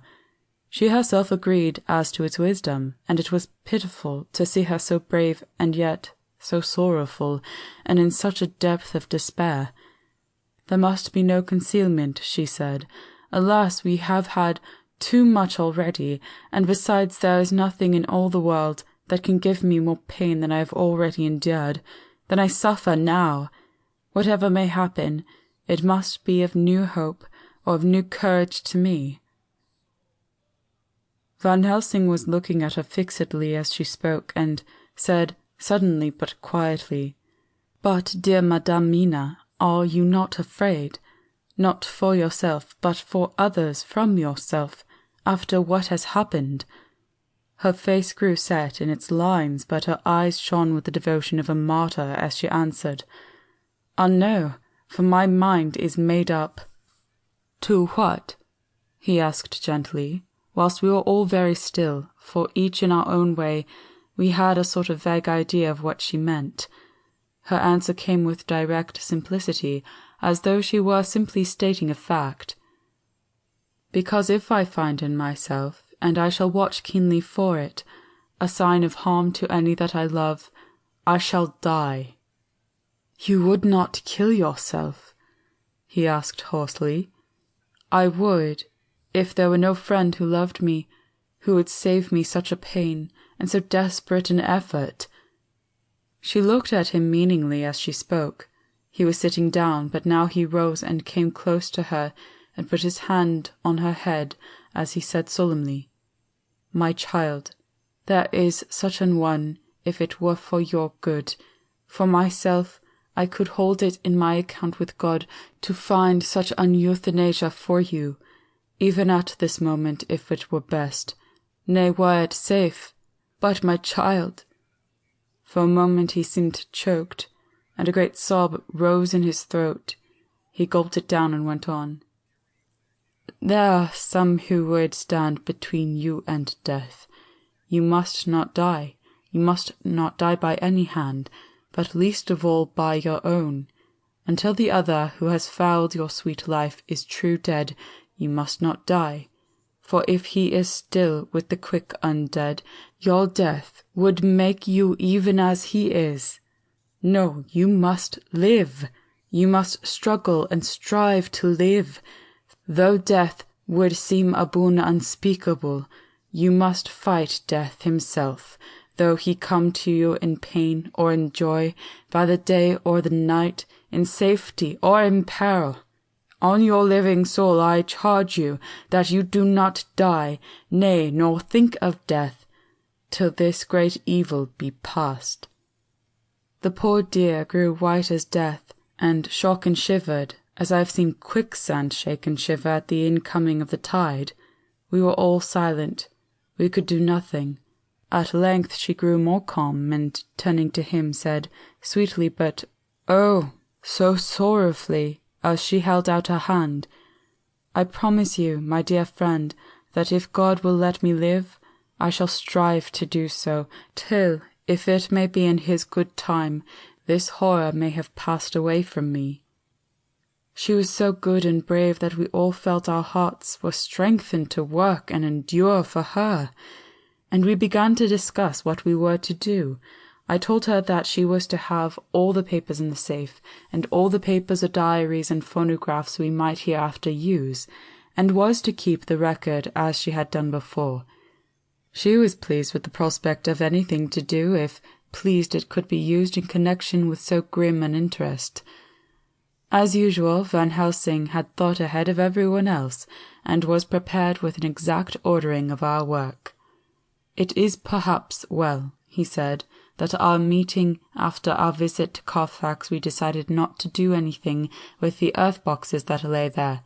Had we done so, the Count must have guessed our purpose, and would doubtless have taken measures in advance to frustrate such an effort with regard to the others.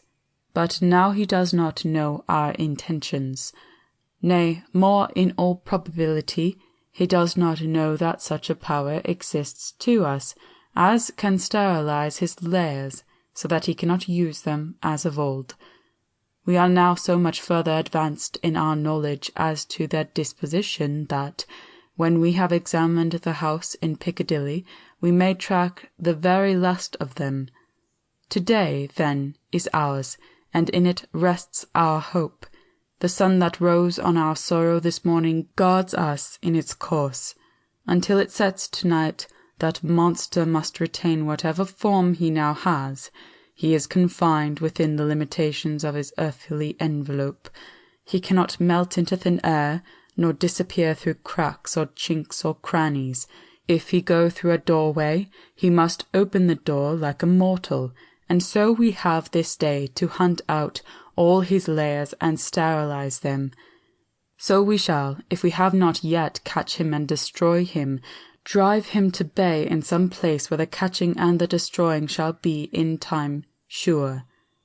Here I started up, for I could not contain myself at the thought that the minutes and seconds so preciously laden with Mina's life and happiness were flying from us, since whilst we talked action was impossible. But Van Helsing held up his hand warningly. "Nay, friend Jonathan," he said, "in this, the quickest way home is the longest way, so your proverbs say.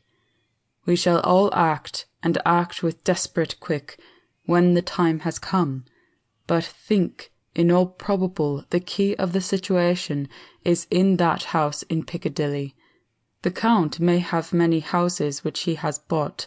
Of them he will have deeds of purchase, keys, and other things. He will have paper that he write on. He will have his book of checks. There are many belongings that he must have somewhere. Why not in this place so central, so quiet, where he come and go by the front or back at all hour, when in the very vast of traffic there is none to notice? We shall go there and search that house, and when we learn what it holds, then we do what our friend Arthur call, in his phrases of hunt, stop the earths, and so we run down our old fox. So. Is it not? Then let us come at once, I cried. We are wasting the precious, precious time. The professor did not move, but simply said, "And how are we to get into that house in Piccadilly?" "Anyway," I cried. "We shall break in if need be." "And your police, where will they be, and what will they say?" I was staggered. But I knew that if he wished to delay he had good reason for it, so I said as quietly as I could, "Don't wait more than need be. You know, I am sure, what torture I am in." "Ah, my child, that I do. And indeed there is no wish of me to add to your anguish. But just think, what can we do until all the world be at movement? Then will come our time. I have thought and thought, and it seems to me that the simplest way is the best of all. Now we wish to get into the house, but we have no key, is it not so?" I nodded. Now suppose that you were, in truth, the owner of that house, and could not still get it, and think that there was to you no conscience of the housebreaker, what would you do? "I should get a respectable locksmith and set him to work to pick the lock for me." "And your police, they would interfere, would they not?" "Oh no, not if they knew the man was properly employed." "Then," he looked at me as keenly as he spoke, "all that is in doubt is the conscience of the employer, and the belief of your policeman as to whether or no that employer has a good conscience or a bad one. Your police must indeed be zealous men and clever, oh so clever in reading the heart that they trouble themselves in such a matter. No, no, my friend Jonathan, you go take the lock off 100 empty house in this your London, or of any city in the world, and if you do it as such things are rightly done, and at the time such things are rightly done, no one will interfere. I have read of a gentleman who owned a so fine house in London, and when he went for months of summer to Switzerland and lock up his house, some burglar came and broke window at back and got in. Then he went and made open the shutters in front and walk out through the door, before the very eyes of the police. Then he have an auction in that house, and advertise it, and put up big notice, and when the day come he sell off by a great auctioneer all the goods of that other man who owned them.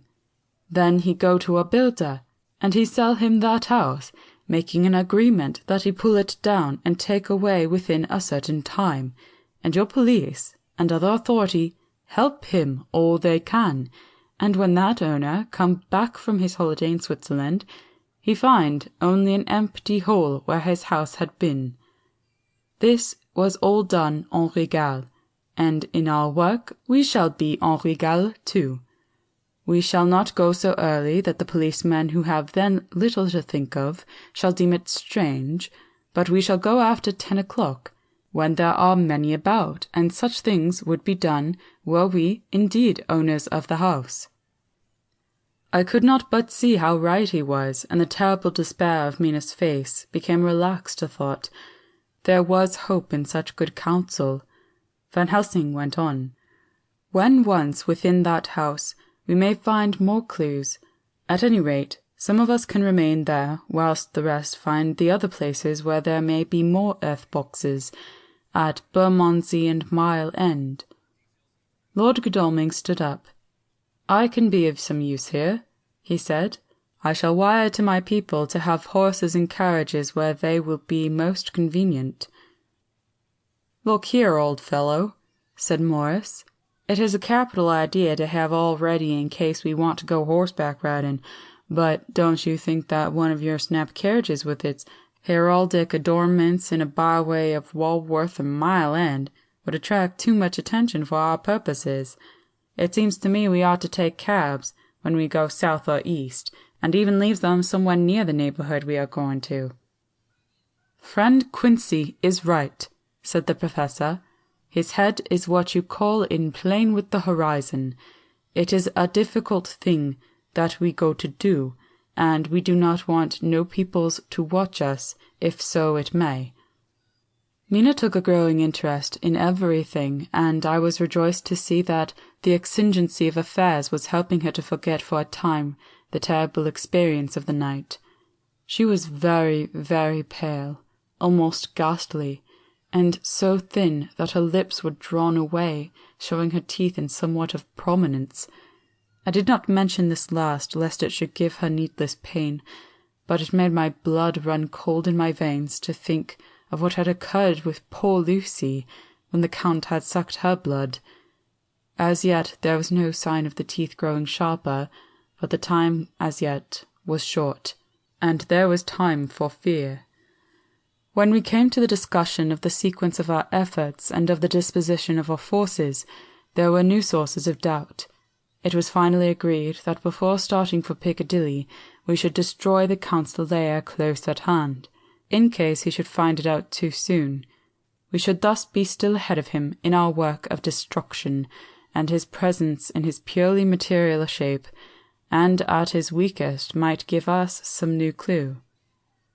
As to the disposal of forces, it was suggested by the Professor that, after our visit to Carfax, we should all enter the house in Piccadilly, that the 2 doctors and I should remain here, whilst Lord Godalming and Quincy found the lairs at Walworth and Mile End and destroyed them.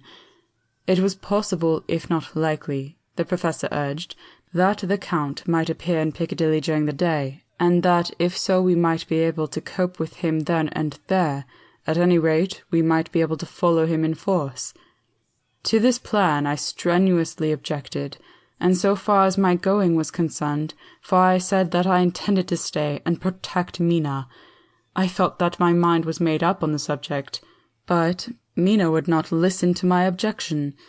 She said that there might be some law matter in which I could be useful, that amongst the Count's papers might be some clue which I could understand out of my experience in Transylvania, and that, as it was, all the strength we could muster was required to cope with the Count's extraordinary power. I had to give in, for Mina's resolution was fixed.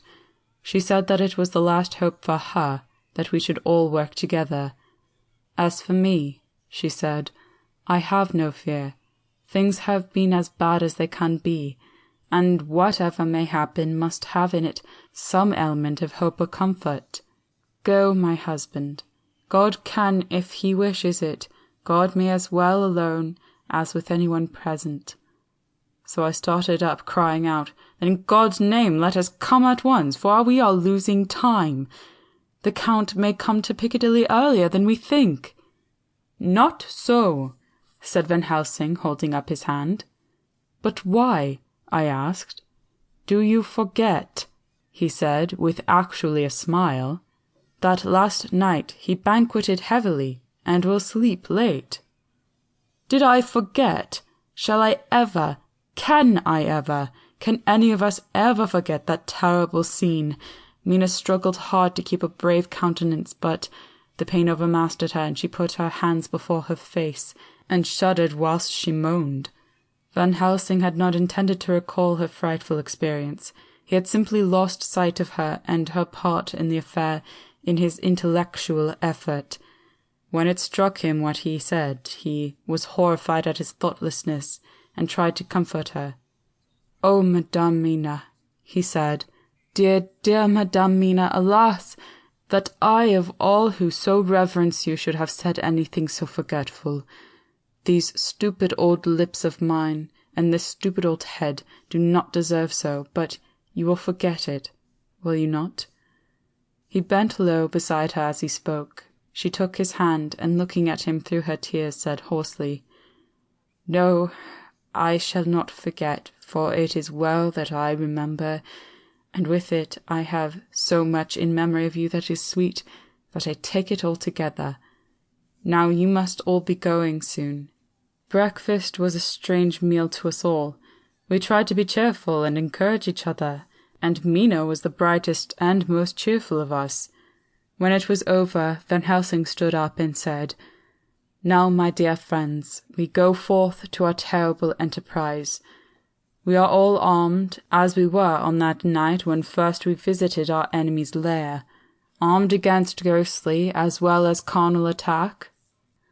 Are we all armed, as we were on that night when first we visited our enemy's lair, armed against ghostly as well as carnal attack?" We all assured him. "Then it is well. Now, Madame Mina, you are in any case quite safe here until sunset, and before then we shall return. if we shall return. But before we go, let me see you armed against personal attack. I have myself, since you came down, prepared your chamber by the placing of things of which we know, that he may not enter. Now let me guard yourself. On your forehead I touch this piece of sacred wafer, in the name of the Father, the Son, and—" There was a fearful scream which almost froze our hearts to hear. As he had placed the wafer on Mina's forehead, it had seared it, had burned into the flesh as though it had been a piece of white-hot metal. My poor darling's brain had told her the significance of the fact as quickly as her nerves received the pain of it, and the two so overwhelmed her that her overwrought nature had its voice in that dreadful scream. But the words to her thought came quickly. The echo of the scream had not ceased to ring on the air when there came the reaction, and she sank on her knees on the floor in an agony of abasement. Pulling her beautiful hair over her face, as the leper of old his mantle, she wailed out, "Unclean, unclean, even the Almighty shuns my polluted flesh. I must bear this mark of shame upon my forehead until Judgment Day." They all paused. I had thrown myself beside her in an agony of helpless grief, and putting my arms round her, held her tight. For a few minutes our sorrowful hearts beat together, whilst the friends around us turned away their eyes, that ran tears silently. Then Van Helsing turned and said gravely, so gravely that I could not help feeling that he was in some way inspired, and was stating things outside himself. "It may be that you may have to bear that mark till God himself see fit, as he most surely shall, on the judgment day, to redress all wrongs of the earth and of his children that he has placed thereon. And oh, Madame Mina, my dear, may we who love you be there to see, when that red scar, the sign of God's knowledge of what has been, shall pass away, and leave your forehead as pure as the heart we know. For so surely as we live, that scar shall pass away when God sees right to lift the burden that is hard upon us. Till then we bear our cross, as his Son did in obedience to his will.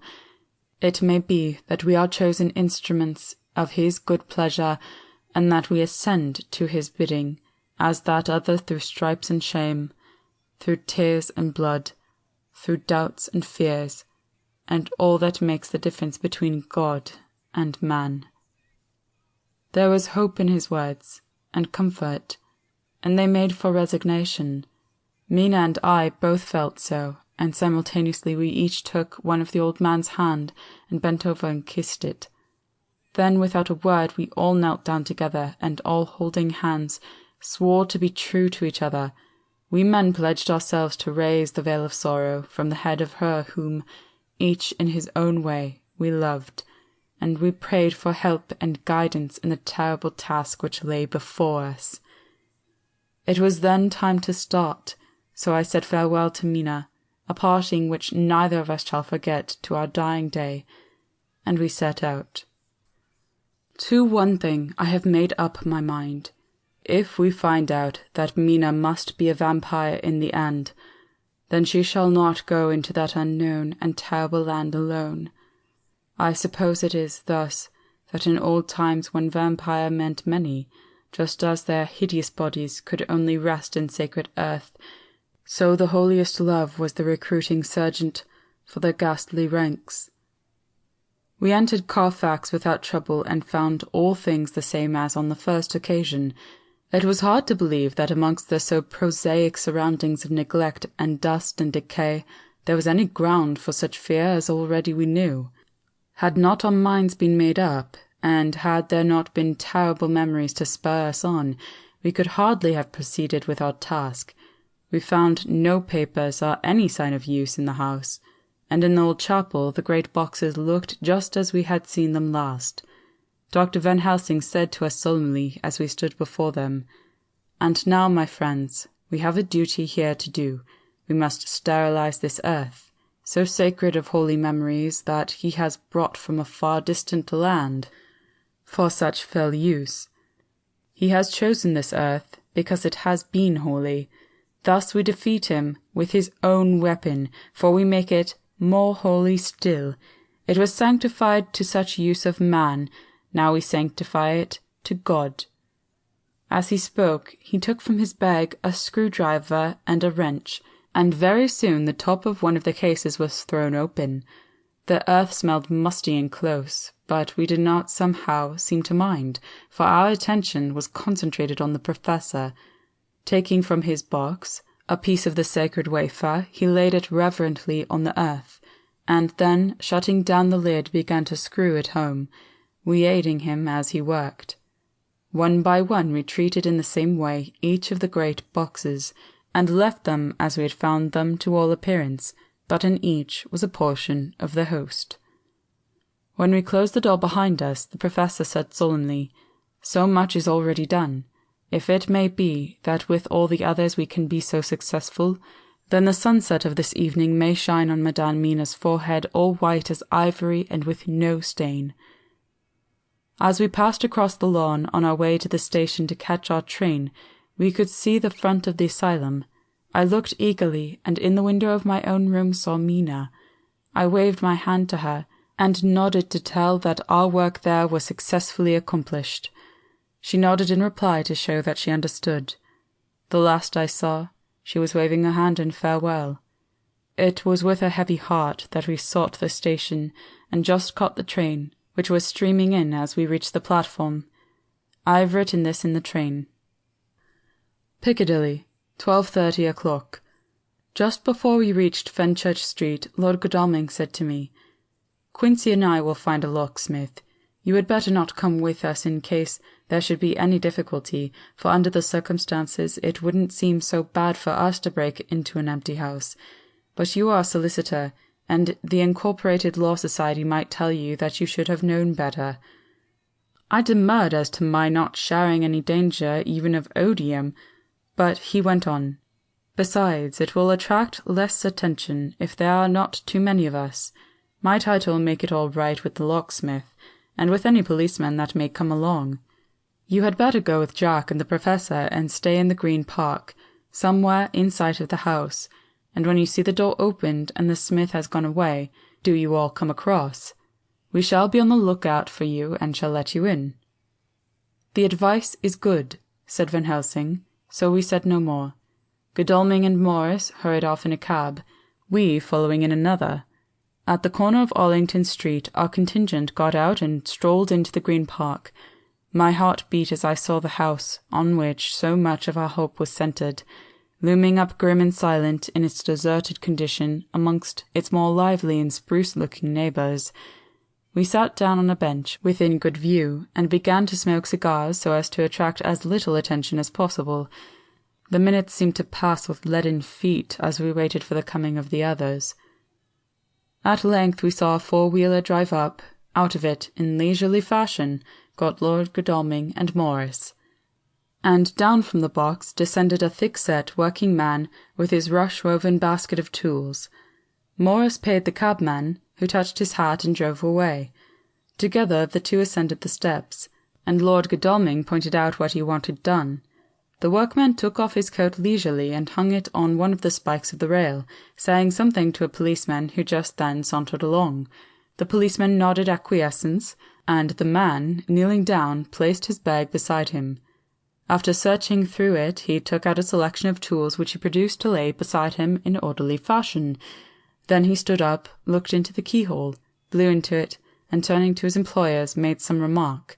Lord Godalming smiled, and the man lifted a good-sized bunch of keys. Selecting one of them, he began to probe the lock, as if feeling his way with it. After fumbling about for a bit, he tried a second, and then a third.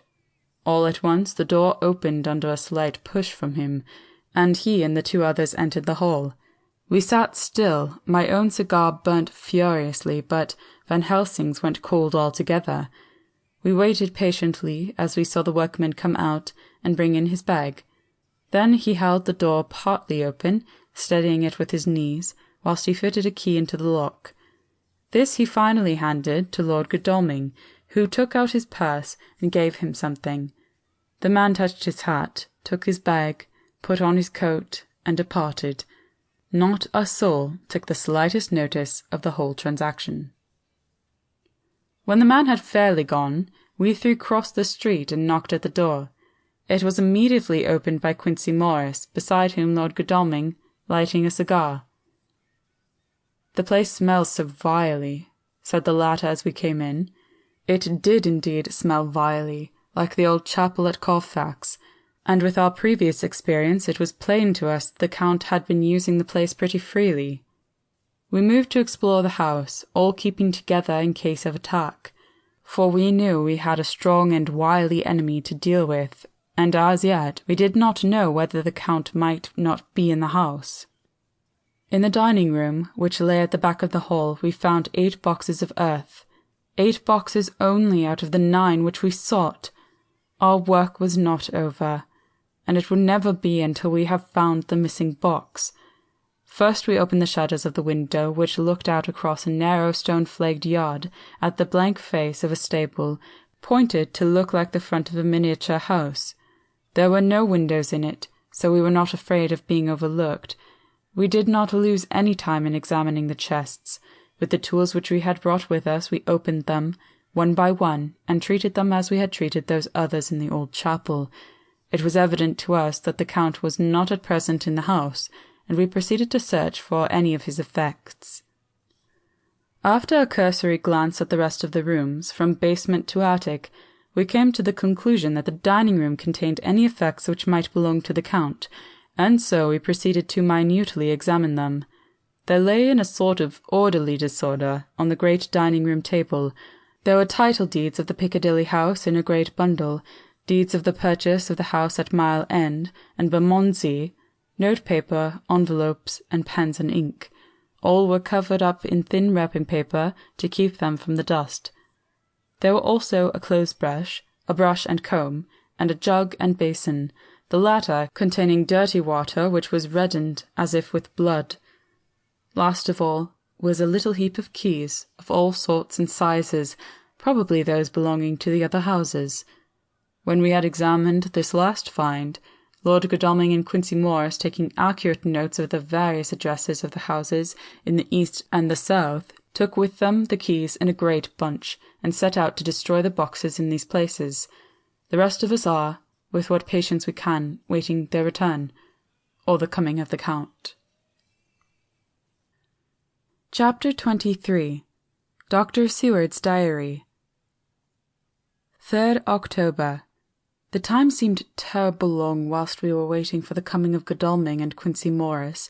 The Professor tried to keep our minds active by using them all the time.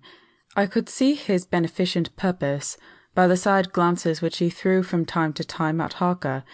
The poor fellow is overwhelmed in a misery that is appalling to see. Last night he was a frank, happy-looking man, with strong, youthful face, full of energy, and with dark brown hair. Today he is a drawn, haggard old man, whose white hair matches well with the hollow burning eyes and grief-written lines of his face. His energy is intact. In fact, he is like a living flame. This may be yet his salvation, for, if it all go well, it will tide him over the despairing period. He will then, in a kind of way, wake again to the realities of life. Poor fellow, I thought my own trouble was bad enough, but his... The Professor knows this well enough, and is doing his best to keep his mind active. What he has been saying was, under the circumstances, of absorbing interest. So well as I can remember, here it is. I have studied over and over again since they came into my hands all the papers relating to this monster, and the more I have studied, the greater seems the necessity to utterly stamp him out. All through there are signs of his advance, not only of his power, but of his knowledge of it. As I learned from the researches of my friend Arminius of Budapest, he was in life a most wonderful man, soldier, statesman, and alchemist, which latter was the highest development of the science knowledge of his time. He had a mighty brain, a learning beyond compare, and a heart that knew no fear and no remorse. He dared even to attend the scholomance, and there was no branch of knowledge in his time that he did not essay. Well, in him the brain power survived the physical death, though it would seem that memory was not all complete. In some faculties of mind he has been, and is, only a child, but he is growing, and some things that were childish at the first are now of man's stature. He is experimenting, and doing it well, and if it had not been that we have crossed his path, he would be yet. He may be yet if we fail, the father or furtherer of a new order of beings, whose road must lead through death, not life. Harker groaned and said, "And this is all arrayed against my darling. But how is he experimenting? The knowledge may help us to defeat him. He has all along, since his coming, been trying his power, slowly but surely. That big child brain of his is working. Well, for us it is as yet a child brain, for had he dared, at the first, to attempt certain things, he would long ago have been beyond our power. However, he means to succeed, and a man who has centuries before him can afford to wait and to go slow. Festina lente may well be his motto." "I fail to understand," said Harker warily. "Oh, do be more plain to me. Perhaps grief and trouble are dulling my brain." The professor laid his hand tenderly on his shoulder as he spoke. "Ah, my child, I will be plain. Do you not see how, of late, this monster has been creeping into knowledge experimentally, how he has been making use of the zoophagous patient to effect his entry into friend John's home? For your vampire, though in all afterwards he can come when and how he will, must at the first make entry only when asked thereto by an inmate. But these are not his most important experiments. Do we not see how at the first all these so great boxes were moved by others? He knew not then, but that must be so. But all the time that so great child brain of his was growing, and he began to consider whether he might not himself move the box.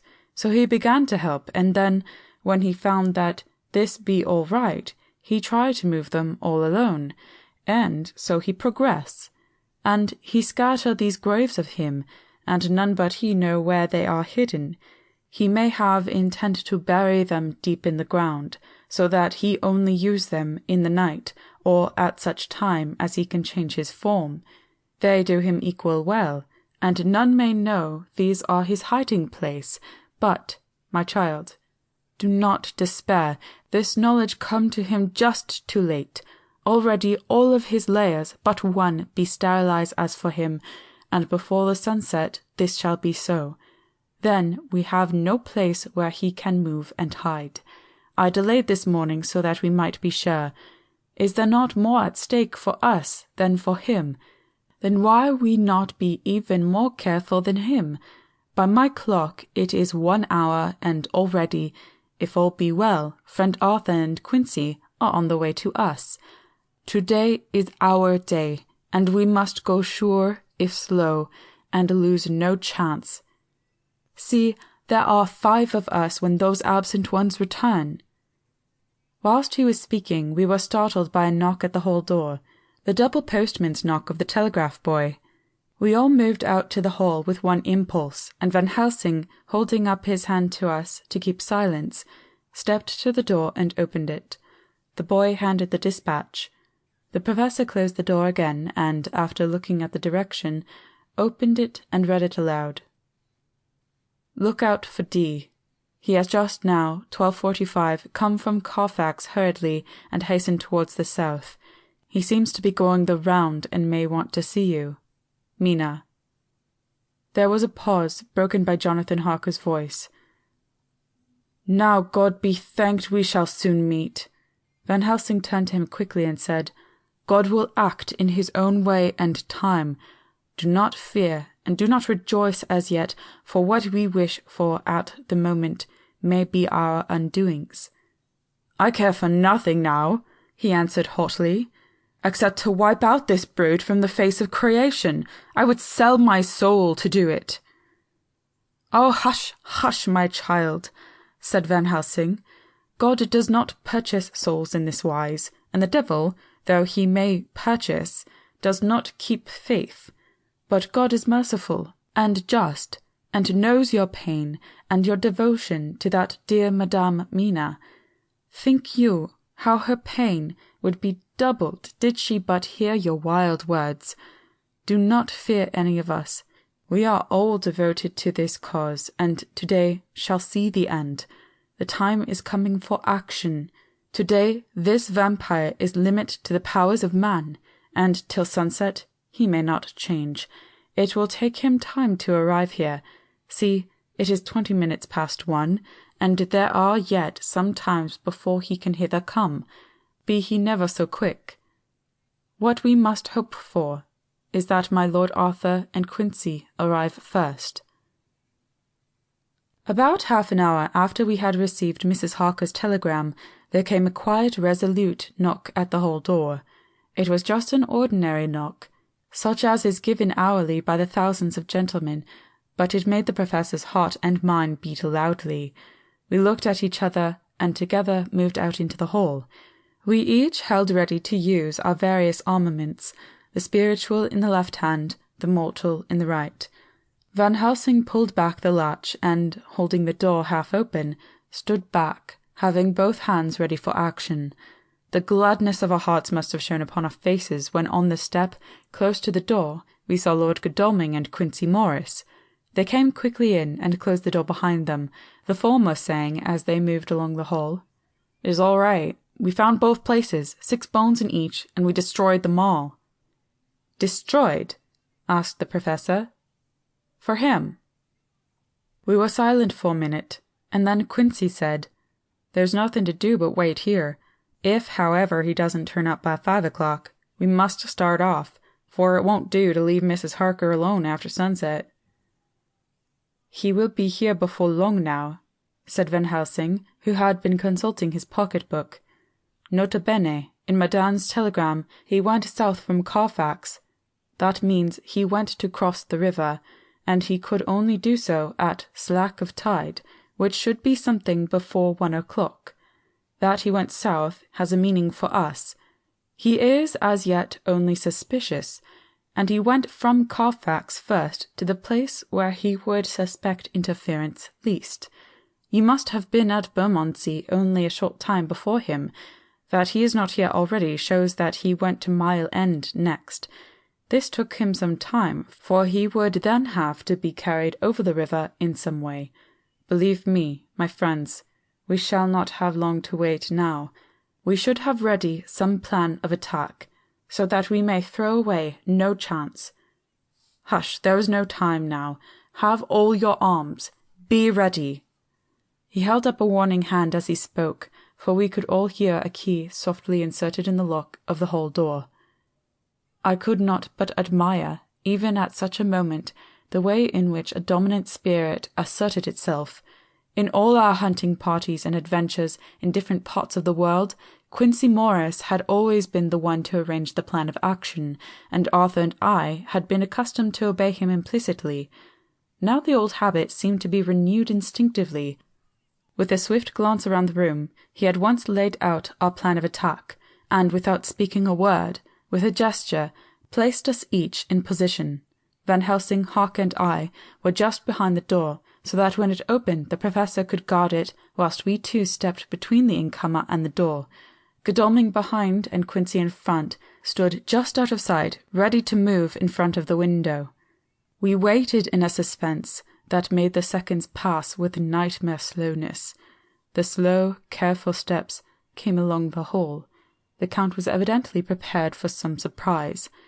At least he feared it. Suddenly, with a single bound, he leaped into the room, winning a way past us before any of us could raise a hand to stay him. There was something so panther-like in the movement, something so unhuman, that it seemed to sober us all from the shock of his coming. The first to act was Harker, who, with a quick movement, threw himself before the door leading into the room in front of the house.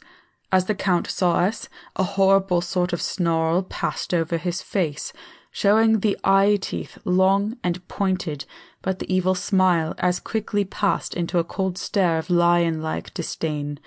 His expression again changed as, with a single impulse, we all advanced upon him.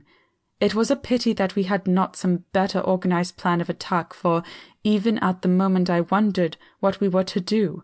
I did not myself know whether our lethal weapons would avail us anything. Harker evidently meant to try the matter, for he had ready his great kukri knife, and made a fierce and sudden cut at him. The blow was a powerful one. Only the diabolical quickness of the Count's leap back saved him. A second less, and the trenchant blade had shorn through his heart. As it was, the point just cut the cloth of his coat, making a wide gap whence a bundle of banknotes and a stream of gold fell out. The expression of the Count's face was so hellish that for a moment I feared for Harker, though I saw him throw the terrible knife aloft again for another stroke. Instinctively I moved forward with a protective impulse, holding the crucifix and wafer in my left hand. I felt a mighty power fly along my arm, and it was without surprise that I saw the monster cower back before a similar movement made spontaneously by each one of us. It would be impossible to describe the expression of hate and baffled malignity, of anger and hellish rage, which came over the Count's face.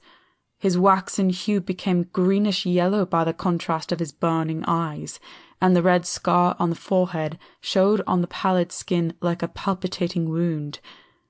The next instant, with a sinuous dive, he swept under Harker's arm ere his blow could fall, and, grasping a handful of the money from the floor, dashed across the room, threw himself at the window.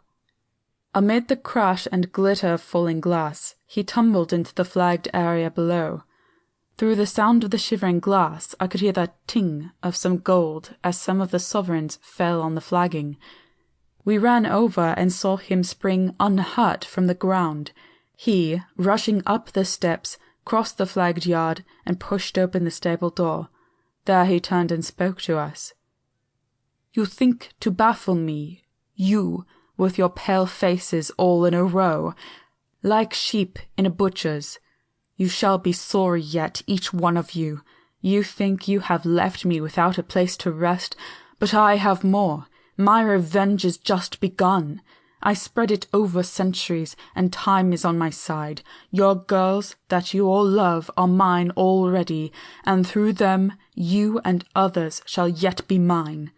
My creatures, to do my bidding, and to be my jackals when I want to feed. Bah!" With a contemptuous sneer, he passed quickly through the door, and we heard the rusty bolt creak as he fastened it behind him. A door beyond opened and shut. The first of us to speak was the Professor, as, realizing the difficulty of following him through the stable, we moved towards the hall. "We have learnt something, much, notwithstanding his brave words. He fears us. He fear time, he fear want. For if not, why he hurry so? His very tone betray him, or my ears deceive. Why take that money? You follow quick. You are hunters of wild beast, and understand it so. For me, I make sure that nothing here may be of use to him, if so that he return."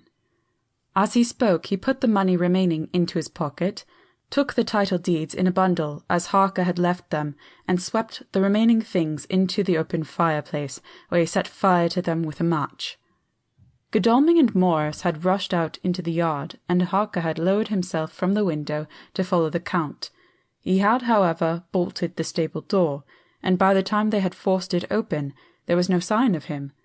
Van Helsing and I tried to make inquiry at the back of the house, but the mews was deserted, and no one had seen him depart. It was now late in the afternoon, and sunset was not far off. We had to recognize that our game was up. With heavy hearts, we agreed with the Professor when he said, Let us go back to Madame Mina. Poor dear Madame Mina, all we can do just now is done, and we can there, at least, protect her. But we need not despair. There is but one more earth-box, and we must try to find it. When that is done, all may yet be well." I could see that he spoke as bravely as he could to comfort Harker. The poor fellow was quite broken down. Now and again he gave a low groan which he could not suppress. He was thinking of his wife. With sad hearts we came back to my house, where we found Mrs. Harker waiting us, with an appearance of cheerfulness which did honour to her bravery and unselfishness. When she saw our faces, her own became as pale as death. For a second or two her eyes were closed as if she were in secret prayer, and then she said cheerfully, "I can never thank you all enough. Oh, my poor darling!" As she spoke, she took her husband's grey head in her hands and kissed it. "Lay your poor head here and rest it. All will yet be well, dear. God will protect us, if he so will it in his good intent." The poor fellow groaned. There was no place for words in his sublime misery. We had a sort of perfunctory supper together, and I think it cheered us all up somewhat. It was, perhaps, the mere animal heat of food to hungry people, for none of us had eaten anything since breakfast. Or the sense of companionship may have helped us, but anyhow we were all less miserable, and we saw the morrow as not altogether without hope. True to our promise, we told Mrs. Harker everything which had passed, and although she grew snowy white at times when danger had seemed to threaten her husband, and red at others when his devotion to her was manifested, she listened bravely and with calmness. When we came to the part where Harker had rushed at the Count so recklessly, she clung to her husband's arm and held it tight, as though her clinging could protect him from any harm that might come. She said nothing, however, till the narration was all done, and matters had been brought right up to the present time. Then, without letting go of her husband's hand, she stood up amongst us and spoke. Oh, that I could give any idea of the scene, of that sweet, good woman, in all the radiant beauty of her youth and animation, with the red scar on her forehead, of which she was conscious, and which we saw with grinding of our teeth, remembering whence and how it came, her loving kindness against our grim hate, her tender faith against all our fears and doubting, and we, knowing that, so far as symbols went, she with all her goodness and purity and faith was an outcast from God. "Jonathan," she said, and the words sounded like music on her lips. It was so full of love and tenderness. "Jonathan, dear, and you all my true friends, I want you to bear something in mind through all this dreadful time.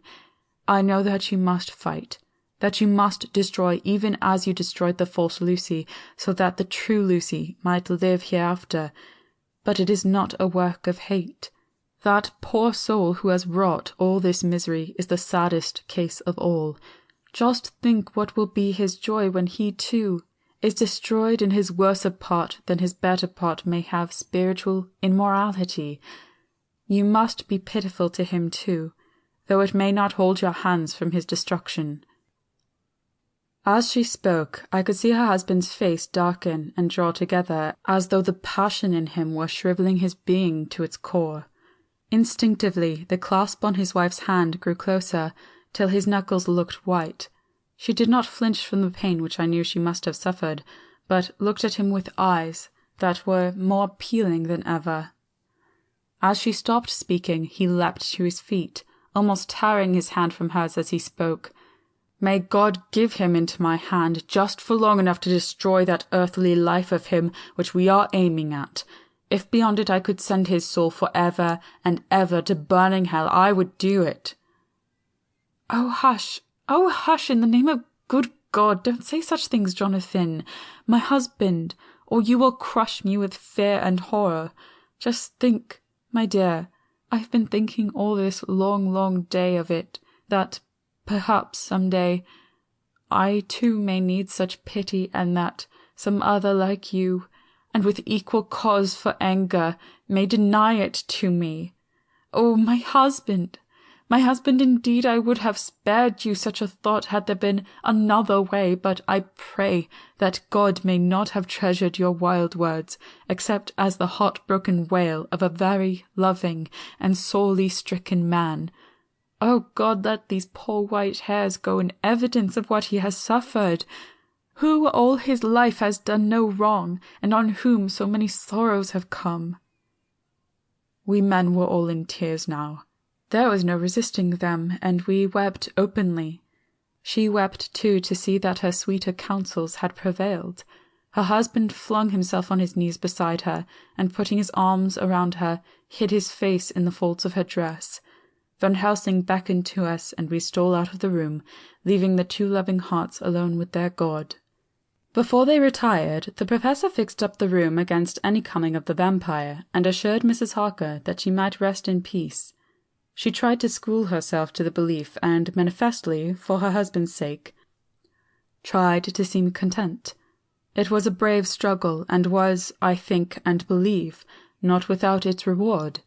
Van Helsing had placed at hand a bell which either of them was to sound in case of any emergency. When they had retired, Quincy, Godalming, and I arranged that we should sit up, dividing the night between us, and watch over the safety of the poor stricken lady. The first watch falls to Quincy, so the rest of us shall be off to bed as soon as we can. Godalming has already turned in, for his is the second watch. Now that my work is done, I, too, shall go to bed. Jonathan Harker's Journal. 3-4 October, close to midnight. I thought yesterday would never end. There was over me a yearning for sleep, in some sort of blind belief that to wake would be to find things changed, and that any change must now be for the better. Before we parted, we discussed what our next step was to be, but we could arrive at no result. All we knew was that one earth box remained, and that the Count alone knew where it was. If he chooses to lie hidden, he may baffle us for years, and in the meantime— the thought is too horrible. I dare not think of it even now. This I know, that if ever there was a woman who was all perfection, that one is my poor wronged darling. I love her 1,000 times more for her sweet pity of last night, a pity that made my own hate of the monster seem despicable. Surely God would not permit the world to be the poorer by the loss of such a creature. This is hope to me. We are all drifting reefwards now, and faith is our only anchor. Thank God Mina is sleeping, and sleeping without dreams. I fear what her dreams might be like, with such terrible memories to ground them in.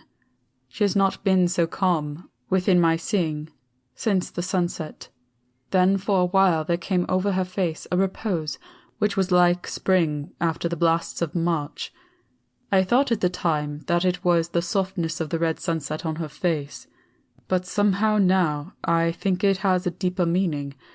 I am not sleepy myself, though I am weary to death.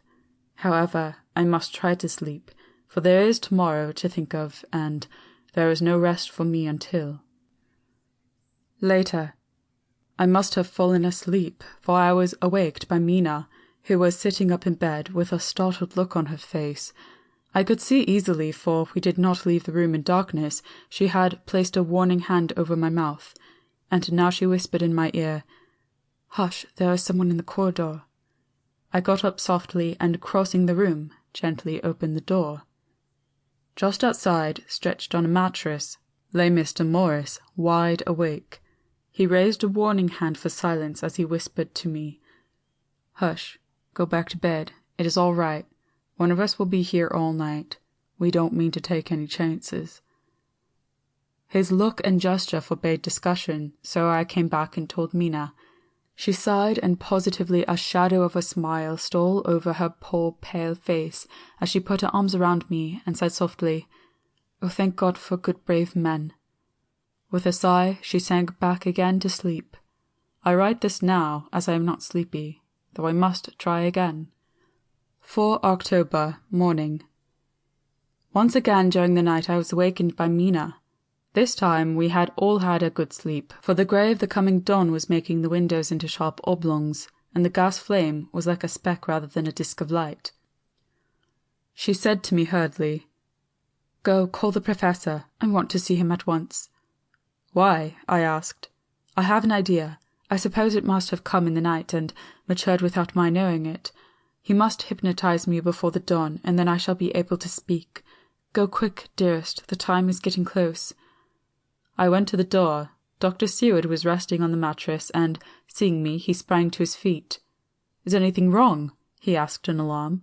"No," I replied, "but Mina wants to see Dr. Van Helsing at once." "I will go," he said, and hurried into the Professor's room. In 2 or 3 minutes later, Van Helsing was in the room in his dressing gown, and Mr. Morris and Lord Godalming were with Dr. Seward at the door asking questions. When the Professor saw Mina, a smile, a positive smile, ousted the anxiety of his face. He rubbed his hands as he said, "Oh, my dear Madame Mina, this is indeed a change. See, friend Jonathan, we have got our dear Madame Mina, as of old, back to us to-day." Then, turning to her, he said cheerfully, "And what am I do for you? For at this hour you do not want me for nothings." "I want you to hypnotize me," she said.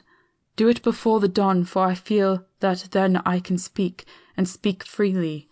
Be quick, for the time is short." Without a word, he motioned her to sit upon the bed. Looking fixedly at her, he commenced to make passes in front of her, from over the top of her head downward, with each hand in turn. Mina gazed at him fixedly for a few minutes, during which my own heart beat like a trip-hammer, for I felt that some crisis was at hand. Gradually her eyes closed, and she sat, stock still. Only by the gentle heaving of her bosom could one know that she was alive. The Professor made a few more passes and then stopped, and I could see that his forehead was covered in great beads of perspiration. Mina opened her eyes, but she did not seem the same woman. There was a far-away look in her eyes, and her voice had a sad dreaminess which was new to me. Raising his hand to impose silence, the Professor motioned me to bring the others in. They came on tiptoe, closing the door behind them, and stood at the foot of the bed, looking on. Mina appeared not to see them. The stillness was broken by Van Helsing's voice, speaking in a low level tone which would not break the current of her thoughts. "Where are you?" The answer came in a neutral way. "I do not know. Sleep has no place it can call its own." For several minutes there was silence. Mina sat rigid, and the Professor stood staring at her fixedly. The rest of us hardly dared to breathe. The room was growing lighter. Without taking his eyes from Mina's face, Dr. Van Helsing motioned me to pull up the blind. I did so, and the day seemed just upon us. A red streak shot up, and a rosy light seemed to diffuse itself through the room. On the instant, the Professor spoke again. "Where are you now?" The answer came dreamily, but with intention. It were as though she were interpreting something. I have heard her use the same tone when reading her shorthand notes. "I do not know. It is all strange to me." "What do you see?" "I can see nothing. It is all dark." "What do you hear?" I could detect the strain in the Professor's patient voice. "The lapping of water. It is gurgling by, and little waves leap. I can hear them on the outside." "Then you are on a ship." We all looked at each other, trying to glean something each from the other. We were afraid to think. The answer came quick. "Oh, yes." "What else do you hear?" "The sound of men stamping overhead as they run about. There is the creaking of a chain, and the loud tinkle as the check of the capstan falls into the ratchet." "What are you doing?" "I'm still. Oh, so still. It is like death." The voice faded away into a deep breath as of one sleeping, and the open eyes closed again. By this time the sun had risen, and we were all in the full light of day. Dr. Van Helsing placed his hands upon Mina's shoulders, and laid her head down softly on her pillow.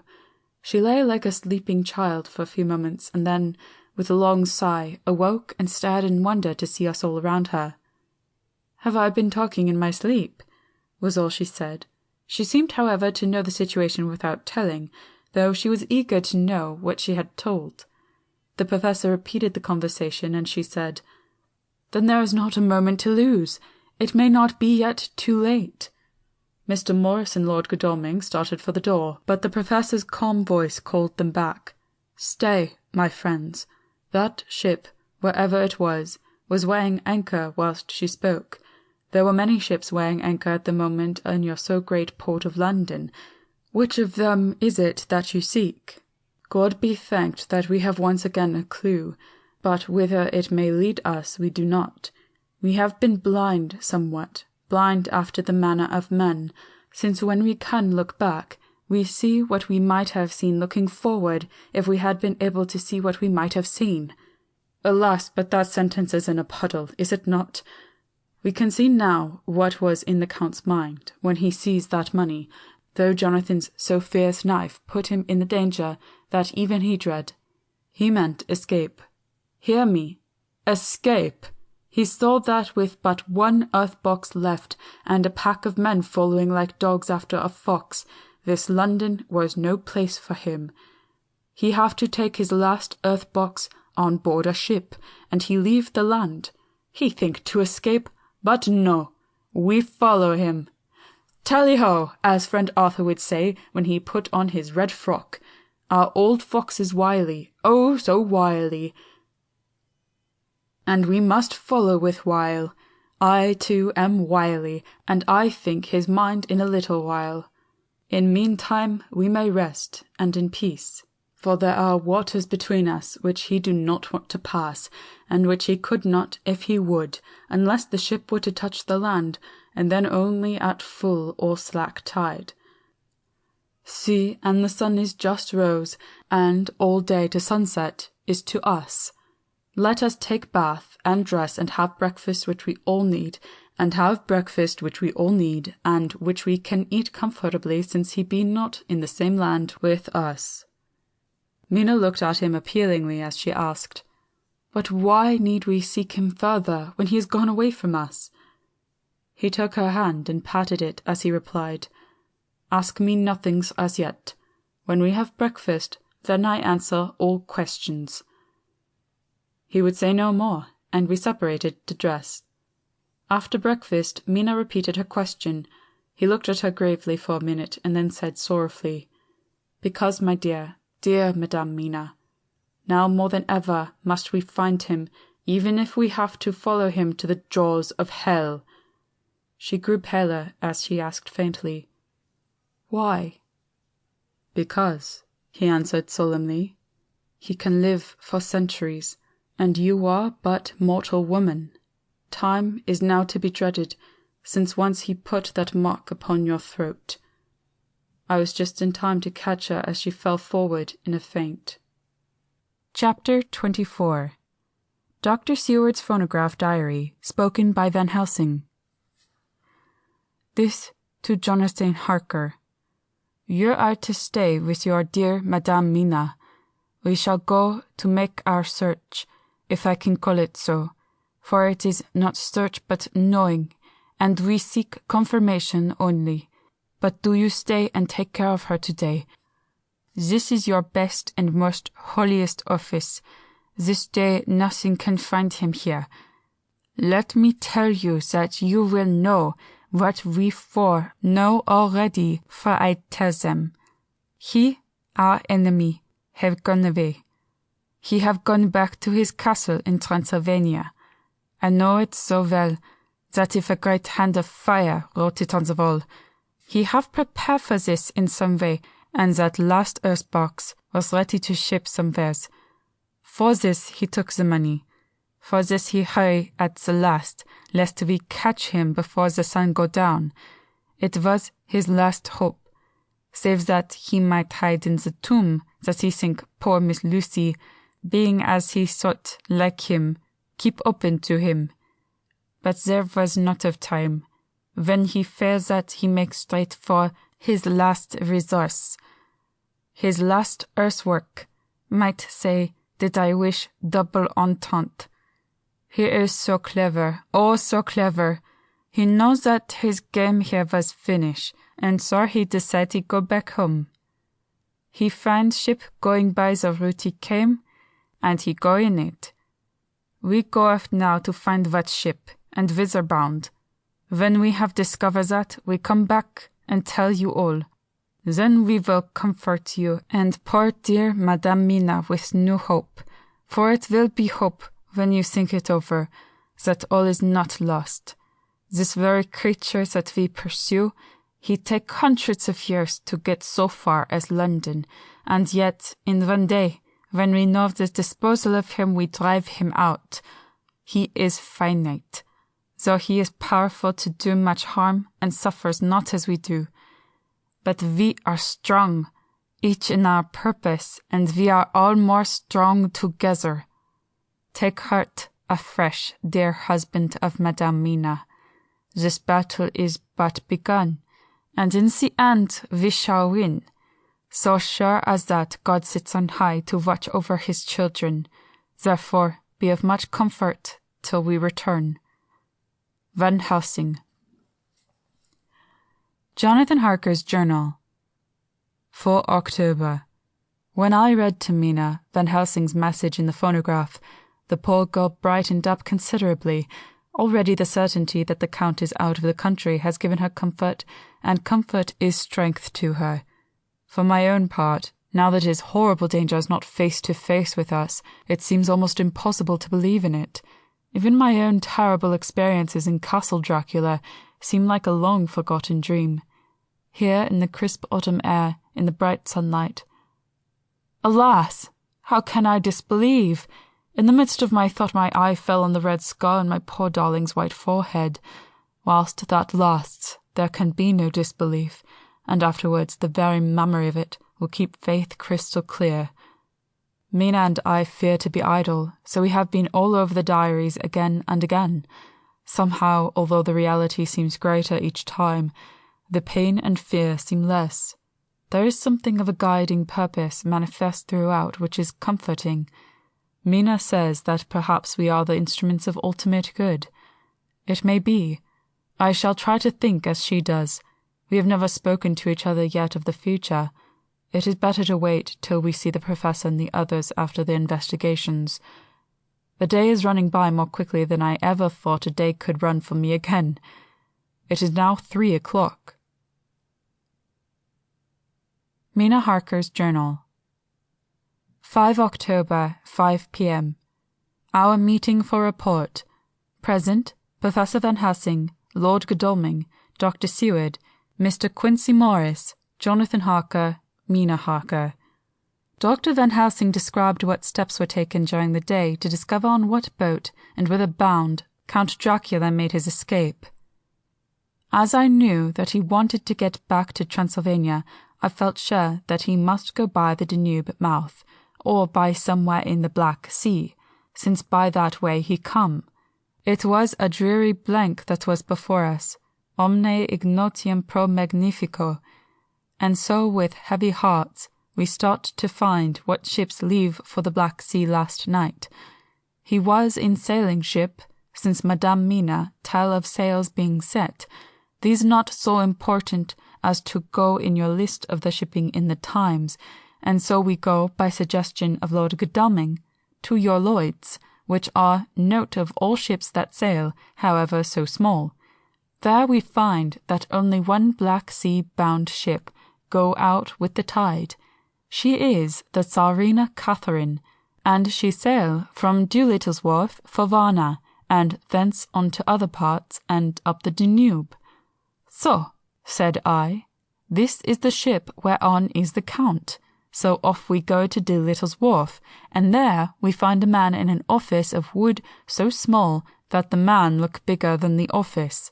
From him we inquire of the goings-on of the Tsarina Catherine. He sware much, and he red-face and loud of voice, but he good fellow all the same. And when Quincy gave him something from his pocket, which crackle as he roll it up, and put it in a so small bag which he have hid deep in his clothing, he still better fellow and humble servant to us. He come with us, and ask many men who are rough and hot.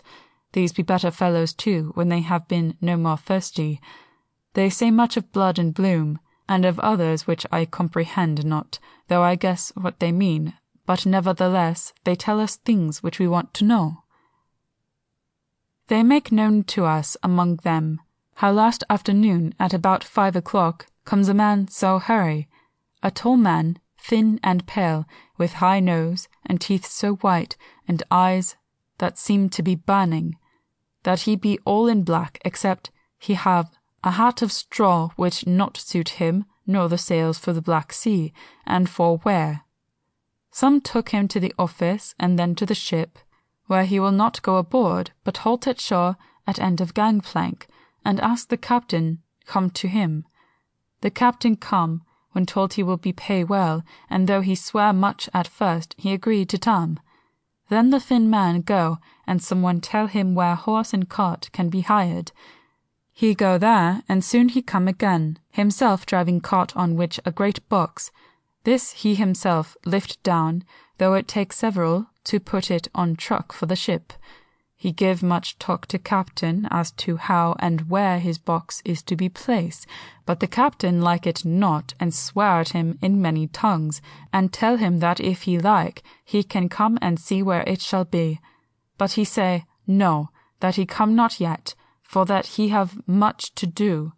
Whereupon the captain tell him that he had better be quick, with blood, for that his ship will leave the place of blood before the turn of the tide, with blood. Then the thin man smile and say that, of course, he must go when he think fit, but he will be surprised if he go quite so soon. The captain swear again, polyglot, and the thin man make him bow and thank him, and say he will so far intrude on his kindness as to come aboard before sailing. Final, the captain, more red than ever, and in more tongues tell him that he doesn't want no Frenchmen with bloom upon them, and also with blood on his ship, with blood on her also. And so, after asking where there might be close at hand a ship where he might purchase ship forms, he departed. No one knew where he went, or bloomin' were cared, as they said, for they had something else to think of, well with blood again. For it soon became apparent to all that the Tsarina Catherine would not sail as was expected. A thin mist began to creep up from the river, and it grew and grew, till soon a dense fog enveloped the ship and all around her.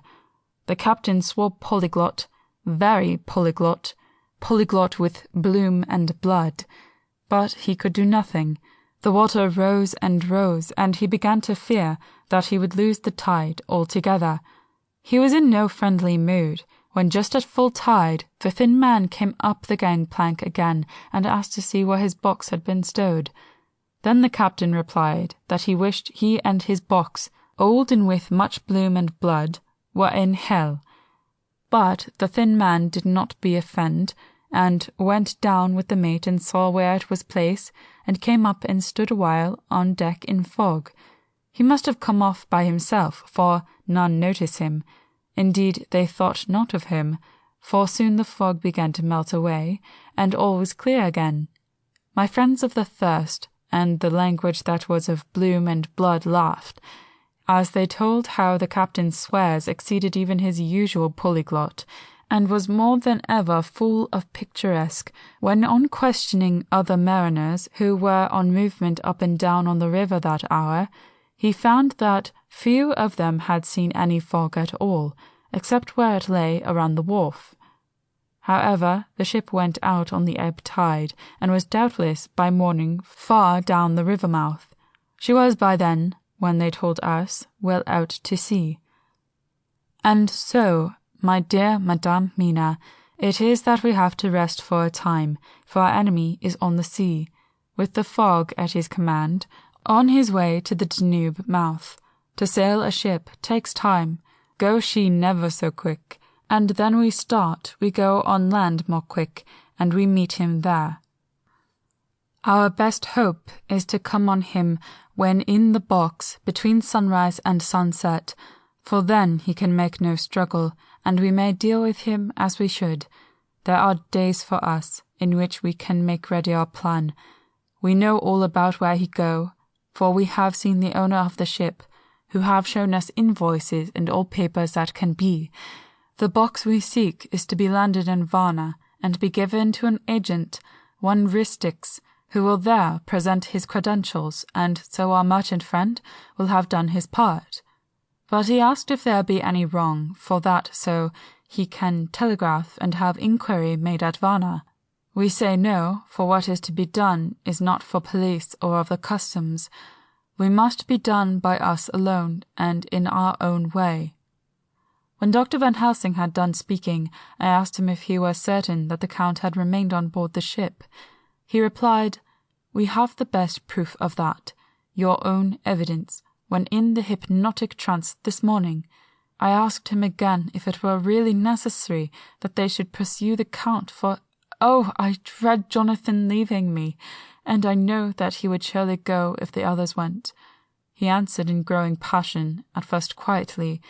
As he went on, however, he grew more angry and more forceful, till, in the end, we could not but see wherein was at least some of the personal dominance which made him so long a master amongst men. Yes, it is necessary, for your sake in the first, and then for the sake of humanity. This monster has done much harm already in the narrow scope where he find himself, and in the short time when as yet he was only as a body groping his so small measure in darkness and not knowing. All this I have told these others. You, my dear Madame Mina, will learn it on the phonograph of my friend John, or in that of your husband. I have told them how the measure of leaving his own barren land, barren of peoples, and coming to a new land where life of man teems, till they are like the multitude of standing corn, was the work of centuries. Were another of the undead like him to try to do what he has done, perhaps not all the centuries of the world that have been, or that will be, could aid him. With this one, all the forces of nature that are occult and deep and strong must have worked together in some wondrous way. The very place where he have been alive, undead for all these centuries, is full of strangeness of the geologic and chemical world. There are deep caverns and fissures that reach none know whither. There have been volcanoes, some of whose openings still sent out waters of strange properties, and gases that kill or make to vivify. Doubtless there is something magnetic or electric in some of these combinations of occult forces which work for physical life, in strange way, and in himself were from the first some great qualities. In a hard and warlike time he was a celebrate that he have more iron nerve, more subtle brain, more braver heart than any man. In him some vital principle have in strange way found their utmost, and as his body keeps strong and grow and thrive, so his brain grow too. All this without that diabolical aid, which is surely to him, for it have to yield to the powers that come from, and are, symbolic of good. And now this is what he is to us. He have infect you. Oh, forgive me, my dear, that I must say such, but it is for good of you that I speak. He infect you in such wise that, even if he do no more, you have only to live your own old sweet way, and so in time death, which is of man's common lot with God's sanction, shall make you like to him. This must not be. We have sworn together that it must not. Thus we are ministers of God's own wish, that the world, and man for whom his Son died, will not be given over to monsters, whose very existence would defame him. He have allowed us to redeem one soul already, and we go out as the old knights of the cross to redeem more. Like them, we shall travel towards the sunrise, and like them, if we fall in good cause. He paused, and I said, "But will not the Count take his rebuff wisely? Since he has been driven from England, will he not avoid it, as a tiger does the village from which he has been hunted?" "Aha!" he said, "your smile of the tiger good for me, and I shall adopt him. Your man-eater, as they of India call the tiger who has once tasted the blood of the human, care no more for the other prey, but prowl unceasingly till he get him. This that we hunt from our village is a tiger too, a man-eater, and he never cease to prowl. Nay, in himself he is not one to retire and stay afar. In his life, his living life, he go over the Turkey frontier and attack his enemy on his own ground. He be beaten back, but did he stay? No, he come again, and again, and again. Look at his persistence and endurance. With the child brain that was to him, he have long since conceived the idea of coming to a great city. What does he do? He find out the place of all the world most of promise for him. Then he deliberately set himself down to prepare for the task. He find in patience just how is his strength and what are his powers. He study new tongues. He learn new social life, new environment of old ways, the politic, the law, the finance, the science, the habit of a new land, and have a new people who have come to be since he was. His glimpse that he have had whet his appetite only, and enkeen his desire. Nay, it help him to grow as to his brain, for it all proved to him how right he was at the first in his surmises. He have done this alone, all alone, from a ruined tomb in a forgotten land. What more may he not do when the greater world of thought is open to him, that he can smile at death as we know him, who can flourish in the midst of diseases that kills off whole peoples? Oh, if such an one was to come from God, and not the devil, what a force for good might he not be in this old world of ours! But we are pledged to set the world free. Our toil must be in silence, and our efforts all in secret. For in this enlightened age, when men believe not even what they see, the doubting of wise men would be his greatest strength. It would be at once his sheath and his armor, and his weapons to destroy us, his enemies, who are willing to peril even our own souls for the safety of one we love, for the good of mankind, and for the honor and glory of God. After a general discussion, it was determined that for tonight nothing be definitely settled, that we should all sleep on the facts and try to think out the proper conclusions. Tomorrow, at breakfast, we are to meet again, and after making our conclusions known to one another, we shall decide on some definite course of action. I feel a wonderful peace and rest tonight. It is as if some haunting presence were removed from me, perhaps. My surmise was not finished, could not be, for I caught sight in the mirror the red mark upon my forehead, and I knew that I was still unclean. Dr. Seward's Diary, 5 October. We all rose early, and I think that sleep did much for each and all of us. When we met at early breakfast, there was more general cheerfulness than any of us had ever expected to experience again. It is really wonderful how much resilience there is in human nature. Let any obstructing cause, no matter what, be removed in any way, even by death, and we fly back to the first principles of hope and enjoyment. More than once we sat round the table, my eyes opened in wonder whether the whole of the past days had not been a dream. It was only when I caught sight of the red blotch on Mrs. Harker's forehead that I was brought back to reality. Even now, when I am gravely revolving the matter, it is almost impossible to realize that the cause of all our troubles is still existent. Even Mrs. Harker seems to lose sight of her trouble for whole spells. It is only now and again, when something recalls to her mind, that she thinks of her terrible scar.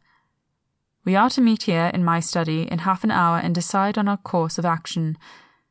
I see only one immediate difficulty. I know it by instinct rather than reason.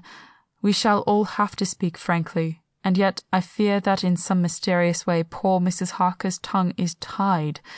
I know that she forms conclusions of her own, and from all that has been I can guess how brilliant and how true they must be, but she will not, or cannot, give them utterance. I have mentioned this to Van Helsing, and he and I are to talk it over when we are alone. I suppose it is some of that horrid poison which has got into her veins beginning to work. The Count had his own purposes when he gave her what Van Helsing called the vampire's baptism of blood.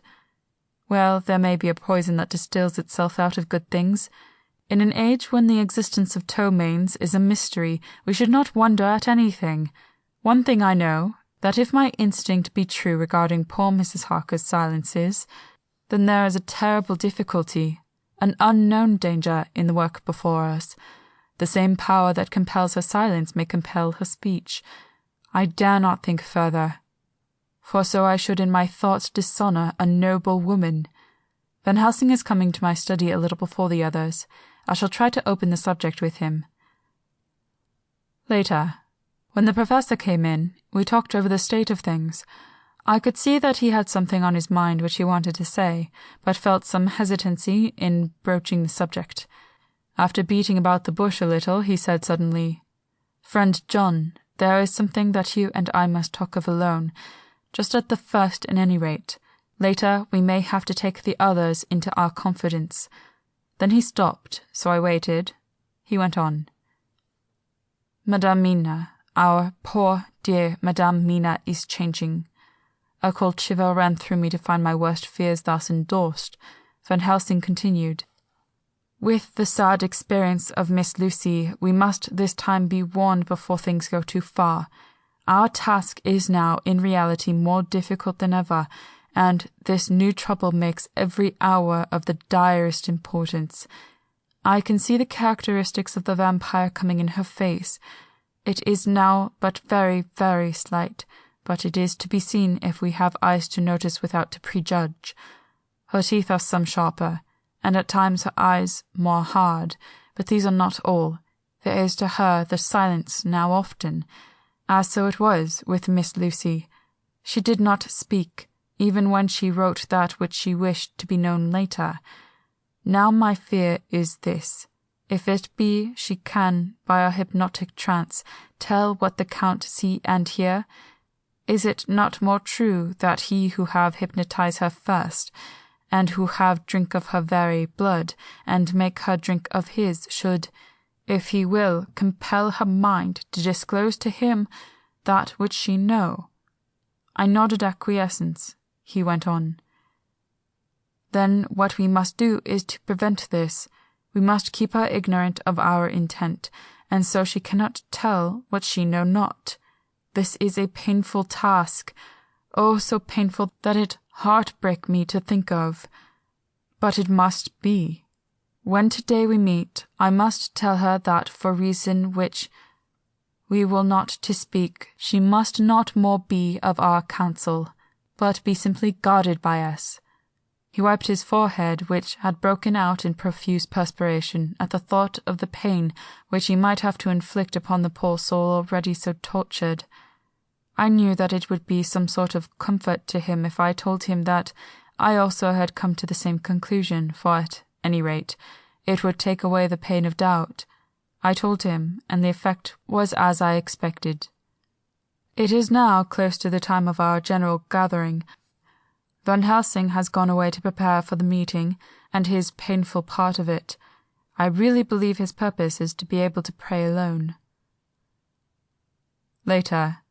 At the very outset of our meeting, a great personal relief was experienced by both Van Helsing and myself. Mrs. Harker had sent a message by her husband to say she would not join us at present, as she thought it better that we should be free to discuss our movements without a presence to embarrass us. The Professor and I looked at each other for an instant, and somehow we both seemed relieved. For my own part, I thought that if Mrs. Harker realized the danger herself, it was much pain as well as much danger averted.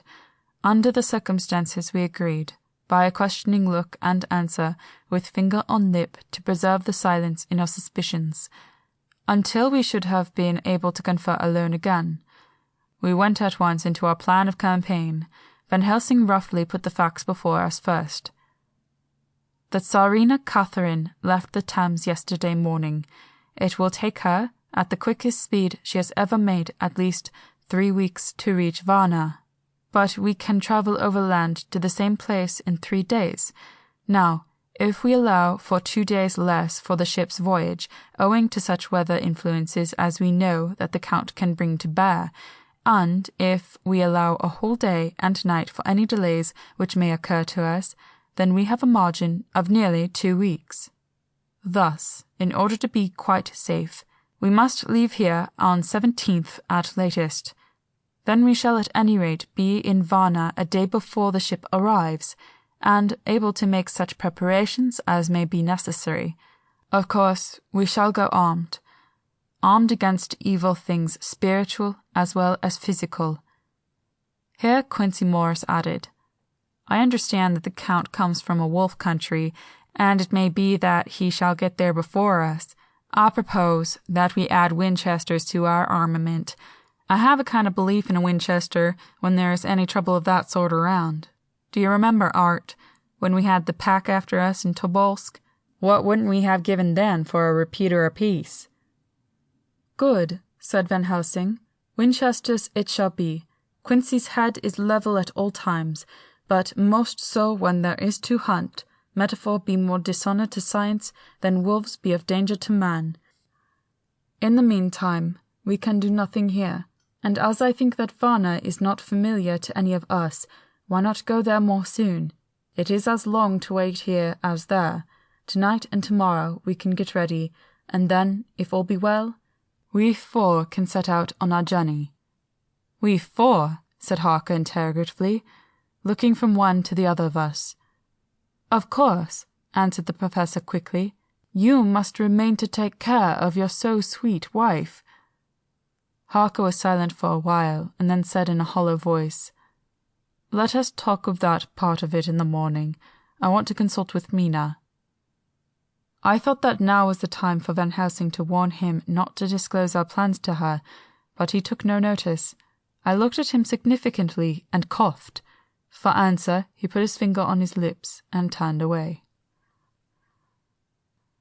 Jonathan Harker's Journal. 5 October afternoon.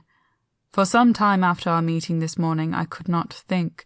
The new phases of things leave my mind in a state of wonder which allows no room for active thought. Mina's determination not to take her part in the discussion set me thinking, and as I could not argue the matter with her, I could only guess. I am as far as ever from a solution now. The way the others received it, too, puzzled me. The last time we talked of the subject, we agreed that there was to be no more concealment of anything amongst us. Mina is sleeping now, calmly and sweetly like a little child. Her lips are curved, and her face beams with happiness. Thank God there are such moments still for her. Later. How strange it all is. I sat watching Mina's happy sleep, and came as near to being happy myself as I suppose I shall ever be. As the evening drew on, and the earth took its shadows from the sun sinking lower, the silence of the room grew more and more solemn to me. All at once Mina opened her eyes, and looking at me tenderly said, Jonathan, I want you to promise me something, on your word of honour. A promise made to me, but made holily, in God's hearing, and not to be broken, though I should go down on my knees and implore you with bitter tears. Quick, you must make it to me at once. Mina, I said, a promise like that I cannot make at once. I may have no right to make it. But, dear one, she said, with such spiritual intensity that her eyes were like pole stars, it is I who wish it, and it is not for myself. You can ask Dr. Van Helsing if I am not right. If he disagrees, you may do as you will. Nay, more, if you all agree, later you are absolved from the promise. I promise, I said, and for a moment she looked supremely happy, though to me all happiness for her was denied by the red scar on her forehead. She said, Promise me that you will not tell me anything of the plans formed for the campaign against the Count, not by word, or inference, or implication, not at any time whilst this remains to me." And she solemnly pointed to the scar. I saw that she was in earnest and said solemnly, "I promise." And as I said it, I felt that from that instant a door had been shut between us. Later, midnight. Mina has been bright and cheerful all the evening, so much so that all the rest seemed to take courage, as if infected somewhat by her gaiety. As a result, even I myself felt as if the pall of gloom which weighs us down was somewhat lifted. We all retired early. Mina is now sleeping like a little child. It is a wonderful thing that her faculty of sleep remains to her in the midst of her terrible trouble. Thank God for it, for then at least she can forget her care. Perhaps her example may affect me as her gaiety did tonight. I shall try it. Oh, for a dreamless sleep. 6 October, morning. Another surprise. Mina woke me early, about the same time as yesterday, to ask me to bring Dr. Van Helsing. I thought that it was another occasion for hypnotism, and without question went for the professor. He had evidently expected some such call, for I found him dressed in his room. His door was ajar, so that he could hear the opening of the door of our room. He came at once. As he passed into the room, he asked Mina if the others might come too. "No," she said quite simply. "It will not be necessary. You can tell them just as well. I must go with you on your journey." Dr. Van Helsing was as startled as I was. After a moment's pause, he asked, "But why?" "You must take me with you. I am safer with you, and you shall be safer too."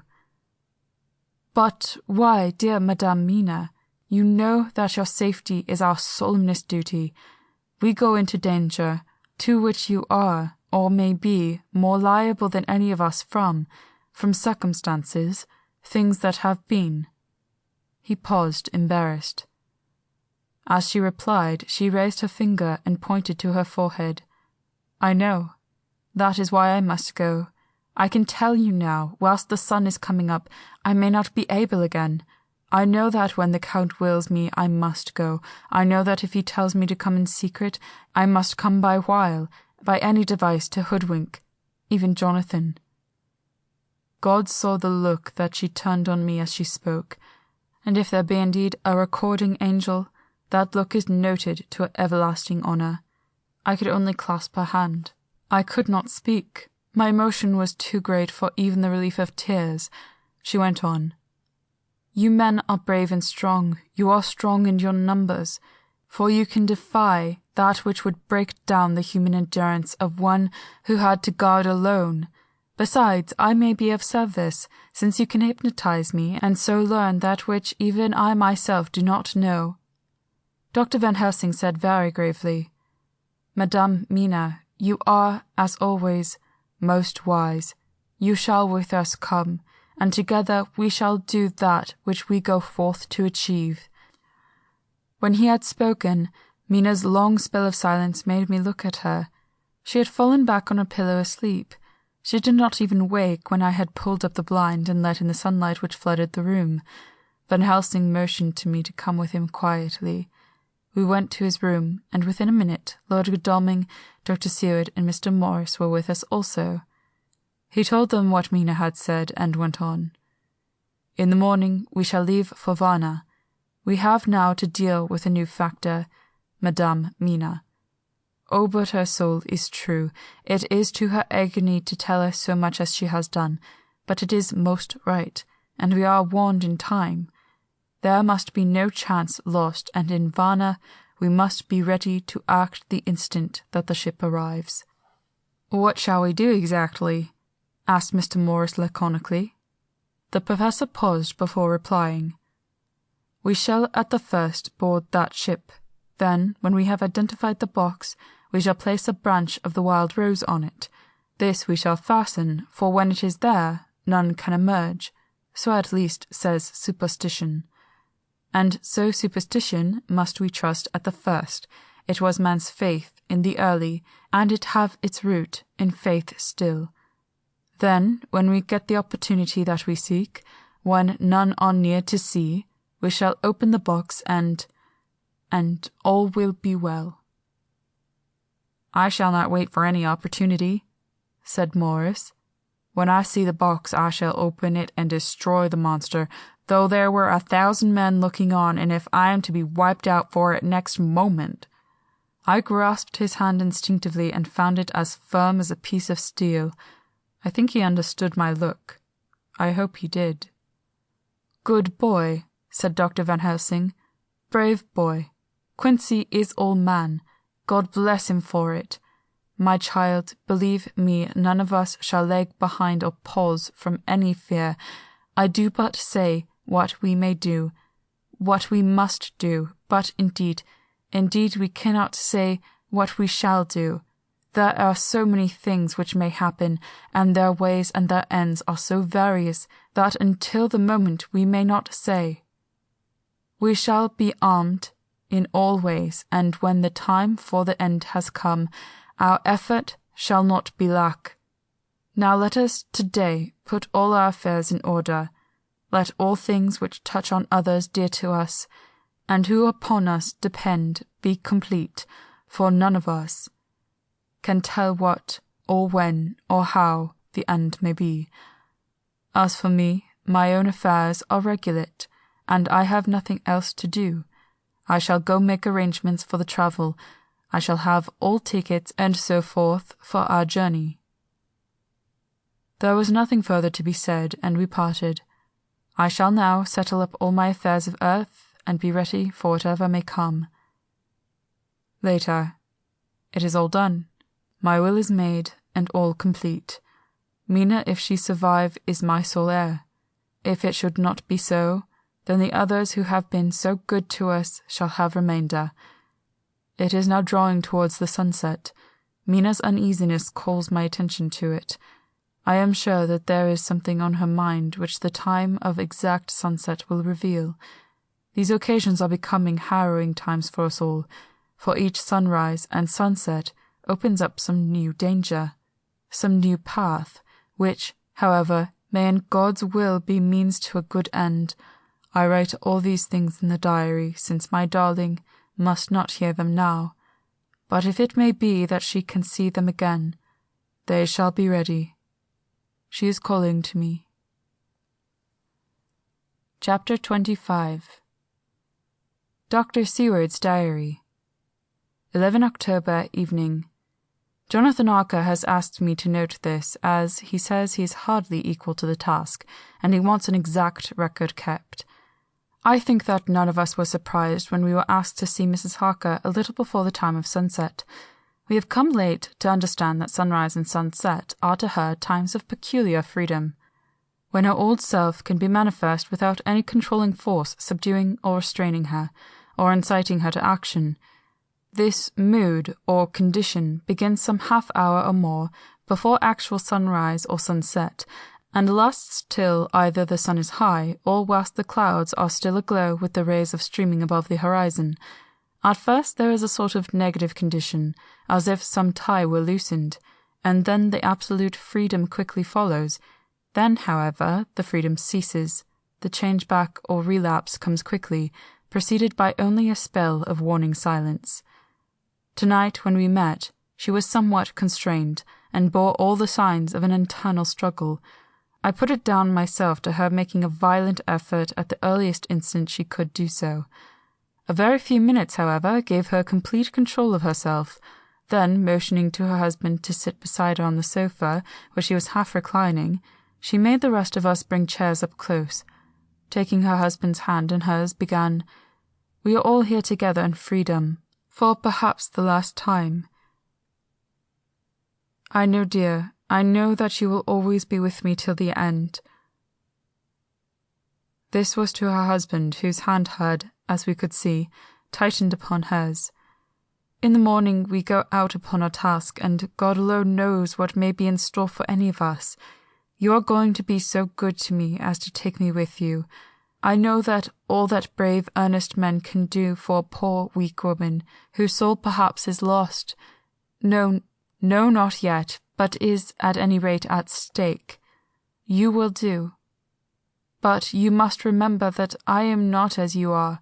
There is a poison in my blood, in my soul, which may destroy me, which must destroy me unless some relief comes to us. Oh, my friends, you know as well as I do that my soul is at stake, and though I know that there is one way out for me, you must not, and I must not take it."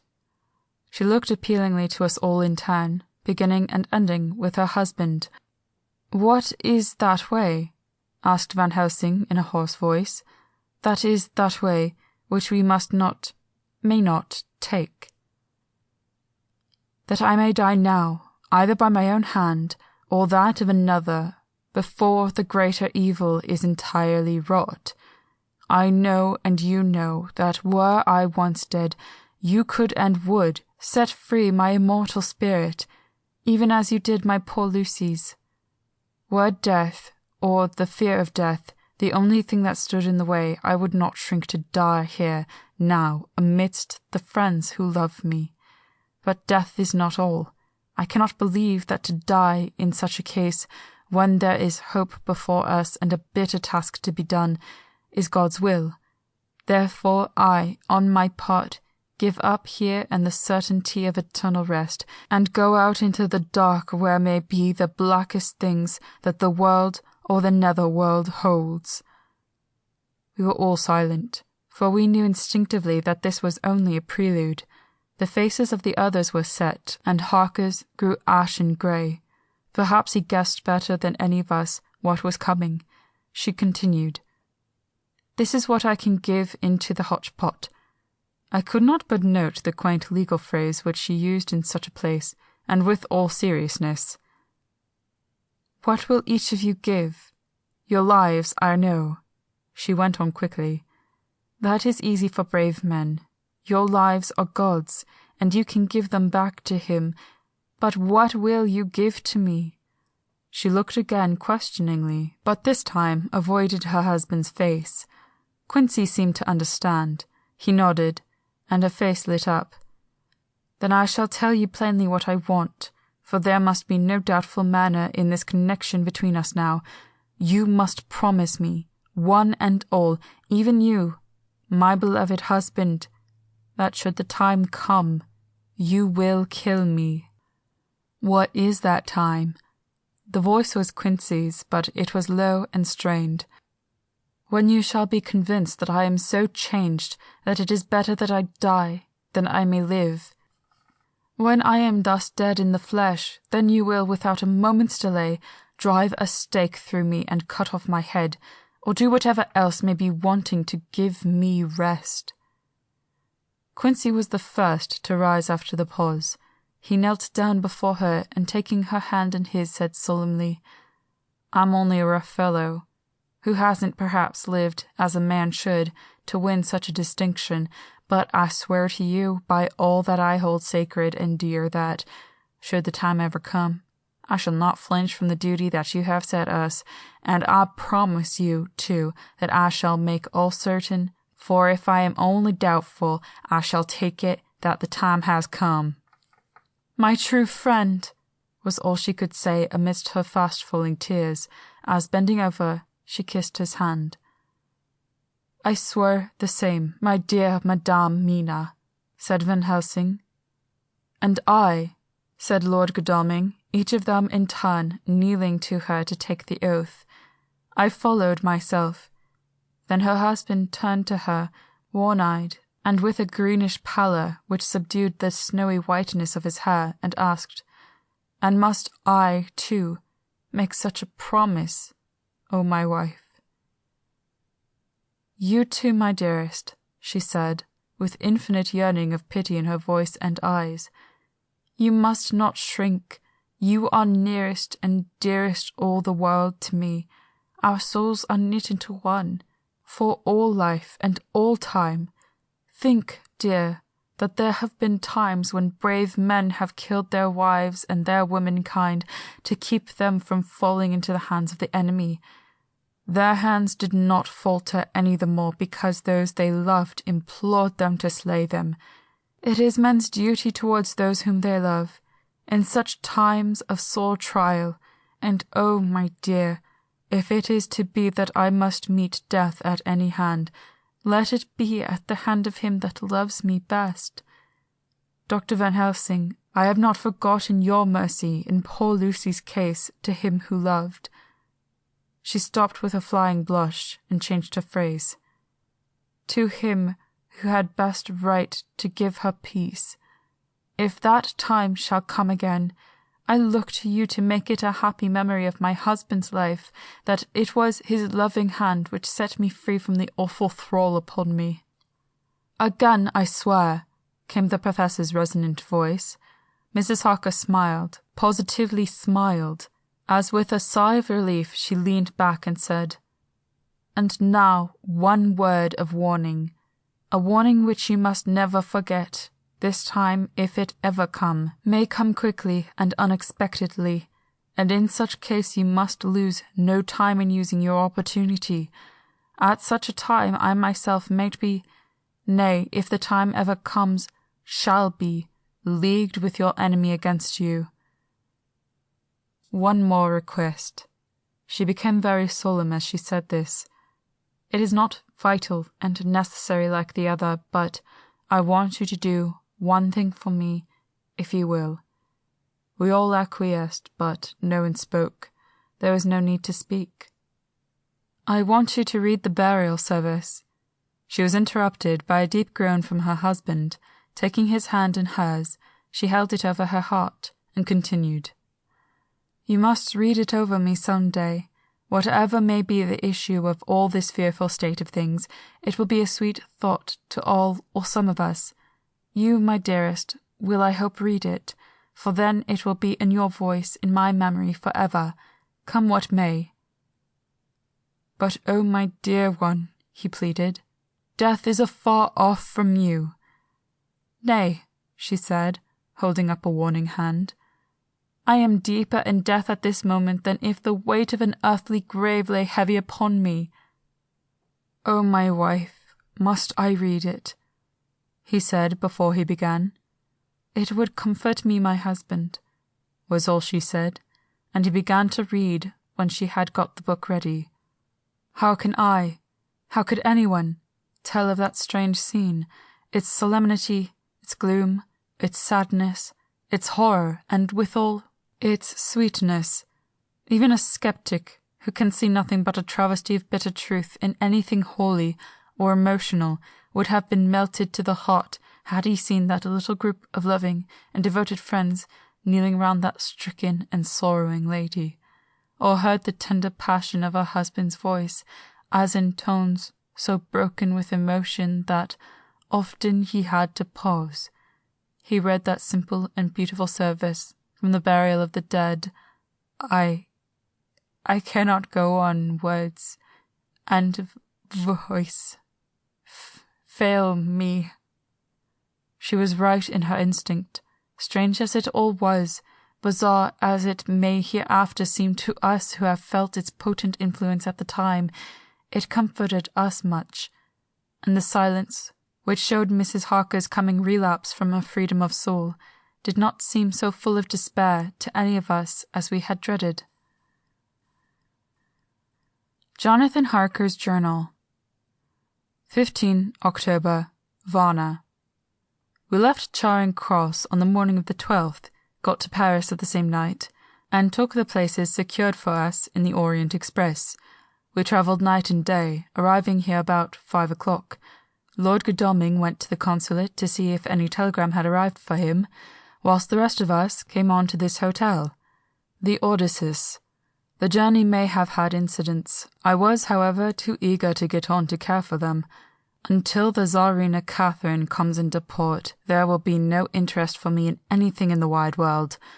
Thank God, Mina is well, and looks to be getting stronger.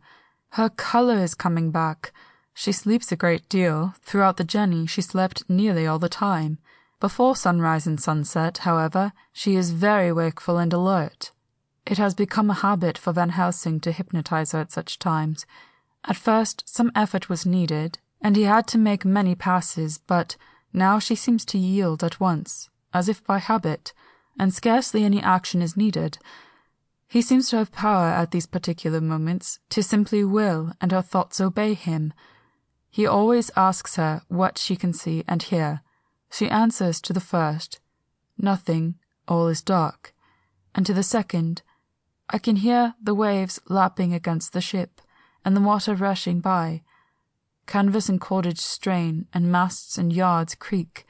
The wind is high, and I can hear it in the shrouds, and the bow throws back the foam." It is evident that Tsarina is still at sea, hastening on her way to Varna. Lord Godalming has just returned. He had 4 telegrams, 1 each day since we arrived, and all to the same effect, that the Tsarina Catherine had not yet been reported to Lloyd's from anywhere. He had arranged before leaving London that his agents should send him every day a telegram saying if the ship had been reported. He was to have a message even if she were not reported, so that he might be sure that there was a watch being kept at the other end of the wire. We had dinner and went to bed early. Tomorrow we are to see the Vice-Consul, and to arrange, if we can, about getting on board the ship as soon as she arrives. Van Helsing says that our chance will be to get on the boat between sunrise and sunset. The Count, even if he takes the form of a bat, cannot cross the running water of his own volition, and so cannot leave the ship.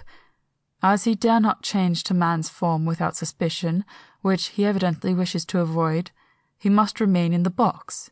If, then, we can come on board after sunrise, he is at our mercy, for if we can open the box and make sure of him, as we did of poor Lucy, before he wakes, what mercy he shall get from us will not count for much. We think that we shall not have much trouble with the officials or the seamen. Thank God, this is the country where bribery can do anything, and we are well supplied with money. We have only to make sure that the ship cannot come into port between sunset and sunrise without our being warned, and we shall be safe. Judge Moneybag will settle this case, I think. 16 October. Mina's report still the same. Lapping waves and rushing water, darkness and favouring winds. We are evidently in good time, and when we hear of the Tsarina Catherine, we shall be ready. As she must pass the Dardanelles, we are sure to have some report. 17 October. Everything is pretty well fixed now, I think, to welcome the Count on his return from his tour. Godalming told the shippers that he fancied that the box sent abroad might contain something stolen from a friend of his, and got a half consent that he might open it at his own risk. The owner gave him a paper telling the captain to give him every facility in doing whatever he chose to board on the ship, and also a similar authorization to his agent at Varna. We have seen the agent, who was much impressed with Godalming's kindly manner to him, and we are all satisfied that whatever he can do to aid our wishes will be done. We have already arranged what to do in case we get the box open.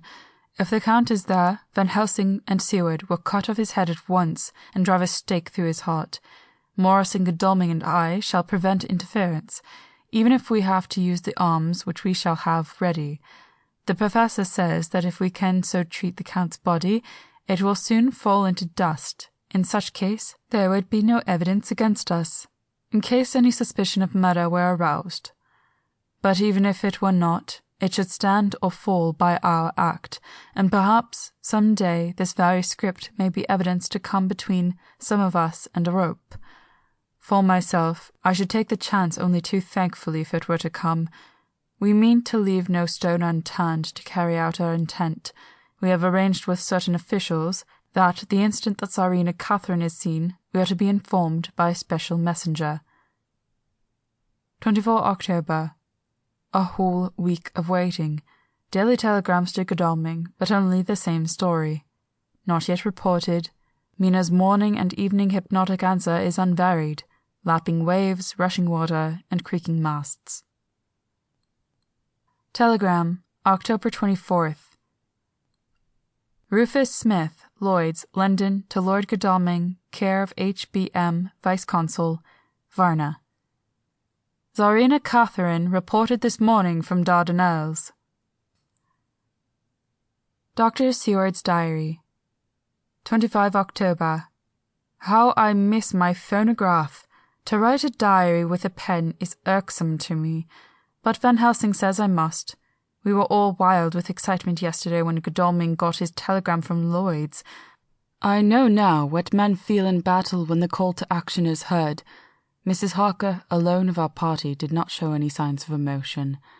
After all, it is not strange that she did not, for we took special care not to let her know anything about it, and we tried not to show any excitement when we were in her presence.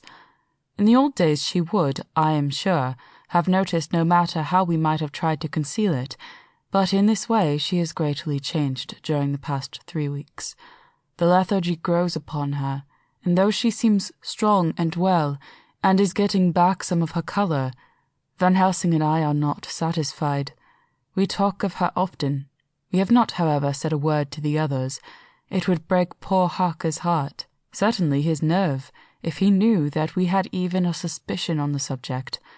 Van Helsing examines, he tells me, her teeth very carefully, whilst she is in the hypnotic condition, for he says that so long as they do not begin to sharpen, there is no active danger of a change in her. If this change should come, it would be necessary to take steps. We both know what those steps would have to be, though we do not mention our thoughts to each other. We should neither of us shrink from the task, awful though it may be to contemplate. Euthanasia is an excellent and comforting word. I am grateful to whoever invented it. It is only about 24 hours' sail from the Dardanelles to here. At the rate the Tsarina Catherine has come from London, she should therefore arrive some time in the morning, but as she cannot possibly get in before then, we are all about to retire early. We shall get up at 1 o'clock so as to be ready. 25 October noon. No news yet of the ship's arrival. Mrs. Harker's hypnotic report this morning was the same as usual, so it is possible that we may get news at any moment. We men are all in a fever of excitement, except Harker, who is calm. His hands are cold as ice, and an hour ago I found him whetting the edge of the great Gurkha knife, which he now always carries with him. It will be a bad lookout for the Count if the edge of that kukri ever touches his throat, driven by that stern, ice-cold hand. Van Helsing and I were a little alarmed about Mrs. Harker today. About noon she got into a sort of lethargy which we did not like, although we kept silence to the others. We were neither of us happy about it. She had been restless all morning, so that we are at first glad to know that she was sleeping. When, however, her husband mentioned casually that she was sleeping so soundly that he could not wake her, we went to her room to see for ourselves. She was breathing naturally, and looked so well and peaceful that we agreed that the sleep was better for her than anything else. Poor girl, she has so much to forget that it is no wonder that sleep, if it brings oblivion to her, does her good. Later. Our opinion was justified, for when after a refreshing sleep of some hours she woke up, she seemed brighter and better than she had been for days. At sunset she made the usual hypnotic report. Wherever he may be in the Black Sea, the Count is hurrying to his destination. To his doom, I trust. 26 October. Another day, and no tidings of the Tsarina Catherine. She ought to be here by now. That she is still journeying somewhere is apparent, for Mrs. Harker's hypnotic report at sunrise was still the same. It is possible that the vessel may be lying by, at times, for fog. Some of the steamers which came in last evening reported patches of fog both to the north and south of the port. We must continue our watching, as the ship may now be signalled at any moment. 27 October, noon. Most strange. No news yet of the ship we wait for. Mrs. Harker reported last night and this morning as usual, lapping waves and rushing water, though she added that the waves were very faint. The telegrams from London have been the same. No further report. Van Helsing is terribly anxious and told me just now that he fears the Count is escaping us. He added significantly, I did not like that lethargy of Madame Mina's. Souls and memories can do strange things during trance. I was about to ask him more, but Harker just then came in, and he held up a warning hand. We must try tonight at sunset to make her speak more fully when in her hypnotic state. 28 October. Telegram. Rufus Smith, London, to Lord Godalming, Care HBM, Vice-Consul, Varna. Tsarina Catherine reported entering Galatz at 1 o'clock today. Dr. Seward's Diary. 28 October. When the telegram came announcing the arrival in Galatz, I do not think it was such a shock to any of us as might have been expected. True, we did not know whence or how or when the bolt would come, but I think we all expected that something strange would happen. The delay of arrival at Varna made us individually satisfied that things would not be just as we had expected. We only waited to learn where the change would occur. Nonetheless, however, was it a surprise. I suppose that nature works on such hopeful basis that we believe against ourselves that things will be as they ought to be, not as we should know they will be. Transcendentalism is a beacon to the angels, even if it be will-o'-the-wisp to man. It was an odd experience, and we all took it differently. Van Helsing raised his hand over his head for a moment, as though in remonstrance with the Almighty. But he said not a word, and in a few seconds stood up with his face sternly set. Lord Godalming grew very pale, and sat breathing heavily.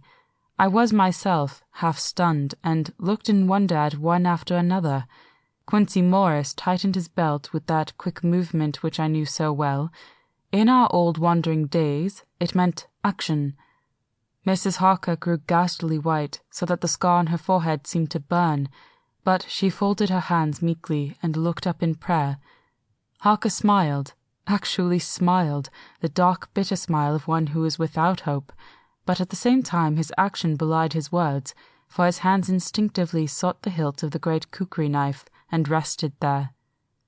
"When does the next train start for Galatz?" said Van Helsing to us generally. "At 6:30 tomorrow morning." We all started, for the answer came from Mrs. Harker. "How on earth do you know?" said Art. "You forget, or perhaps you do not know, though Jonathan does and so does Dr. Van Helsing, that I am the train fiend. At home in Exeter I always used to make up the timetables, so as to be helpful to my husband. I found it so useful sometimes that I always make a study of the timetables now. I knew that if anything were to take us to Castle Dracula, we should go by Galatz, or at any rate through Bucharest, so I learned the times very carefully. Unhappily there are not many to learn, as the only train tomorrow leaves as I say." "Wonderful woman," murmured the Professor. "Can't we get a special?" asked Lord Godalming. Van Helsing shook his head. "I fear not. This land is very different from yours or mine. Even if we did have a special, it would probably not arrive as soon as our regular train. Moreover, we have something to prepare. We must think. Now let us organize. You, friend Arthur, go to the train and get the tickets and arrange that all be ready for us to go in the morning. Do you, friend Jonathan, go to the agent of the ship and get from him letters to the agent in Galatz, with authority to make search the ship just as it was here. Morris Quincey, you see the Vice-Consul and get his aid with his fellow in Galatz, and all he can do to make our way smooth, so that no times be lost when over the Danube. John will stay with Madame Mina and me, and we shall consult. For so, if time be long, you may be delayed, and it will not matter when the sun set, since I am here with Madame to make report." "And I," said Mrs. Harker brightly, and more like herself than she had been for many a long day, "shall try to be of use in all ways, and shall think and write for you as I used to do. Something is shifting from me in some strange way, and I feel freer than I have been of late." The three younger men looked happier at the moment as they seemed to realize the significance of her words, but Van Helsing and I, turning to each other, met a grave and troubled glance. We said nothing at the time, however. When the three men had gone out to their tasks, Van Helsing asked Mrs. Harker to look up the copy of the diaries and find him the part of Harker's journal at the castle. She went away to get it. When the door was shut upon her, he said to me, "We mean the same. Speak out." "There is some change. It is a hope that makes me sick, for it may deceive us." Quite so. Do you know why I asked her to get the manuscript? No, said I, unless it was to get an opportunity of seeing me alone. You are in part right, friend John, but only in part. I want to tell you something, and oh, my friend, I am taking a terrible risk, but I believe it is right. In the moment when Madame Mina said those words that arrest both our understanding, an inspiration came to me. In the trance of 3 days ago, the Count sent her his spirit to read her mind, or more like he took her to see him in his earth-box in the ship with water rushing, just as it go free at rise and set of sun. He learned that then we are here, for she have more to tell in her open life, with eyes to see and ears to hear, than he, shut, as he is, in his coffin-box. Now he make his most effort to escape us. At present he want her not. He is sure, with his so great knowledge, that she will come at his call, but he cut her off. Take her, as he can do, out of his own power, that so she come not to him. Ah! There I have hope that our man-brains, that have been of man so long, and that have not lost the grace of God, will come higher than his child-brain, that lie in his tomb for centuries, that grow not yet to our stature, and that do only work selfish, and therefore small. Here comes Madame Mina, not a word to her of her trance. She know it not, and it would overwhelm her and make despair just when we want all her hope, all her courage. When most we want her great brain, which is trained like man's brain, but is of sweet woman, and have a special power which the Count give her, and which he may not take away altogether, though he think not so. Hush, let me speak, and you shall learn, O John, my friend. We are in awful straits. I fear as I never feared before. We can only trust the good God. Silence, here she comes.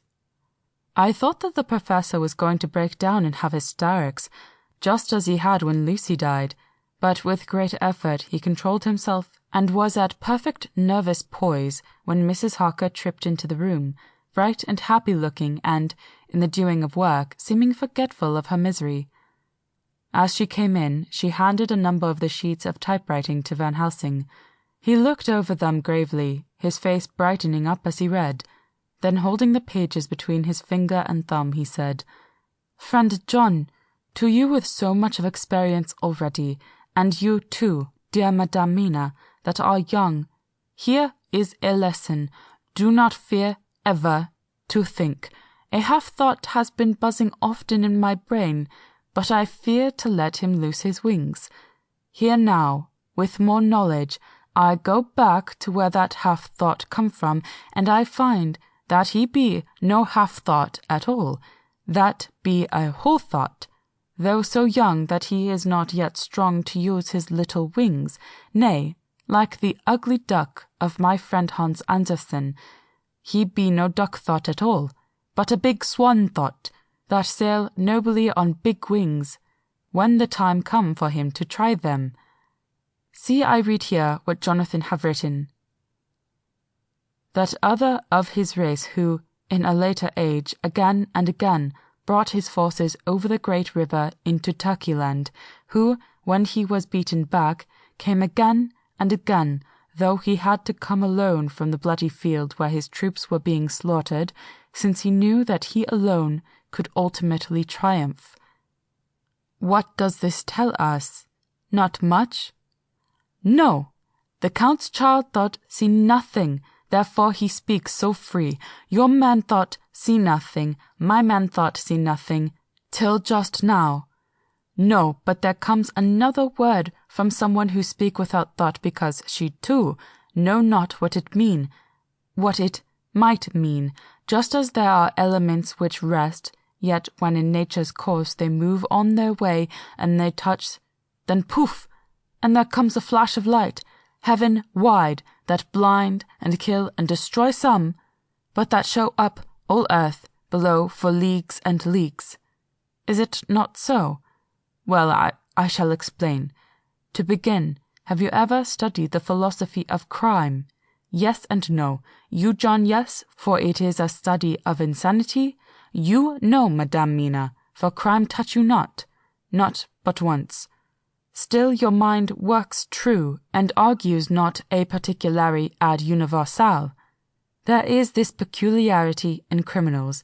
It is so constant in all countries, and at all times, that even police, who know not much from philosophy, come to know it empirically, that it is.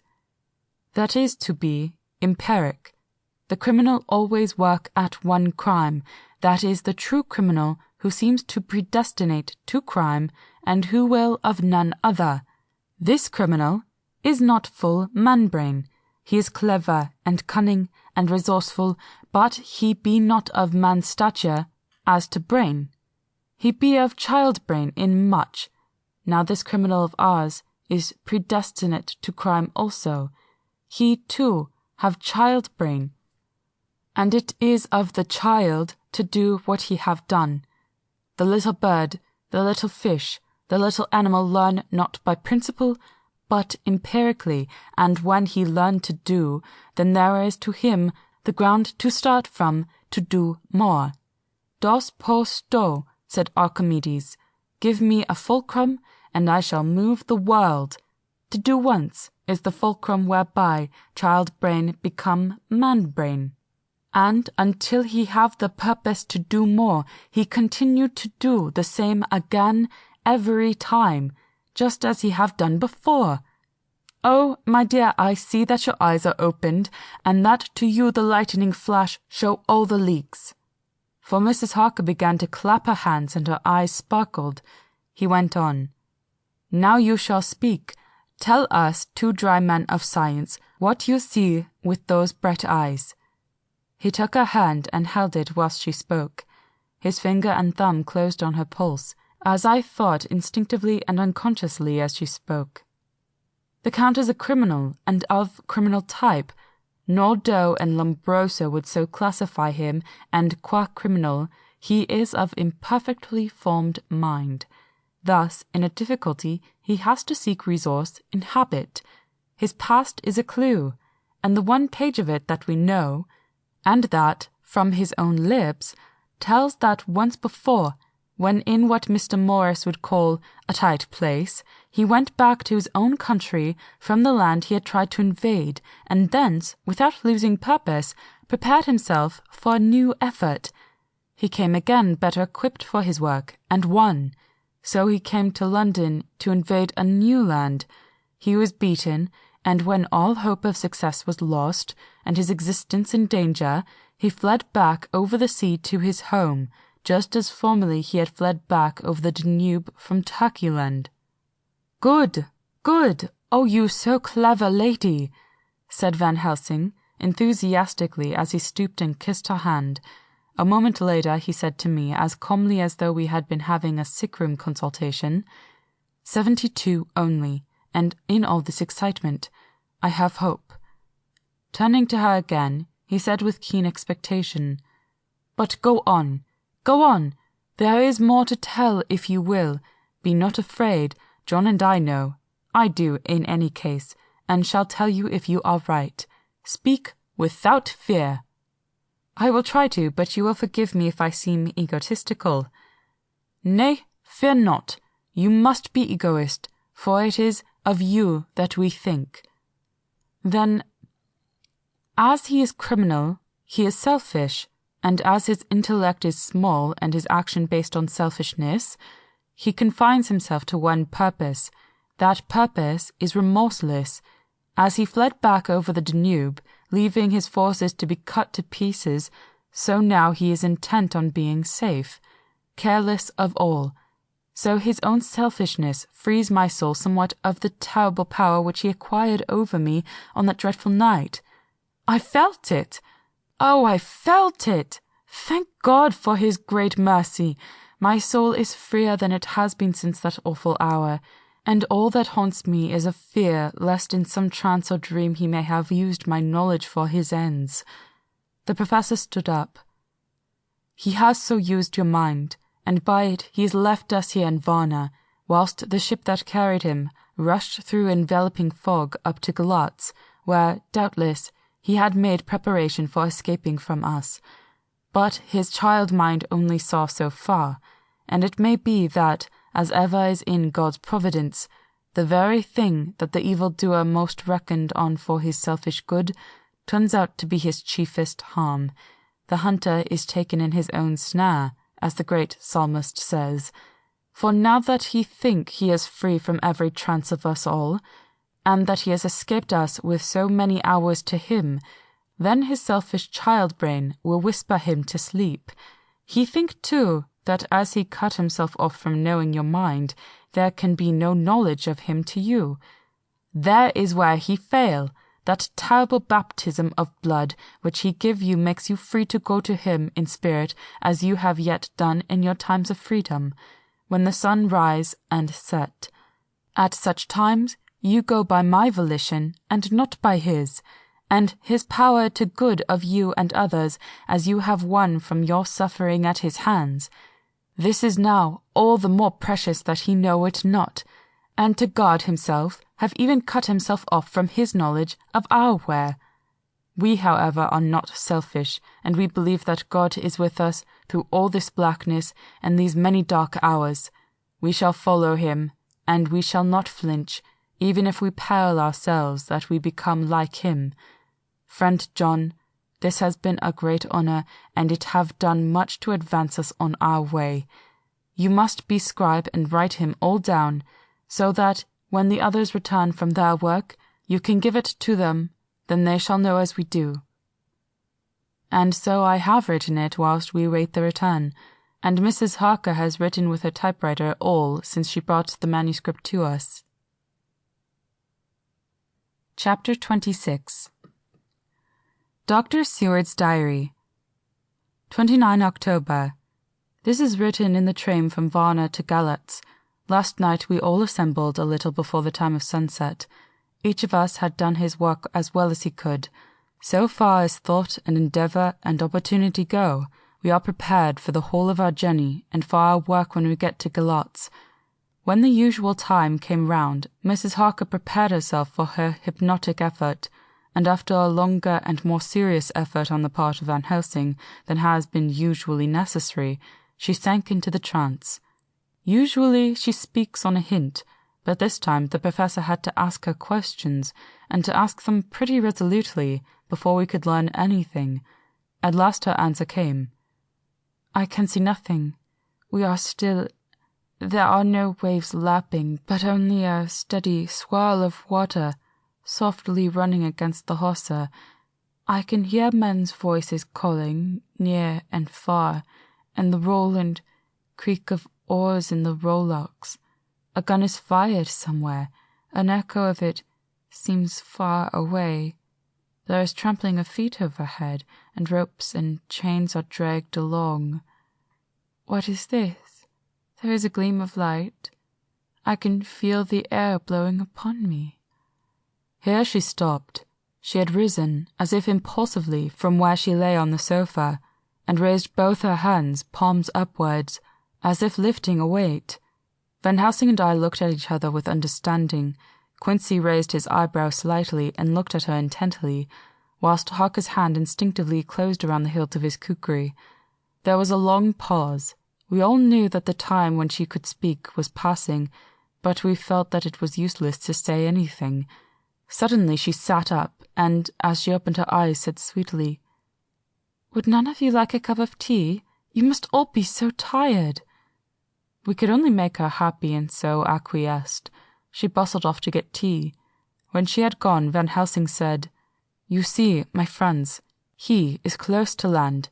He has left his earth chest, but he has yet to get on shore. In the night he may lie hidden somewhere, but if he be not carried on shore, or if the ship do not touch it, he cannot achieve the land. In such case he can, if it be in the night, change his form and can jump or fly on shore, as he did in Whitby. But if the day come before he get on shore, then, unless he be carried, he cannot escape. And if he be carried, then the customs men may discover what the box contain. Thus, in fine, if he escape not on shore tonight or before dawn, there will be the whole day lost to him. We may then arrive in time, for if he escape not at night, we shall come on him in daytime, boxed up and at our mercy, for he dare not be his true self, awake and visible, lest he be discovered." There was no more to be said, so we waited in patience until the dawn, at which time we might learn more from Mrs. Harker. Early this morning we listened, with breathless anxiety, for her response in her trance. The hypnotic stage was even longer in coming than before, and when it came the time remaining until full sunrise was so short that we began to despair. Van Helsing seemed to throw his whole soul into the effort. At last, in obedience to his will, she made reply. "All is dark. I hear lapping water level with me, and some creaking as of wood on wood." She paused, and the red sun shot up. We must wait till tonight.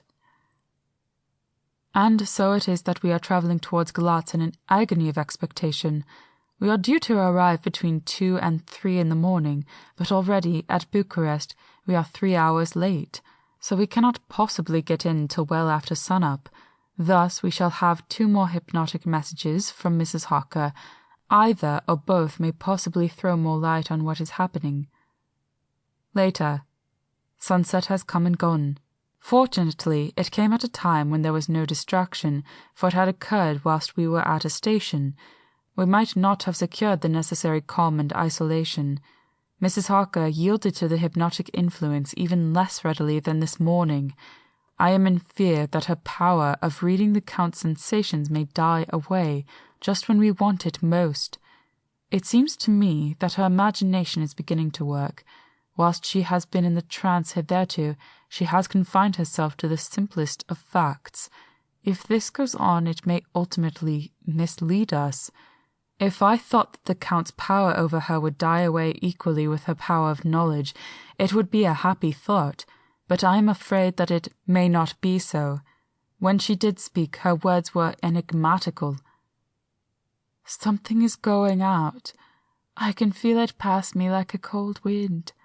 I can hear, far off, confused words, as of men talking in strange tongues, fierce falling water, and the howling of wolves."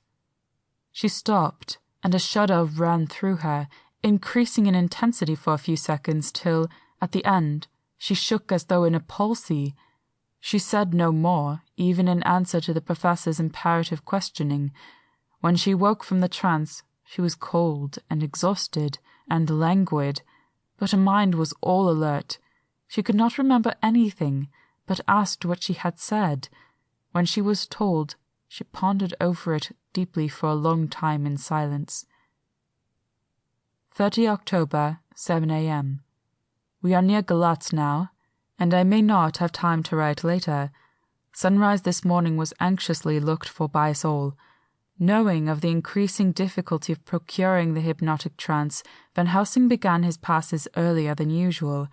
They produced no effect, however, until the regular time, when she yielded with a still greater difficulty, only a minute before the sun rose. The professor lost no time in his questioning. Her answer came with equal quickness.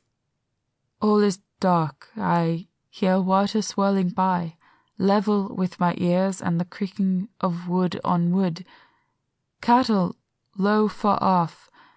There is another sound, a queer one, like—" She stopped and grew white, and whiter still.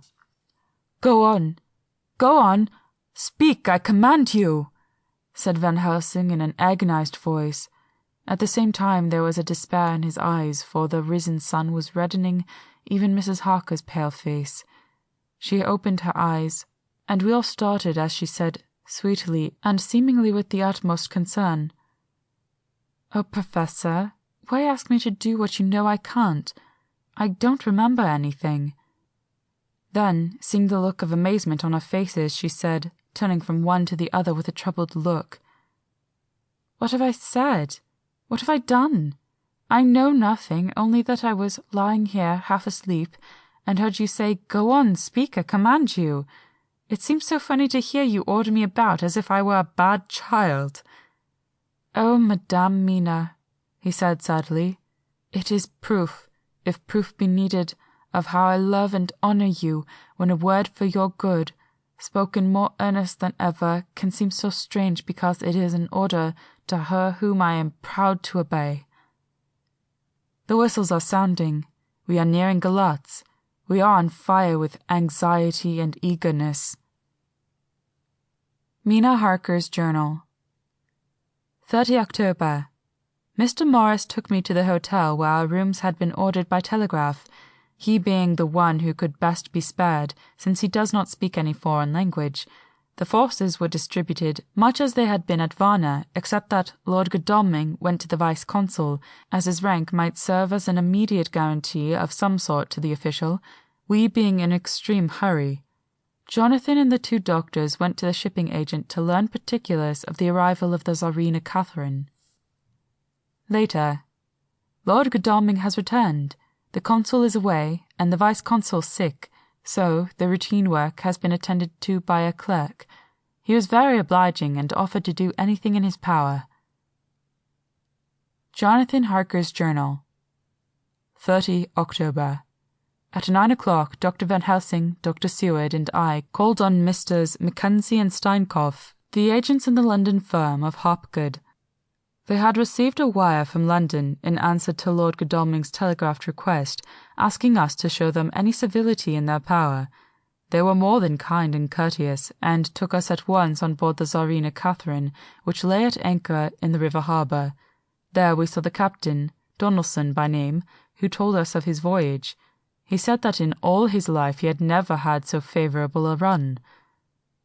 "Man," he said, "but it made us afeard, for we expected that we should have to pay for it with some rare piece o' luck, so as to keep up the average.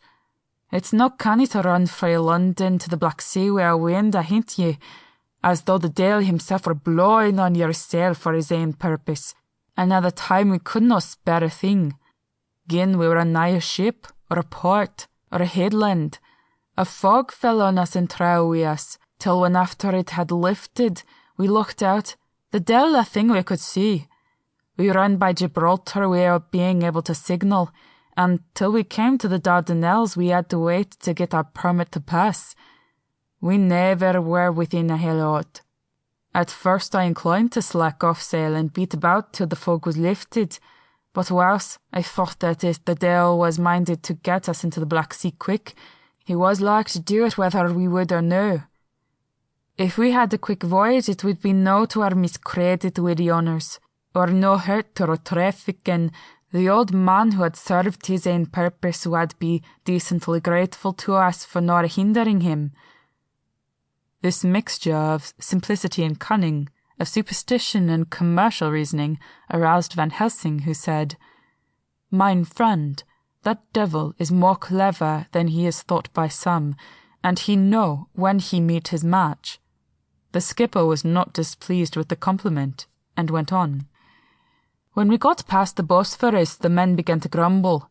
Some of them, the Romanians, came and asked me to heave overboard a big box which had been put on board by a queer-looking old man just before we had started frae London. I had seen them speer at the fellow, and put out their 2 fingers, when they saw him, to guard against the evil eye. Man, but the superstition of foreigners is perfectly ridiculous.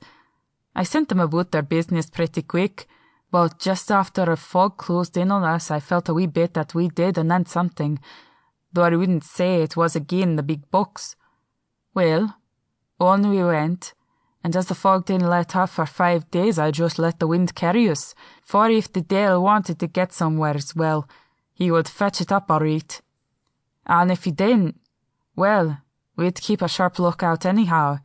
Sure enough, we had a fair way on deep water all the time, and 2 days ago, when the morning sun came through the fog, we found ourselves just on the river opposite Galatz. The Romanians were wild, and wanted me right or wrong to take out the box and fling it in the river. I had to argue with them about it with a handspike, and when the last of them rose off the deck with his head in his hand, I had convinced them that, evil eye or no evil eye, the property and the trust of my honours were better in my hands than in the river Danube. They had ye taken the box on deck ready to fling in, and as it was marked Galatz via Varna, I thought that I let it lie till we discharged them in the port and read it all together. We did not do much clearing that day, and had to remain the night at anchor. But in the morning, bright and early, an hour before sun-up, a man came aboard with an order, written to him from England, to receive a box marked for one Count Dracula. Sure enough, the matter was one ready to his hand. He had his papers a read, and glad I was to be rid of the damn thing, for I was beginning myself to feel uneasy at it. If the Dale had any luggage aboard that ship, I'm thinking it was none other than that same. What was the name of the man who took it? Asked Dr. Van Helsing with restrained eagerness. I'll be telling you quick, he answered, and, stepping down to his cabin, produced a receipt signed Emanuel Hildesheim. Bergenstrasse 16 was the address.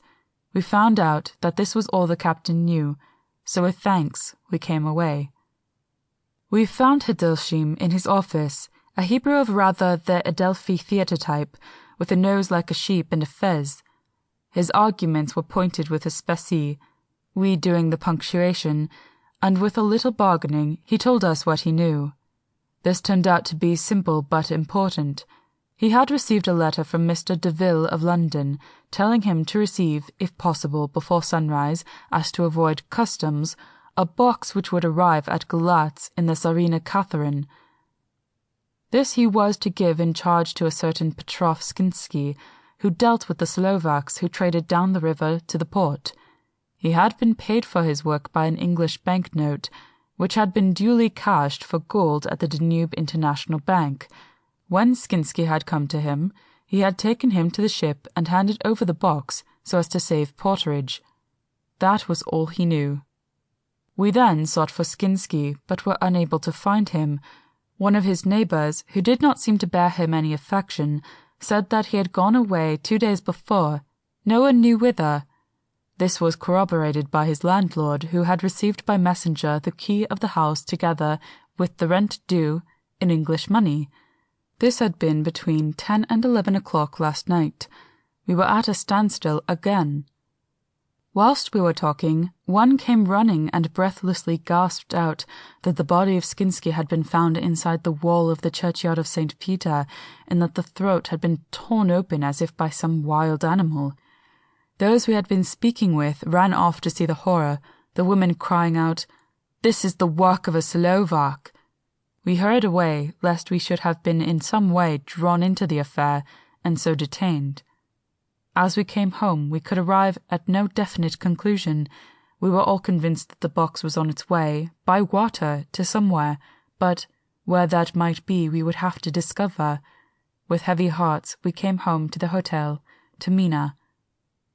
When we met together, the first thing was to consult as to taking Mina again into our confidence. Things are getting desperate, and it is at least a chance, though a hazardous one. As a preliminary step, I was released from my promise to her.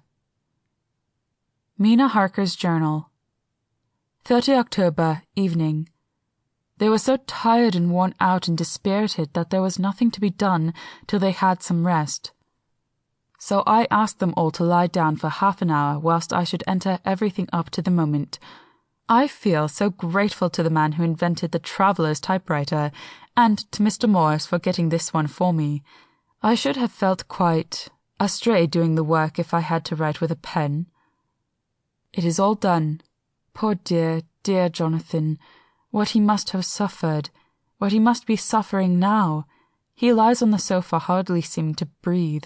His whole body appears in collapse. His brows are knit, his face is drawn with pain. Poor fellow. Maybe he is thinking, and I can see his face all wrinkled up with the concentration of his thoughts. Oh, if I could only help at all! I shall do what I can. I have asked Dr. Van Helsing, and he has got me all the papers that I have not yet seen. Whilst they are resting, I shall go over all carefully, and perhaps I may arrive at some conclusion. I shall try to follow the Professor's example and think without prejudice on the facts before me. I do believe that under God's providence I have made a discovery. I shall get the maps and look over them. I am more than ever sure that I am right. My new conclusion is ready, so I shall get our party together and read it. They can judge it. It is well to be accurate, and every minute is precious. Mina Harker's memorandum, entered in her journal. Ground of inquiry. Count Dracula's problem is to get back to his own place. A. He must be brought back by someone. This is evident, for had he the power to move himself as he wished, he could go either as man, or wolf, or bat, or in some other way. He evidently fears discovery or interference, in the state of helplessness which he must be, confined as he is between dawn and sunset in his wooden box. B. How is he to be taken? Here a process of exclusions may help us, by road, by rail, by water. 1. By road. There are endless difficulties, especially in leaving the city. X. There are people, and people are curious and investigate. A hint, a surmise, a doubt as to what might be in the box would destroy him. Y. There are, or there may be, customs and octroi officers to pass. Z. His pursuers might follow. This is his highest fear, and in order to prevent his being betrayed he has repelled, so far as he can, even his victim. Me. 2. By rail. There is no one in charge of the box. It would have to take its chance of being delayed, and delay would be fatal, with enemies on the track. True, he might escape at night, but what would he be if left in a strange place with no refuge that he could fly to? This is not what he intends, and he does not mean to risk it. 3. By water. Here is the safest way, in one respect, but with most danger in another. On the water, he is powerless except at night. Even then, he can only summon fog and storm and snow and his wolves, but, were he wrecked, the living water would engulf him, helpless, and he would indeed be lost.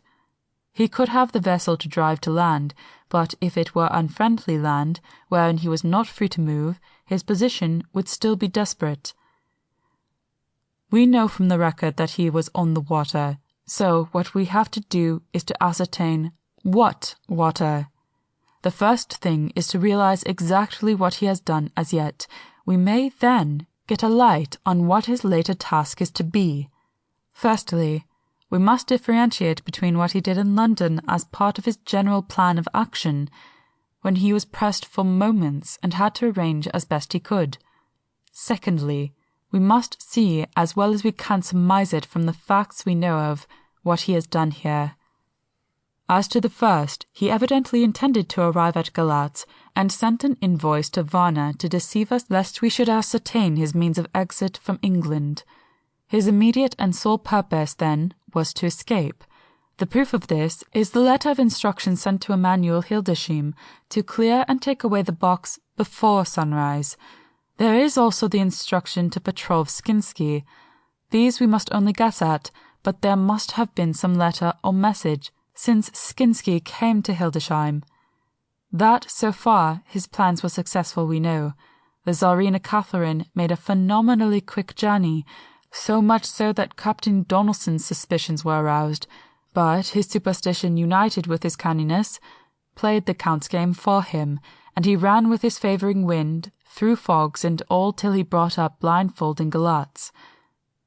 That the Count's arrangements were well made has been proved. Hildesheim cleared the box, took it off, and gave it to Skinsky. Skinsky took it, and here we lose the trail. We only know that the box is somewhere on the water, moving along. The customs and the octroi, if there be any, have been avoided.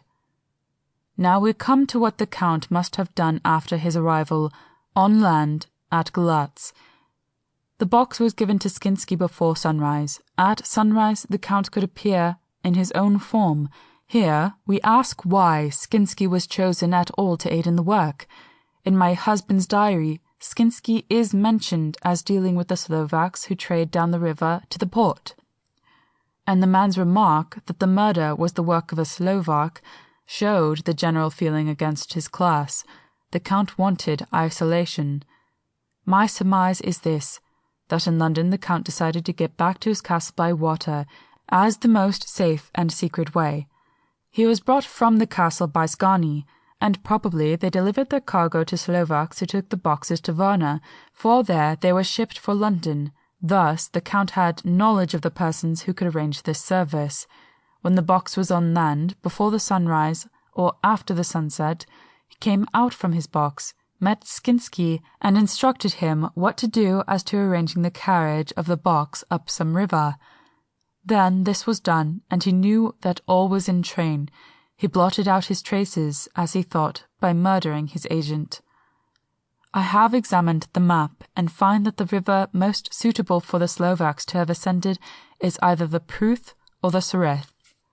I read in the typescript that in my trance I heard cows low and water swirling level with my ears, and the creaking of wood. The Count in his box, then, was on a river in an open boat, propelled probably either by oars or poles, for the banks are near and it is working against the stream. There would be no such sound if floating down the stream. Of course, it may not be either the Sereth or the Pruth, but we may possibly investigate further.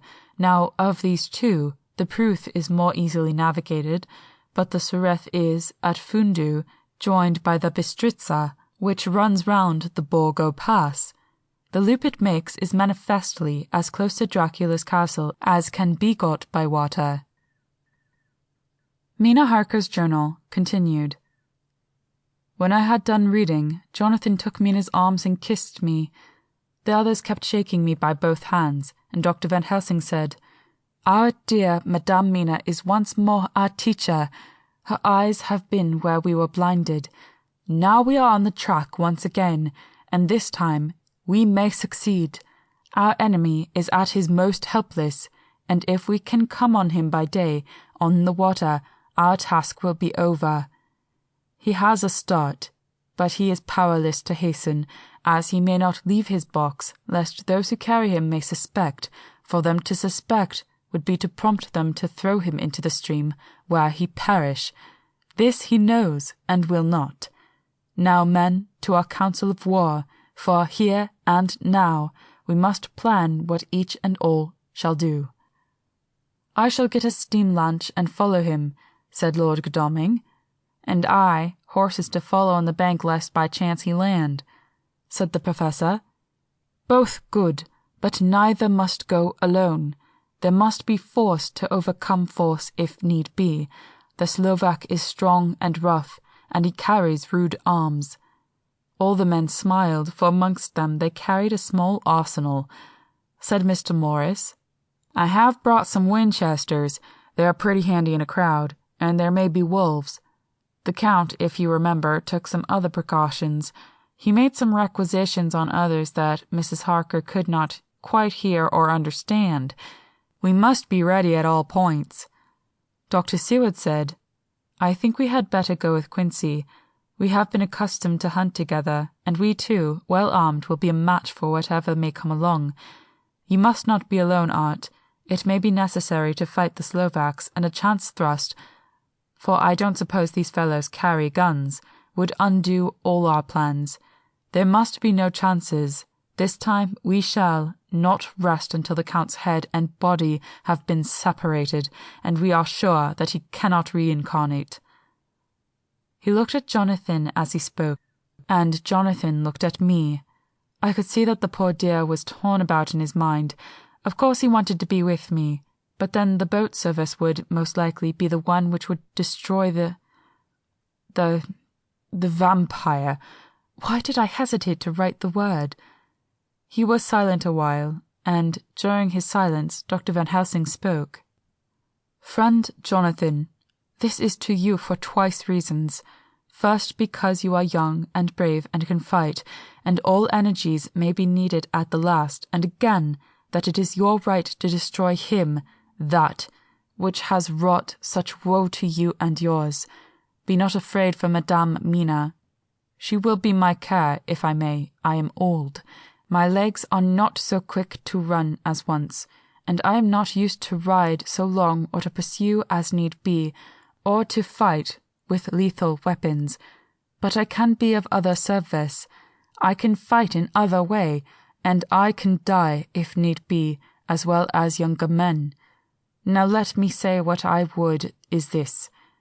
While you, my Lord Godalming, and friend Jonathan, go in your so swift little steamboat up the river, and whilst John and Quincy guard the bank where perchance he might be landed, I will take Madame Mina right into the heart of the enemy's country, whilst the old fox is tied in his box, floating on the running stream, whence he cannot escape to land, where he dares not raise the lid of his coffin box, lest his Slovak carriers should in fear leave him to perish. We shall go in the track where Jonathan went, from Bistritz over the Borgo, and find our way to the castle of Dracula. Here Madame Mina's hypnotic power will surely help, and we shall find our way, all dark and unknown otherwise, after the first sunrise, when we are near the fateful place. There is much to be done, and other places to be made sanctify, so that the nest of vipers be obliterated. Here Jonathan interrupted him quite hotly. Do you mean to say, Professor Van Helsing, that you would bring Mina, in her sad case, and tainted as she is with that devil's illness, right into the jaws of his death trap? Not for the world, not for heaven or hell. He became almost speechless for a minute, and then went on. Do you know what the place is? Have you seen that awful den of hellish infamy, with the very moonlight alive with grisly shapes, and every speck of dust that whirls in the wind a devouring monster in embryo? Have you felt the vampire's lips upon your throat? Here he turned to me. As his eyes lit upon my forehead, he threw up his arms with a cry. Oh, my God, what have we done to have this terror upon us? And he sank down on the sofa in a collapse of misery. The professor's voice, as he spoke in clear, sweet tones, which seemed to vibrate in the air, calmed us all. Oh, my friend, it is because I would save Madame Mina from that awful place that I would go. God forbid that I should take her into that place. There is work, wild work to be done there, that her eyes may not see. We men, all save Jonathan, have seen with their own eyes what is to be done before that place can be purified. Remember that we are in terrible straits. If the Count escape us this time, and he is strong and subtle and cunning, he may choose to sleep him for a century, and then in time, our dear one, he took my hand, would come to him to keep him company, and would be as those others that you, Jonathan, saw. You have told us of their gloating lips. You heard their ribald laugh as they clutched the moving bag that the Count threw to them. You shudder, and well it may be. Forgive me that I make you so much pain, but it is necessary. My friend, is it not a dire need for the which I am giving, possibly, my life? If it were that any one went into that place to stay, it is I who would have to go to keep them company. Do as you will, said Jonathan, with a sob that shook him all over. We are in the hands of God. Later.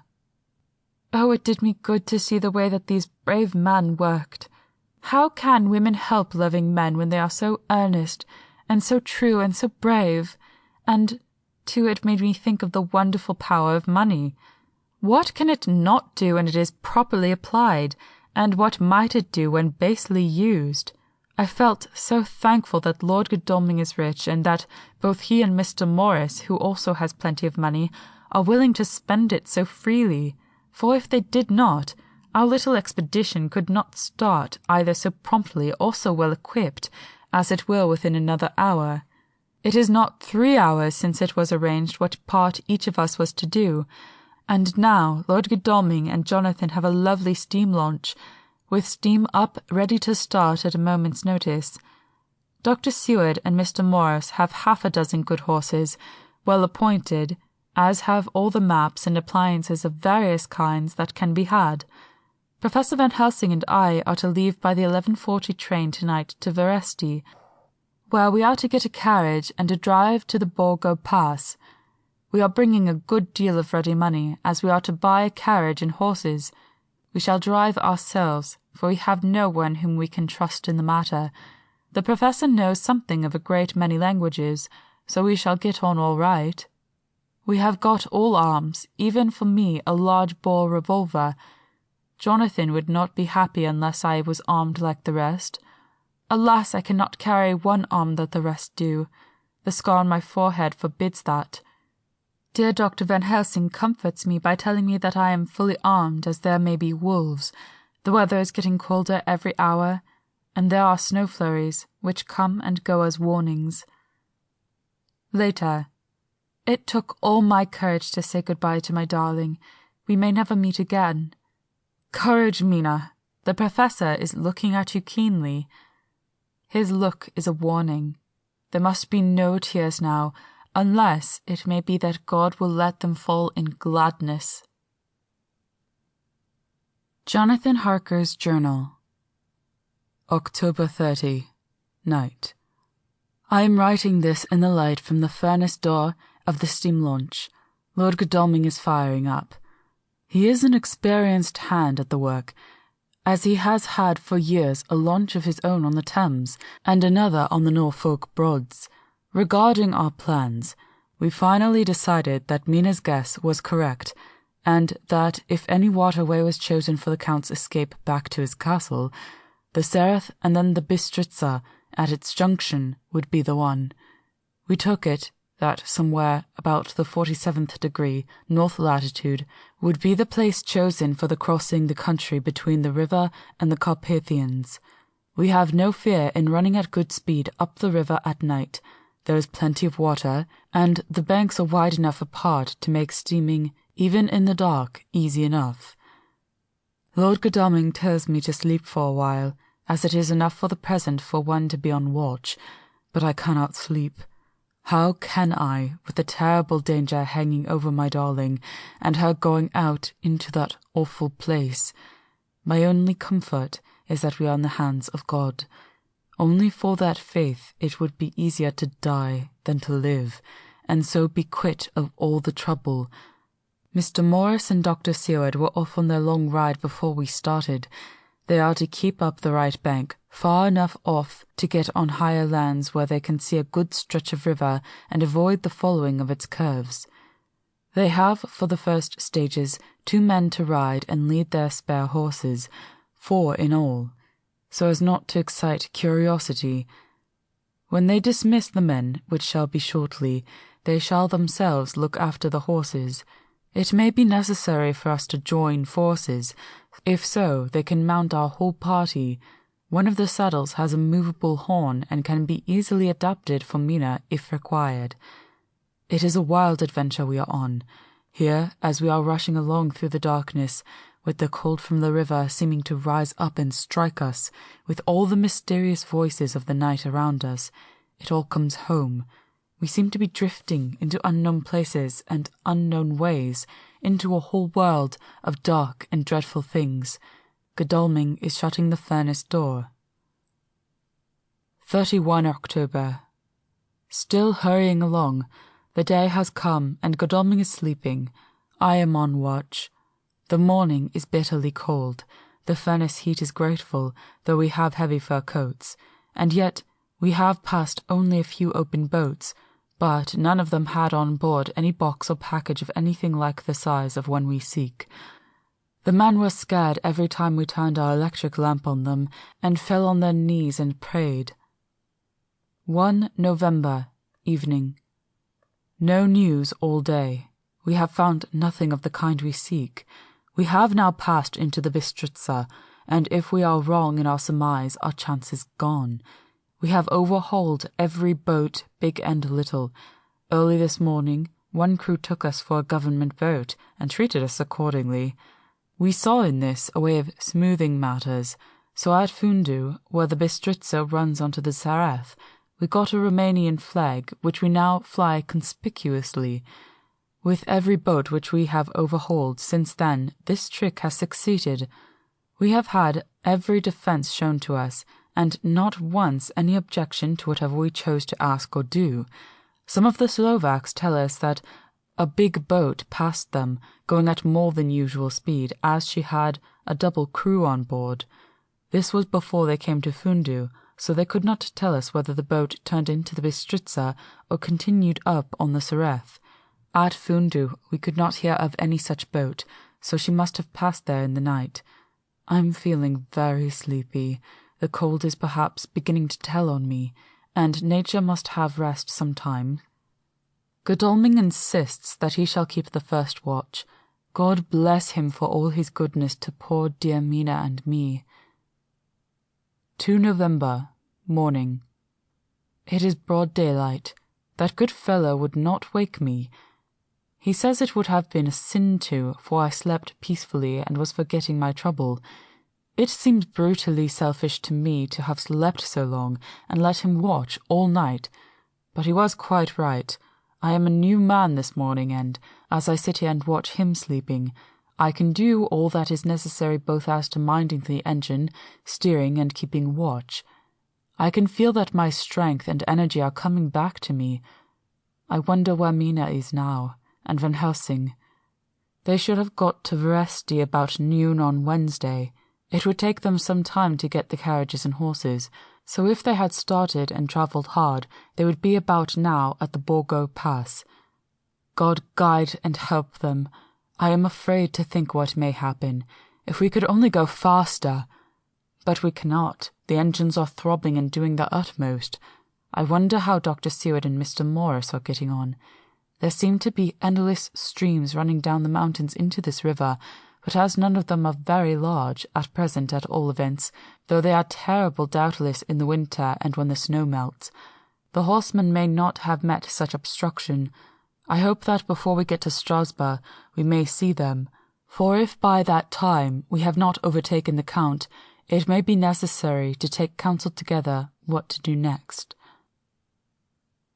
Dr. Seward's Diary. 2 November. 3 days on the road, no news, and no time to write it if there had been, for every moment is precious. We have had only the rest needful for the horses, but we are both bearing it wonderfully. Those adventurous days of ours are turning up useful. We must push on. We shall never feel happy till we get the launch in sight again. 3 November. We heard at Fundu that the launch had gone up the Bistritza. I wish it wasn't so cold. There are signs of snow coming, and if it falls heavy it will stop us. In such case we must get a sledge and go on, Russian fashion. 4 November. Today we heard of the launch having been detained by an accident when trying to force a way up the rapids. The Slovak boats get up all right, by aid of a rope and steering with knowledge. Some went up only a few hours before. Godalming is an amateur fitter himself, and evidently it was he who put the launch in trim again. Finally they got up the rapids all right with local help and are off in the chase afresh. I fear that the boat is not any better for the accident. The peasantry tell us that after she got upon smooth water again, she kept stopping every now and again so long as she was in sight. We must push on harder than ever. Our help may be wanted soon. Mina Harker's Journal. 31st October. Arrived at Veresti at noon. The professor tells me that this morning at dawn he could hardly hypnotize me at all, and that all I could say was, "dark and quiet." He is off now buying a carriage and horses. He says that he will later on try to buy additional horses so that we may be able to change them on the way. We have something more than 70 miles before us. The country is lovely and most interesting. If only we were under different conditions, how delightful it would be to see it all. If Jonathan and I were driving through it alone, what a pleasure it would be. to stop and see people and learn something of their life, and to fill our minds and memories with all the colour and picturesqueness of the whole wild, beautiful country and the quaint people. But alas! Later. Dr. Van Helsing has returned. He has got the carriage and horses. We are to have some dinner and to start in an hour. The landlady is putting us up a huge basket of provisions. It seems enough for a company of soldiers. The professor encourages her and whispers to me that it may be a week before we can get any food again. He has been shopping too, and has sent home such a wonderful lot of fur coats and wraps, and all sorts of warm things. There will not be any chance of our being cold. We shall soon be off. I am afraid to think of what may happen to us. We are truly in the hands of God. He alone knows what may be, and I pray him, with all the strength of my sad and humble soul, that he will watch over my beloved husband, that whatever may happen, Jonathan may know that I loved him and honoured him more than I can say, and that my latest and truest thought will be always for him. Chapter 27. Mina Harker's Journal. 1 November. All day long we have travelled, and at good speed. The horses seem to know that they are being kindly treated, for they go willingly their full stage at best speed. We have now had so many changes, and find the same thing so constantly, that we are encouraged to think that the journey will be an easy one. Dr. Van Helsing is laconic. He tells the farmers that he is hurrying to Bistritz, and pays them well to make the exchange of horses. We get hot soup, or coffee, or tea, and off we go. It is a lovely country, full of beauties of all imaginable kinds, and the people are brave and strong and simple and seem full of nice qualities. They are very, very superstitious. In the first house where we stopped, when the woman who served us saw the scar on my forehead, she crossed herself and put 2 fingers towards me to keep off the evil eye. I believe they went to the trouble of putting an extra amount of garlic into our food, and I can't abide garlic. Ever since then I have taken care not to take off my hat or veil, and so have escaped their suspicions. We are travelling fast, and we have no driver with us to carry tales. We go ahead of scandal, but I dare say that fear of the evil eye will follow hard behind us all the way. The professor seems tireless. All day he would not make any rest, though he made me sleep for a long spell. At sunset time he hypnotized me, and he says that I answered as usual, darkness, lapping water and creaking wood, so our enemy is still on the river.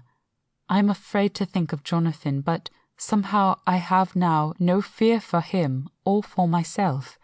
I write this whilst we wait in a farmhouse for the horses to be got ready. Dr. Van Helsing is sleeping. Poor dear, he looks very tired and old and grey, but his mouth is set as firmly as a conqueror's. Even in his sleep he is instinct with resolution. When we have well started I must make him rest whilst I drive. I shall tell him that we have days before us, and we must not break down when most of all his strength will be needed. All is ready. We are off shortly. 2 November, morning. I was successful, and we took turns driving all night. Now the day is on us, bright though cold. There is a strange heaviness in the air. I say heaviness for want of a better word. I mean that it oppresses us both. It is very cold, and only our warm furs keep us comfortable. At dawn Van Helsing hypnotized me. He says I answered, darkness, creaking wood, and roaring water. So the river is changing as they ascend. I do hope that my darling will not run any chance of danger, more than need be, but we are in God's hands. 2 November, night. All day long driving. The country gets wild as we go, and the great spurs of the Carpathians, which at Veresti seemed so far from us and so low on the horizon, now seems to gather around us and tower in front. We both seem in good spirits. I think we make an effort each to cheer the other. In the doing so we cheer ourselves. Dr. Van Helsing says that by morning we shall reach the Borgo Pass. The houses are very few here now, and the professor says that the last horse we got will have to go on with us, as we may not be able to change.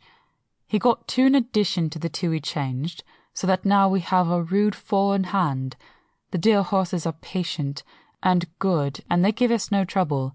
We are not worried with other travellers, and so even I can drive. We shall get to the pass in daylight. We do not want to arrive before, so we take it easy, and each have a long rest in turn. Oh, what will tomorrow bring to us? We go to seek the place where my poor darling suffered so much. God grant that we may be guided aright, and that he will design to watch over my husband and those dear to us both, and who are in such deadly peril. As for me, I am not worthy in his sight. Alas, I am unclean to his eyes, and shall be until he may deign to let me stand forth in his sight as one of those who have not incurred his wrath. Memorandum by Abraham Van Helsing. 4 November. This to my old and true friend John Seward, M.D. of Purfleet, London. In case I may not see him, it may explain. It is morning, and I write by a fire which, all the night I have kept alive, Madame Mina aiding me. It is cold, so cold that the grey heavy sky is full of snow, which, when it falls, will settle for all winter as the ground is hardening to receive it. It seems to have affected Madame Mina. She has been so heavy of head all day that she was not like herself. She sleeps and sleeps and sleeps. She who is unusual so alert have done literally nothing all the day. She even have lost her appetite. She make no entry into her little diary. She who write so faithful at every pause. Something whisper to me that all is not well. However, tonight she is more vif. Her long sleep all day have refresh and restore her, for now she is all sweet and bright as ever. At sunset I try to hypnotize her, but, alas, with no effect. The power has grown less and less with each day, and tonight it failed me altogether. Well, God's will be done, whatever it may be, and whithersoever it may lead. Now 'tis a historical, for as Madame Mina writes not in her stenography, I must in my cumbrous old fashion, that so each day of us may not go unrecorded. We got to the Borgo Pass just after sunrise yesterday morning. When I saw the signs of the dawn, I got ready for the hypnotism. We stopped our carriage and got down so that there might be no disturbance. I made a couch with furs, and Madame Mina, lying down, yielded herself, as usual, but more slow and more short time than ever, to the hypnotic sleep. As before came the answer, darkness and the swirling of water. Then she woke, bright and radiant, and we go on our way and soon reached the pass.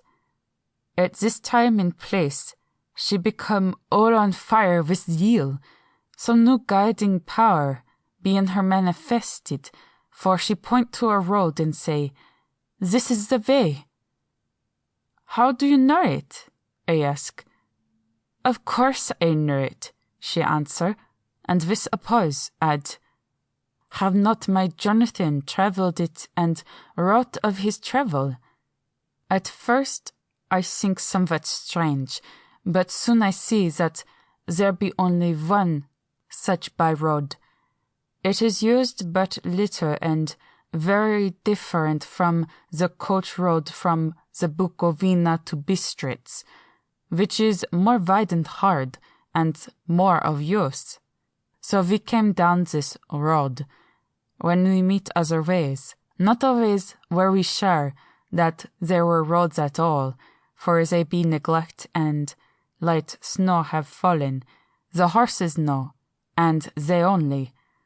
I give rein to them, and they go on so patient.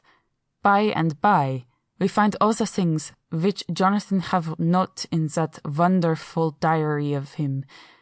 Then we go on for long, long hours and hours.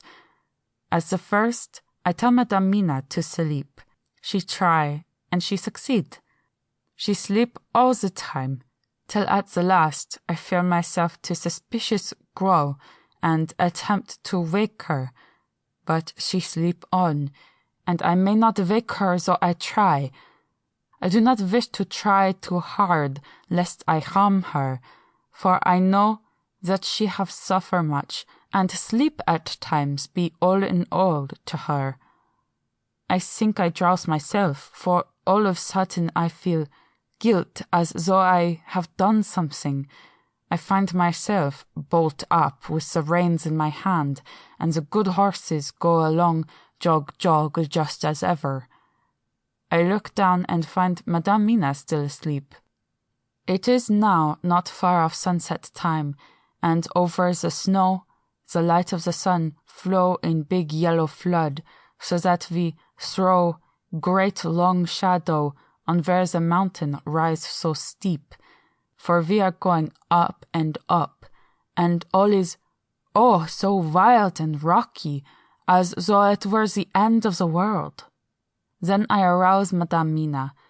This time she wake with not so much trouble, and then I try to put her to hypnotic sleep, but she sleep not, being as though I were not. Still I try and try, till all at once I find her and myself in dark, so I look round, and find that the sun have gone down. Madame Mina laugh, and I turn and look at her. She is now quite awake, and looks so well as I never saw her since that night at Carfax when we first entered the Count's house. I am amazed, and not at ease then, but she is so bright and tender and thoughtful for me that I forget all fear. I light a fire, for we have brought supply of wood with us, and she prepare food while I undo the horses and set them, tethered in shelter, to feed. Then when I return to the fire, she have my supper ready. I go to help her, but she smile, and she tell me that she have eat already, that she was so hungry that she would not wait. I like it not, and I have grave doubts, but I fear to affright her, and so I am silent of it. She help me, and I eat alone, and then we wrap in fur and lie beside the fire, and I tell her to sleep while I watch. But presently I forget all of watching, and when I sudden remember that I watch, I find her lying quiet, but awake, and looking at me with so bright eyes. Once, twice more the same occur, and I get much sleep till before morning. When I wake I try to hypnotize her, but, alas, though she shut her eyes obedient, she may not sleep. The sun rise up, and up, and up, and then sleep come to her too late, but so heavy that she will not wake. I have to lift her up and place her sleeping in the carriage when I have harnessed the horses and made all ready. Madame still sleep, and she look in her sleep more healthy and more redder than before, and I like it not, and I am afraid. Afraid! I am afraid of all things, even to think, but I must go on my way. The stake we play for is life and death, or more than these, and we must not flinch. 5 November, morning. Let me be accurate in everything, for though you and I have seen some strange things together, you may at the first think that I, Van Helsing, am mad, that the many horrors, and the so long strain on nerves, has at the last turned my brain. All yesterday we travel, ever getting closer to the mountains, and moving into a more and more wild and desert land. There are great frowning precipices and much falling water, and nature seemed to have held sometime her carnival. Madame Mina still sleep, and though I did have hunger and appeased it, I could not waken her, even for food. I began to fear that the fatal spell of the place was upon her, tainted as she is with that vampire baptism. Well, said I to myself, if it be that she sleep all the day, it shall also be that I do not sleep at night. As we travel on the rough road, for a road of ancient and imperfect kind there was, I held down my head and slept.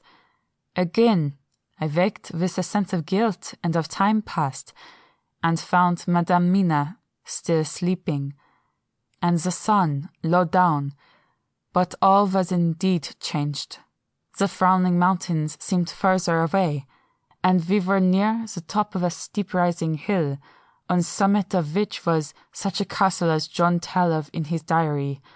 At once I exulted and feared, for now, for good or ill, the end was near. I woke Madame Mina, and again tried to hypnotize her, but alas, unavailing till too late. Then, ere the great dark came upon us, for even after sundown, the heavens reflected the gone sun on the snow, and always for a time in a great twilight. I took out the horses and fed them in what shelter I could.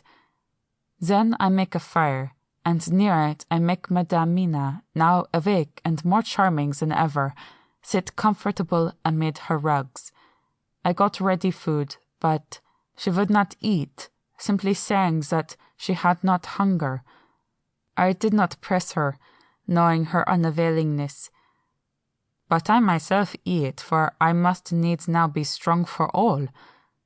Then, with the fear on me of what might be, I drew a ring, so big for her comfort, round where Madame Mina sat, and over the ring I passed some of the wafer, and I broke it fine, so that all was well guarded.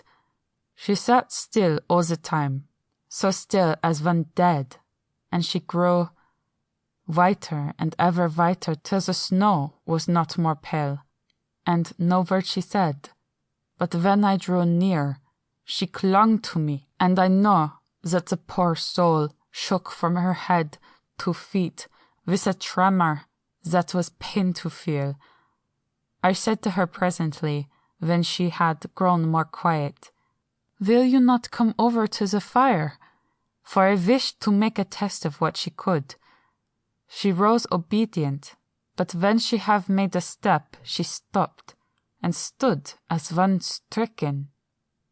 "Why not go on?" I asked. She shook her head, and, coming back, sat down in her place. Then, looking at me with open eyes, as of one waked from sleep, she said simply, "I cannot," and remained silent. I rejoiced, for I knew that what she could not, none of those we dreaded could. Though there might be danger to her body, yet her soul was safe. Presently the horses began to scream and tore at their tethers till I came to them and quieted them. When they did feel my hands upon them, they whinnied low as in joy, and licked at my hands, and were quiet for a time. Many times through the night did I come to them, till it arrived to the cold hour when all nature is at lowest, and every time my coming was with quiet of them. In the cold hour the fire began to die, and I was about stepping forth to replenish it, for now the snow came in flying sweeps, and with it a chill mist. Even in the dark there was the light of some kind, as there ever is over snow, and it seemed as though the snow flurries and the wreaths of mist took shape as of women with trailing garments. All was in dead, grim silence, only that the horses whinnied and cowered, as if in terror of the worst. I began to fear, horrible fears. But then came to me the sense of safety in that ring, wherein I stood. I began, too, to think that my imaginings were of the night, and the gloom, and the unrest that I have gone through, and all the terrible anxiety. It was as though my memories of old Jonathan's horrid experience were befooling me, for the snowflakes and the mist began to wheel and circle round, till I could get as though a shadowy glimpse of those women that would have kissed him, and then the horses cowered lower and lower, and moaned in terror as men do in pain. Even the madness of fright was not to them, so that they could break away. I feared for my dear Madame Mina, when these weird figures drew near and circled round. I looked at her, but she sat calm, and smiled at me. When I would have stepped to the fire to replenish it, she caught me and held me back and whispered, like a voice that one hears in a dream, so low it was, "No, no, do not go without. Here you are safe." I turned to her and, looking in her eyes, said, "But you, it is for you that I fear." Whereat she laughed, a laugh low and unreal, and said, "Fear for me? Why fear for me? None safer in all the world from them than I am." And as I wondered at the meaning of her words, a puff of wind made the flame leap up, and I see the red scar on her forehead. Then, alas, I knew. Did I not, I would soon have learned, for the wheeling figures of mist and snow came closer, but keeping ever without the holy circle. Then they began to materialize till, if God have not taken away my reason, for I saw it through my eyes, there were before me, in actual flesh, the same 3 women that Jonathan saw in the room when they would have kissed his throat. I knew the swaying round forms, the bright, hard eyes, the white teeth, the ruddy colour, the voluptuous lips. They smiled ever at poor dear Madame Mina, and as their laugh came through the silence of the night, they twined their arms and pointed to her, and said in so sweet tingling tones that Jonathan said were of the intolerable sweetness of the water glasses, "Come, sister, come to us, come." In fear I turned to my poor Madame Mina, and my heart with gladness leapt like flame, for, oh, the terror in her sweet eyes, the repulsion, the horror, told a story to my heart that was all of hope. God be thanked she was not yet of them. I seized some of the firewood which was by me, and holding out some of the wafer, advanced on them towards the fire. They drew back before me, and laughed their low, horrid laugh.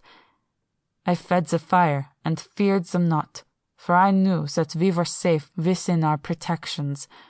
They could not approach me, whilst so armed, nor Madame Mina, whilst she remained within the ring, which she could not leave no more than they could enter. The horses had ceased to moan, and lay still on the ground. The snow fell on them softly, and they grew whiter. I knew that there was for the poor beasts no more of terror. And so we remained till the red of dawn, to fall through the snow gloom. I was desolate and afraid, and full of woe and terror, but when that beautiful sun began to climb the horizon, life was to me again. At the first coming of the dawn, the horrid figures melted in the whirling mist and snow. The wreaths of transparent gloom moved away towards the castle, and were lost.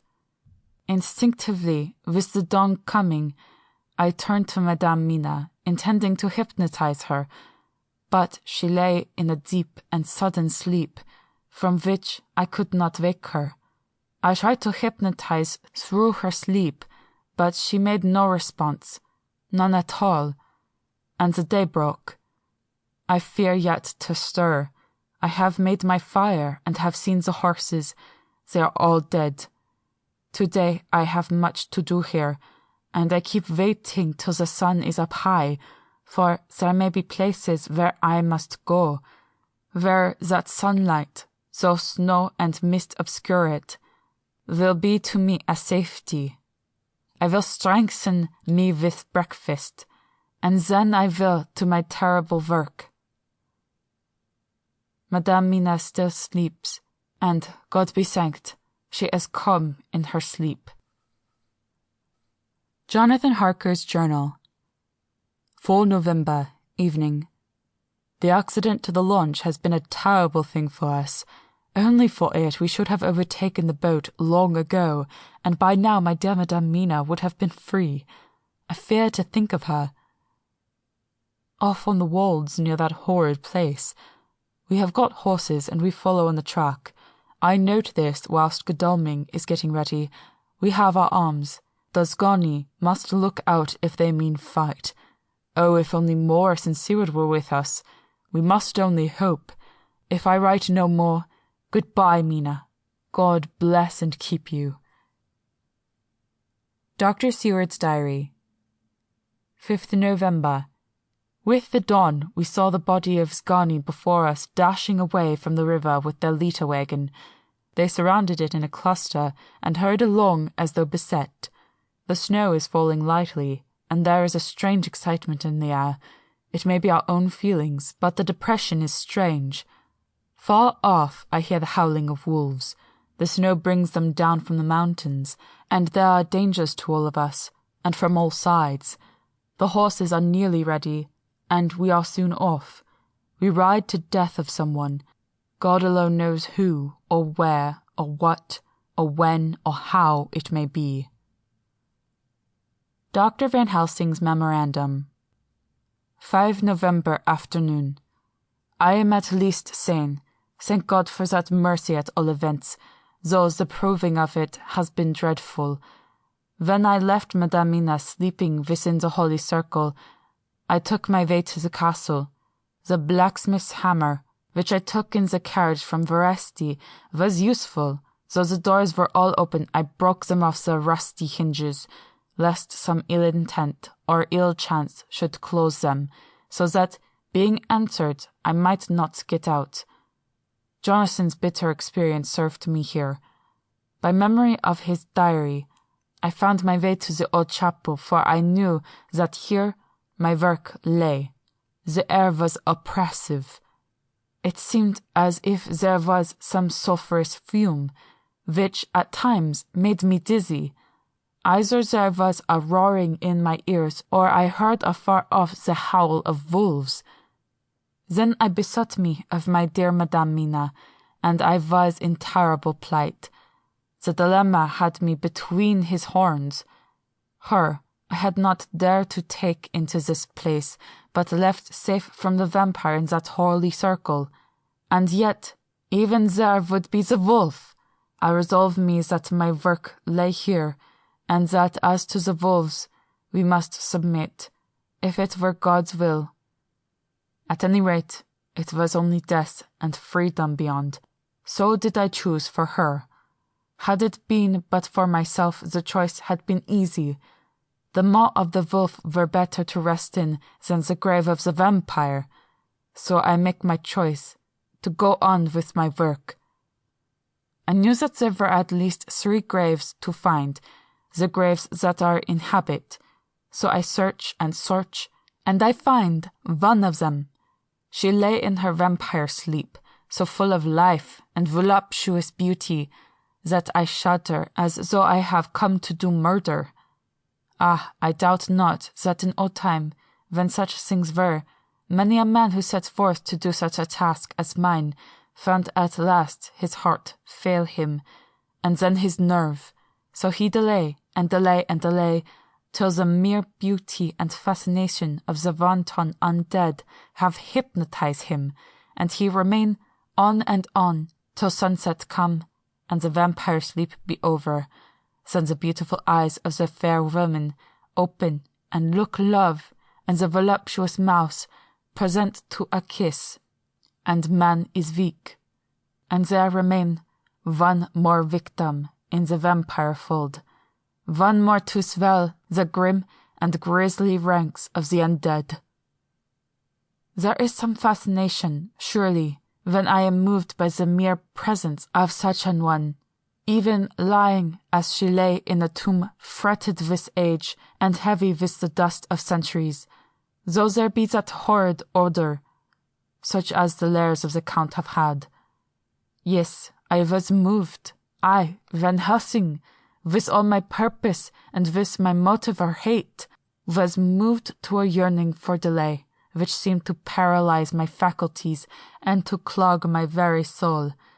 It may have been that the need of natural sleep and the strange oppression of the air were beginning to overcome me. Certain it was that I was lapsing into sleep, the open-eyed sleep of one who yields to a sweet fascination, when there came through the snow-filled air a long, low wail, so full of woe and pity that it woke me like the sound of a clarion. For it was the voice of my dear Madame Mina that I heard. Then I braced myself again to my horrid task, and found by wrenching away tomb-tops, one other of the sisters, the other dark one, I dared not pause to look on her as I had on her sister, lest once more I should become to be in thrall, but I go on searching until presently I find in a high great tomb, as if made to one much beloved, that other fair sister which, like Jonathan, I had seen to gather herself out of the atoms of the mist. She was so fair to look on, so radiantly beautiful, so exquisitely voluptuous, that the very instinct of man in me, which calls some of my sex to love and to protect one of hers, made my head whirl with new emotion. But God be thanked, that soul veil of my dear Madame Mina had not died out of my ears, and before the spell could be wrought further upon me, I had nerved myself to my vile work. By this time I had searched all the tombs in the chapel, so far as I could tell, and as there had been only 3 of these undead phantoms around us in the night, I took it that there were no more of active undead existent. There was one great tomb, more lordly than all the rest. Huge it was, and nobly proportioned. On it was but one word: Dracula. This then was the undead home of the king vampire, to whom so many more were due. Its emptiness spoke eloquent to make certain what I knew. Before I began to restore these women to their dead selves through my awful work, I laid in Dracula's tomb some of the vapour, and so banished him from it, undead, forever. Then began my terrible task, and I dreaded it. Had it been but one, it had been easy, comparative. But 3! To begin twice more after I had been through a deed of horror. For if it was terrible with the sweet Miss Lucy, what it would not be with these strange ones who had survived through centuries and who had been strengthened by the passing of years, who would, if they could, have fought for their foul lives. Oh, my friend John, but it was butcher work. Had I not been nerved by thoughts of other dead, and of the living over whom hung such a pall of fear, I could not have gone on. I tremble and tremble even yet, though, till it was all over, God be thanked, my nerve did stand. Had I not seen the repose in the first place, and the gladness that stole over it just ere the final dissolution came, as realization that the soul had been won, I could not have gone further with my butchery. I could not have endured the horrid screeching as the stake drove home, the plunging of rising form, and lips of bloody foam, I should have fled in terror and left my work undone. But it is over, and the poor souls, I can pity them now, and weep, as I think of them, placid each in her full sleep of death for a short moment ere fading. For, friend John, hardly had my knife severed the head of each before the whole body began to melt away and crumble into its native dust, as those deaths that should have come centuries agone had at last assert himself and say at once and loud, I am here. Before I left the castle, I so fixed its entrances that never more can the Count enter there undead. When I stepped into the circle where Madame Mina slept, she woke from her sleep, and seeing me, cried out in pain that I had endured too much. Come, she said, come away from this awful place. Let us go meet my husband who is, I know, coming towards us. She was looking thin and pale and weak, but her eyes were pure and glowed with fervour. I was glad to see her paleness and her illness, for my mind was full of the fresh horror of that ruddy vampire sleep. And so, with trust and hope, and yet full of fear, we go eastward to meet our friends, and him, who Madame Mina tell me that she know are coming to meet us. Mina Harker's Journal, 6 November. It was late in the afternoon when the Professor and I took our way towards the east, whence I knew Jonathan was coming.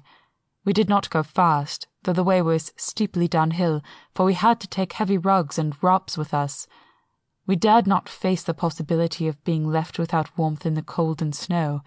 We had to take some of our provisions too, for we were in a perfect desolation, and, so far as we could see through the snowfall, there was not even the sign of habitation.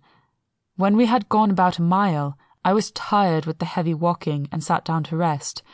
Then we looked back and saw where the clear line of Dracula's castle cut the sky, for we were so deep under the hill whereon it was set that the angle of perspective from the Carpathian mountains was far below it. We saw it in all its grandeur, perched 1,000 feet on the summit of a sheer precipice, and with a seemingly great gap between it and the steep of the adjacent mountain on any side. There was something wild and uncanny about the place. We could hear the distant howling of wolves.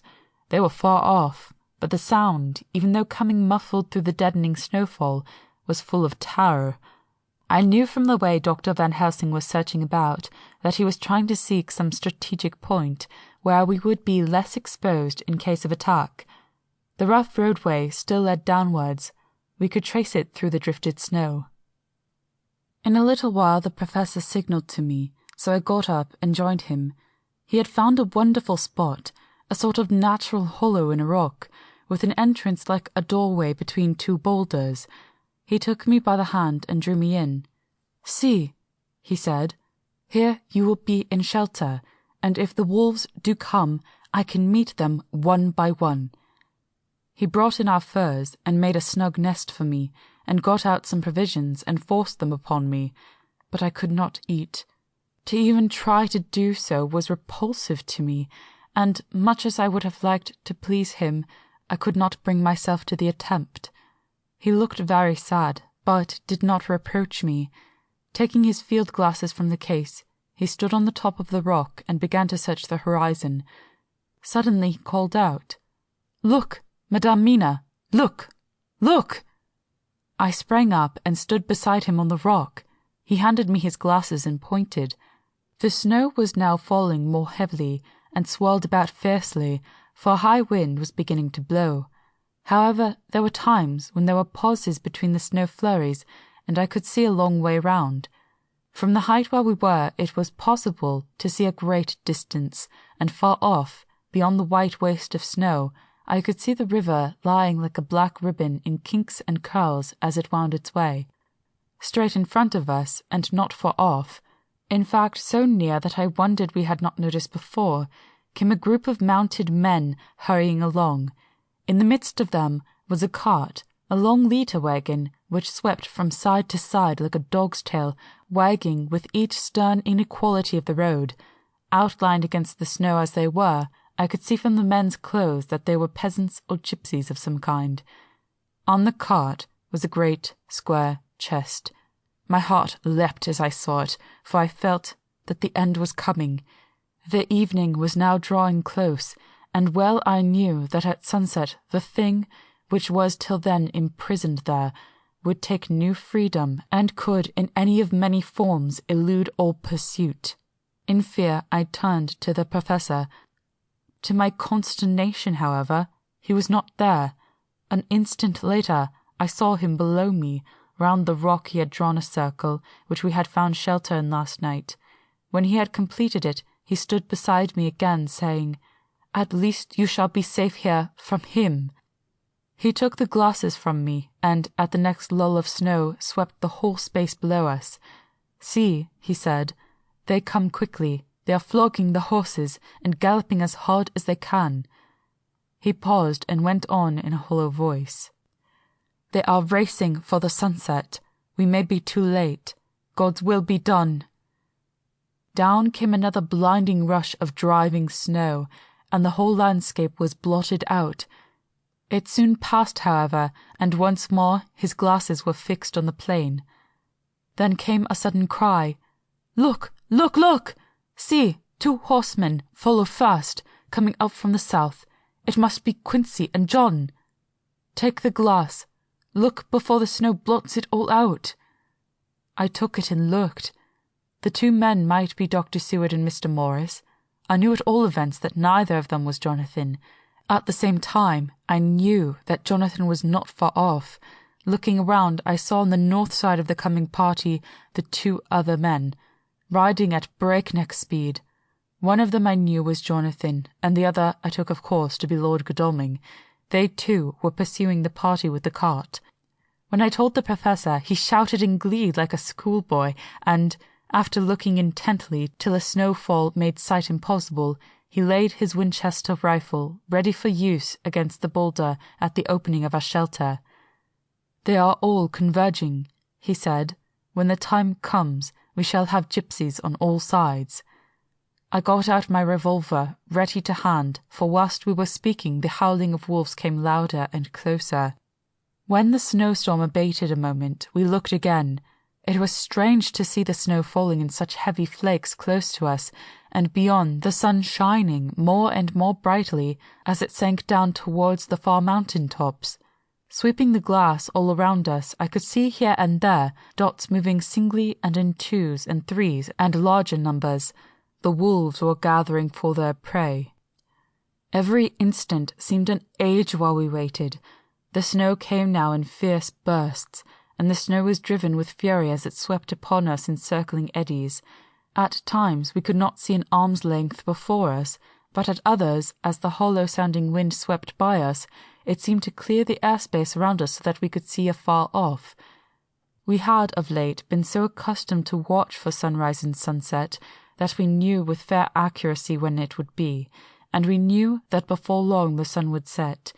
It was hard to believe that by our watches it was less than an hour that we waited in that rocky shelter before the various bodies began to converge close upon us. The wind came now with fiercer and more bitter sweeps, and more steadily from the north. It seemingly had driven the snow clouds from us, for, with only occasional bursts, the snow fell. We could distinguish clearly the individuals of each party, the pursued and the pursuers. Strangely enough, those pursued did not seem to realize, or at least to care, that they were pursued. They seemed, however, to hasten with redoubled speed as the sun dropped lower and lower in the mountain tops.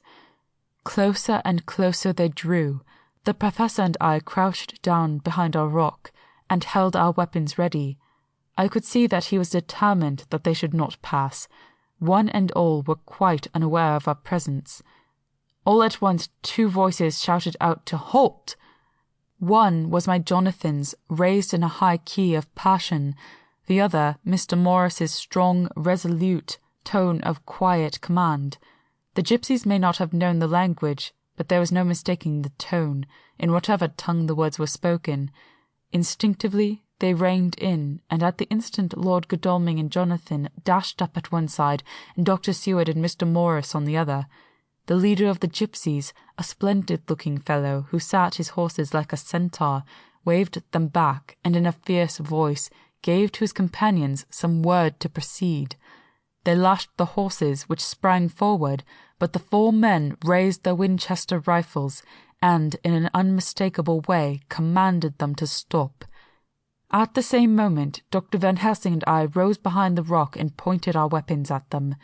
Seeing that they were surrounded, the men tightened their reins and drew up. The leader turned to them and gave a word at which every man of the gypsy party drew what weapon he carried, knife or pistol, and held himself in readiness to attack.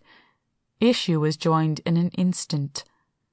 The leader, with a quick movement of his rein, threw his horse out in front, and pointing first to the sun, now close down on the hilltops, and then to the castle, said something which I did not understand. For answer, all 4 men of our party threw themselves from their horses and dashed towards the cart. I should have felt terrible fear at seeing Jonathan in such danger, but that the ardour of battle must have been upon me as well as the rest of them. I felt no fear, but only a wild, surging desire to do something. Seeing the quick movement of our parties, the leader of the gypsies gave a command. His men instantly formed round the cart a sort of undisciplined endeavour, each one shouldering and pushing the other in his eagerness to carry out the order. In the midst of this, I could see that Jonathan on one side of the ring of men and Quincy on the other were forcing a way to the cart. It was evident that they were bent on finishing their task before the sun should set. Nothing seemed to stop or even to hinder them. Neither the levelled weapons, nor the flashing knives of the gypsies in front, nor the howling of wolves behind, appeared to even attract their attention. Jonathan's impetuosity and the manifest singleness of his purpose seemed to overawe those in front of him. Instinctively they cowered aside and let him pass. In an instant he had jumped upon the cart, and with a strength which seemed incredible, raised the great box and flung it over the wheel to the ground. In the meantime, Mr. Morris had had to use force to pass through his side of the ring of Scarney. All the time I had been breathlessly watching Jonathan. I had, with the tail of my eye, seen him pressing desperately forward, and had seen the knives of the gypsies flash as he won a way through them, and they cut at him. He had parried with his great bowie knife, and at first I thought that he too had come through in safety, but as he sprang beside Jonathan, who had by now jumped from the cart, I could see that with his left hand he was clutching at his side, and that the blood was spurting through his fingers. He did not delay notwithstanding this, for as Jonathan, with desperate energy, attacked one end of the chest, attempting to prise off the lid with his great kukri knife, he attacked the other frantically with his bowie. Under the efforts of both men, the lid began to yield. The nails drew with a quick screeching sound, and the top of the box was thrown back. By this time the gypsies, seeing themselves covered by the Winchesters and at the mercy of Lord Godalming and Dr. Seward, had given in and made no resistance. The sun was almost down on the mountain tops, and the shadows of the whole group fell long upon the snow. I saw the Count lying within the box upon the earth, which the rude falling from the cart had scattered over him. He was deathly pale, just like a waxen image, and the red eyes glared with the horrible vindictive look which I knew too well. As I looked, the eyes saw the sinking sun, and the look of hate in them turned to triumph. But on the instant came the sweep and flash of Jonathan's great knife. I shrieked as I saw it shear through the throat, whilst at the same moment Mr. Morris's bowie knife plunged into the heart. It was like a miracle, but before our very eyes, and almost the drawing of a breath, the whole body crumbled into dust and passed from our sight. I shall be glad as long as I live that even in that moment of final dissolution there was in the face a look of peace, such as I could never have imagined might have rested there. The castle of Dracula now stood out against the red sky, and every stone of its broken battlements was articulated against the light of the setting sun. The gypsies, taking us as in some way the cause of the extraordinary disappearance of the dead man, turned, without a word, and rode away as if for their lives. Those who were unmounted jumped upon the litter wagon and shouted to the horsemen not to desert them. The wolves, which had withdrawn to a safe distance, followed in their wake, leaving us alone. Mr. Morris, who had sunk to the ground, leaned on his elbow, holding his hand pressed to his side. The blood still gushed through his fingers. I flew to him, for the holy circle did not now keep me back. So did the two doctors. Jonathan knelt behind him, and the wounded man laid back his head on his shoulder. With a sigh he took, with a feeble effort, my hand in that of his own which was unstained.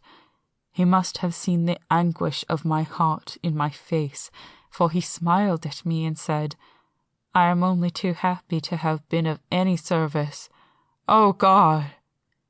He cried suddenly, struggling up to a sitting posture and pointing to me. "It was worth for this to die. Look, look!" The sun was now right down upon the mountain top, and the red gleams fell upon my face, so that it was bathed in rosy light. With one impulse the men sank on their knees, and a deep earnest "Amen" broke from all as their eyes followed the pointing of his finger. The dying man spoke. "Now God be thanked that all has not been in vain. See, the snow is not more stainless than her forehead. The curse has passed away." And, to our bitter grief, with a smile and in silence, he died, a gallant gentleman. Note: 7 years ago we all went through the flames, and the happiness of some of us since then is, we think, well worth the pain we endured. It is an added joy to Mina and me that our boy's birthday is the same as that on which Quincy Morris died. His mother holds, I know, the secret belief that some of our brave friend's spirit has passed into him. His bundle of names links all our little band of men together, but we call him Quincy. In the summer of this year, we made a journey to Transylvania, and went over the old ground which was, and is, to us, so full of vivid and terrible memories. It was almost impossible to believe that the things we had seen with our own eyes and heard with our own ears were living truths. Every trace of all that had been was blotted out. The castle stood as before, reared high above a waste of desolation. When we got home we were talking of the old time, which we could all look back on without despair, for Godalming and Seward are both happily married. I took the papers from the safe where they had been ever since our return so long ago. We were struck with the fact that in all the mass of material of which the record is composed, there is hardly one authentic document, nothing but a mass of typewriting, except the later notebooks of Mina and Seward and myself, and Van Helsing's memorandum. We could hardly ask anyone, even did we wish to accept these as proofs of so wild a story. Van Helsing summed it all up, as he said, with our boy on his knee. "We want no proofs, we ask none to believe us. This boy will some day know what a brave and gallant woman his mother is. Already he knows her sweetness and loving care. Later on he will understand how some men so loved her that they did dare much for her sake." Jonathan Harker. The End. End of Dracula by Bram Stoker. Recording by Corrinne LePage.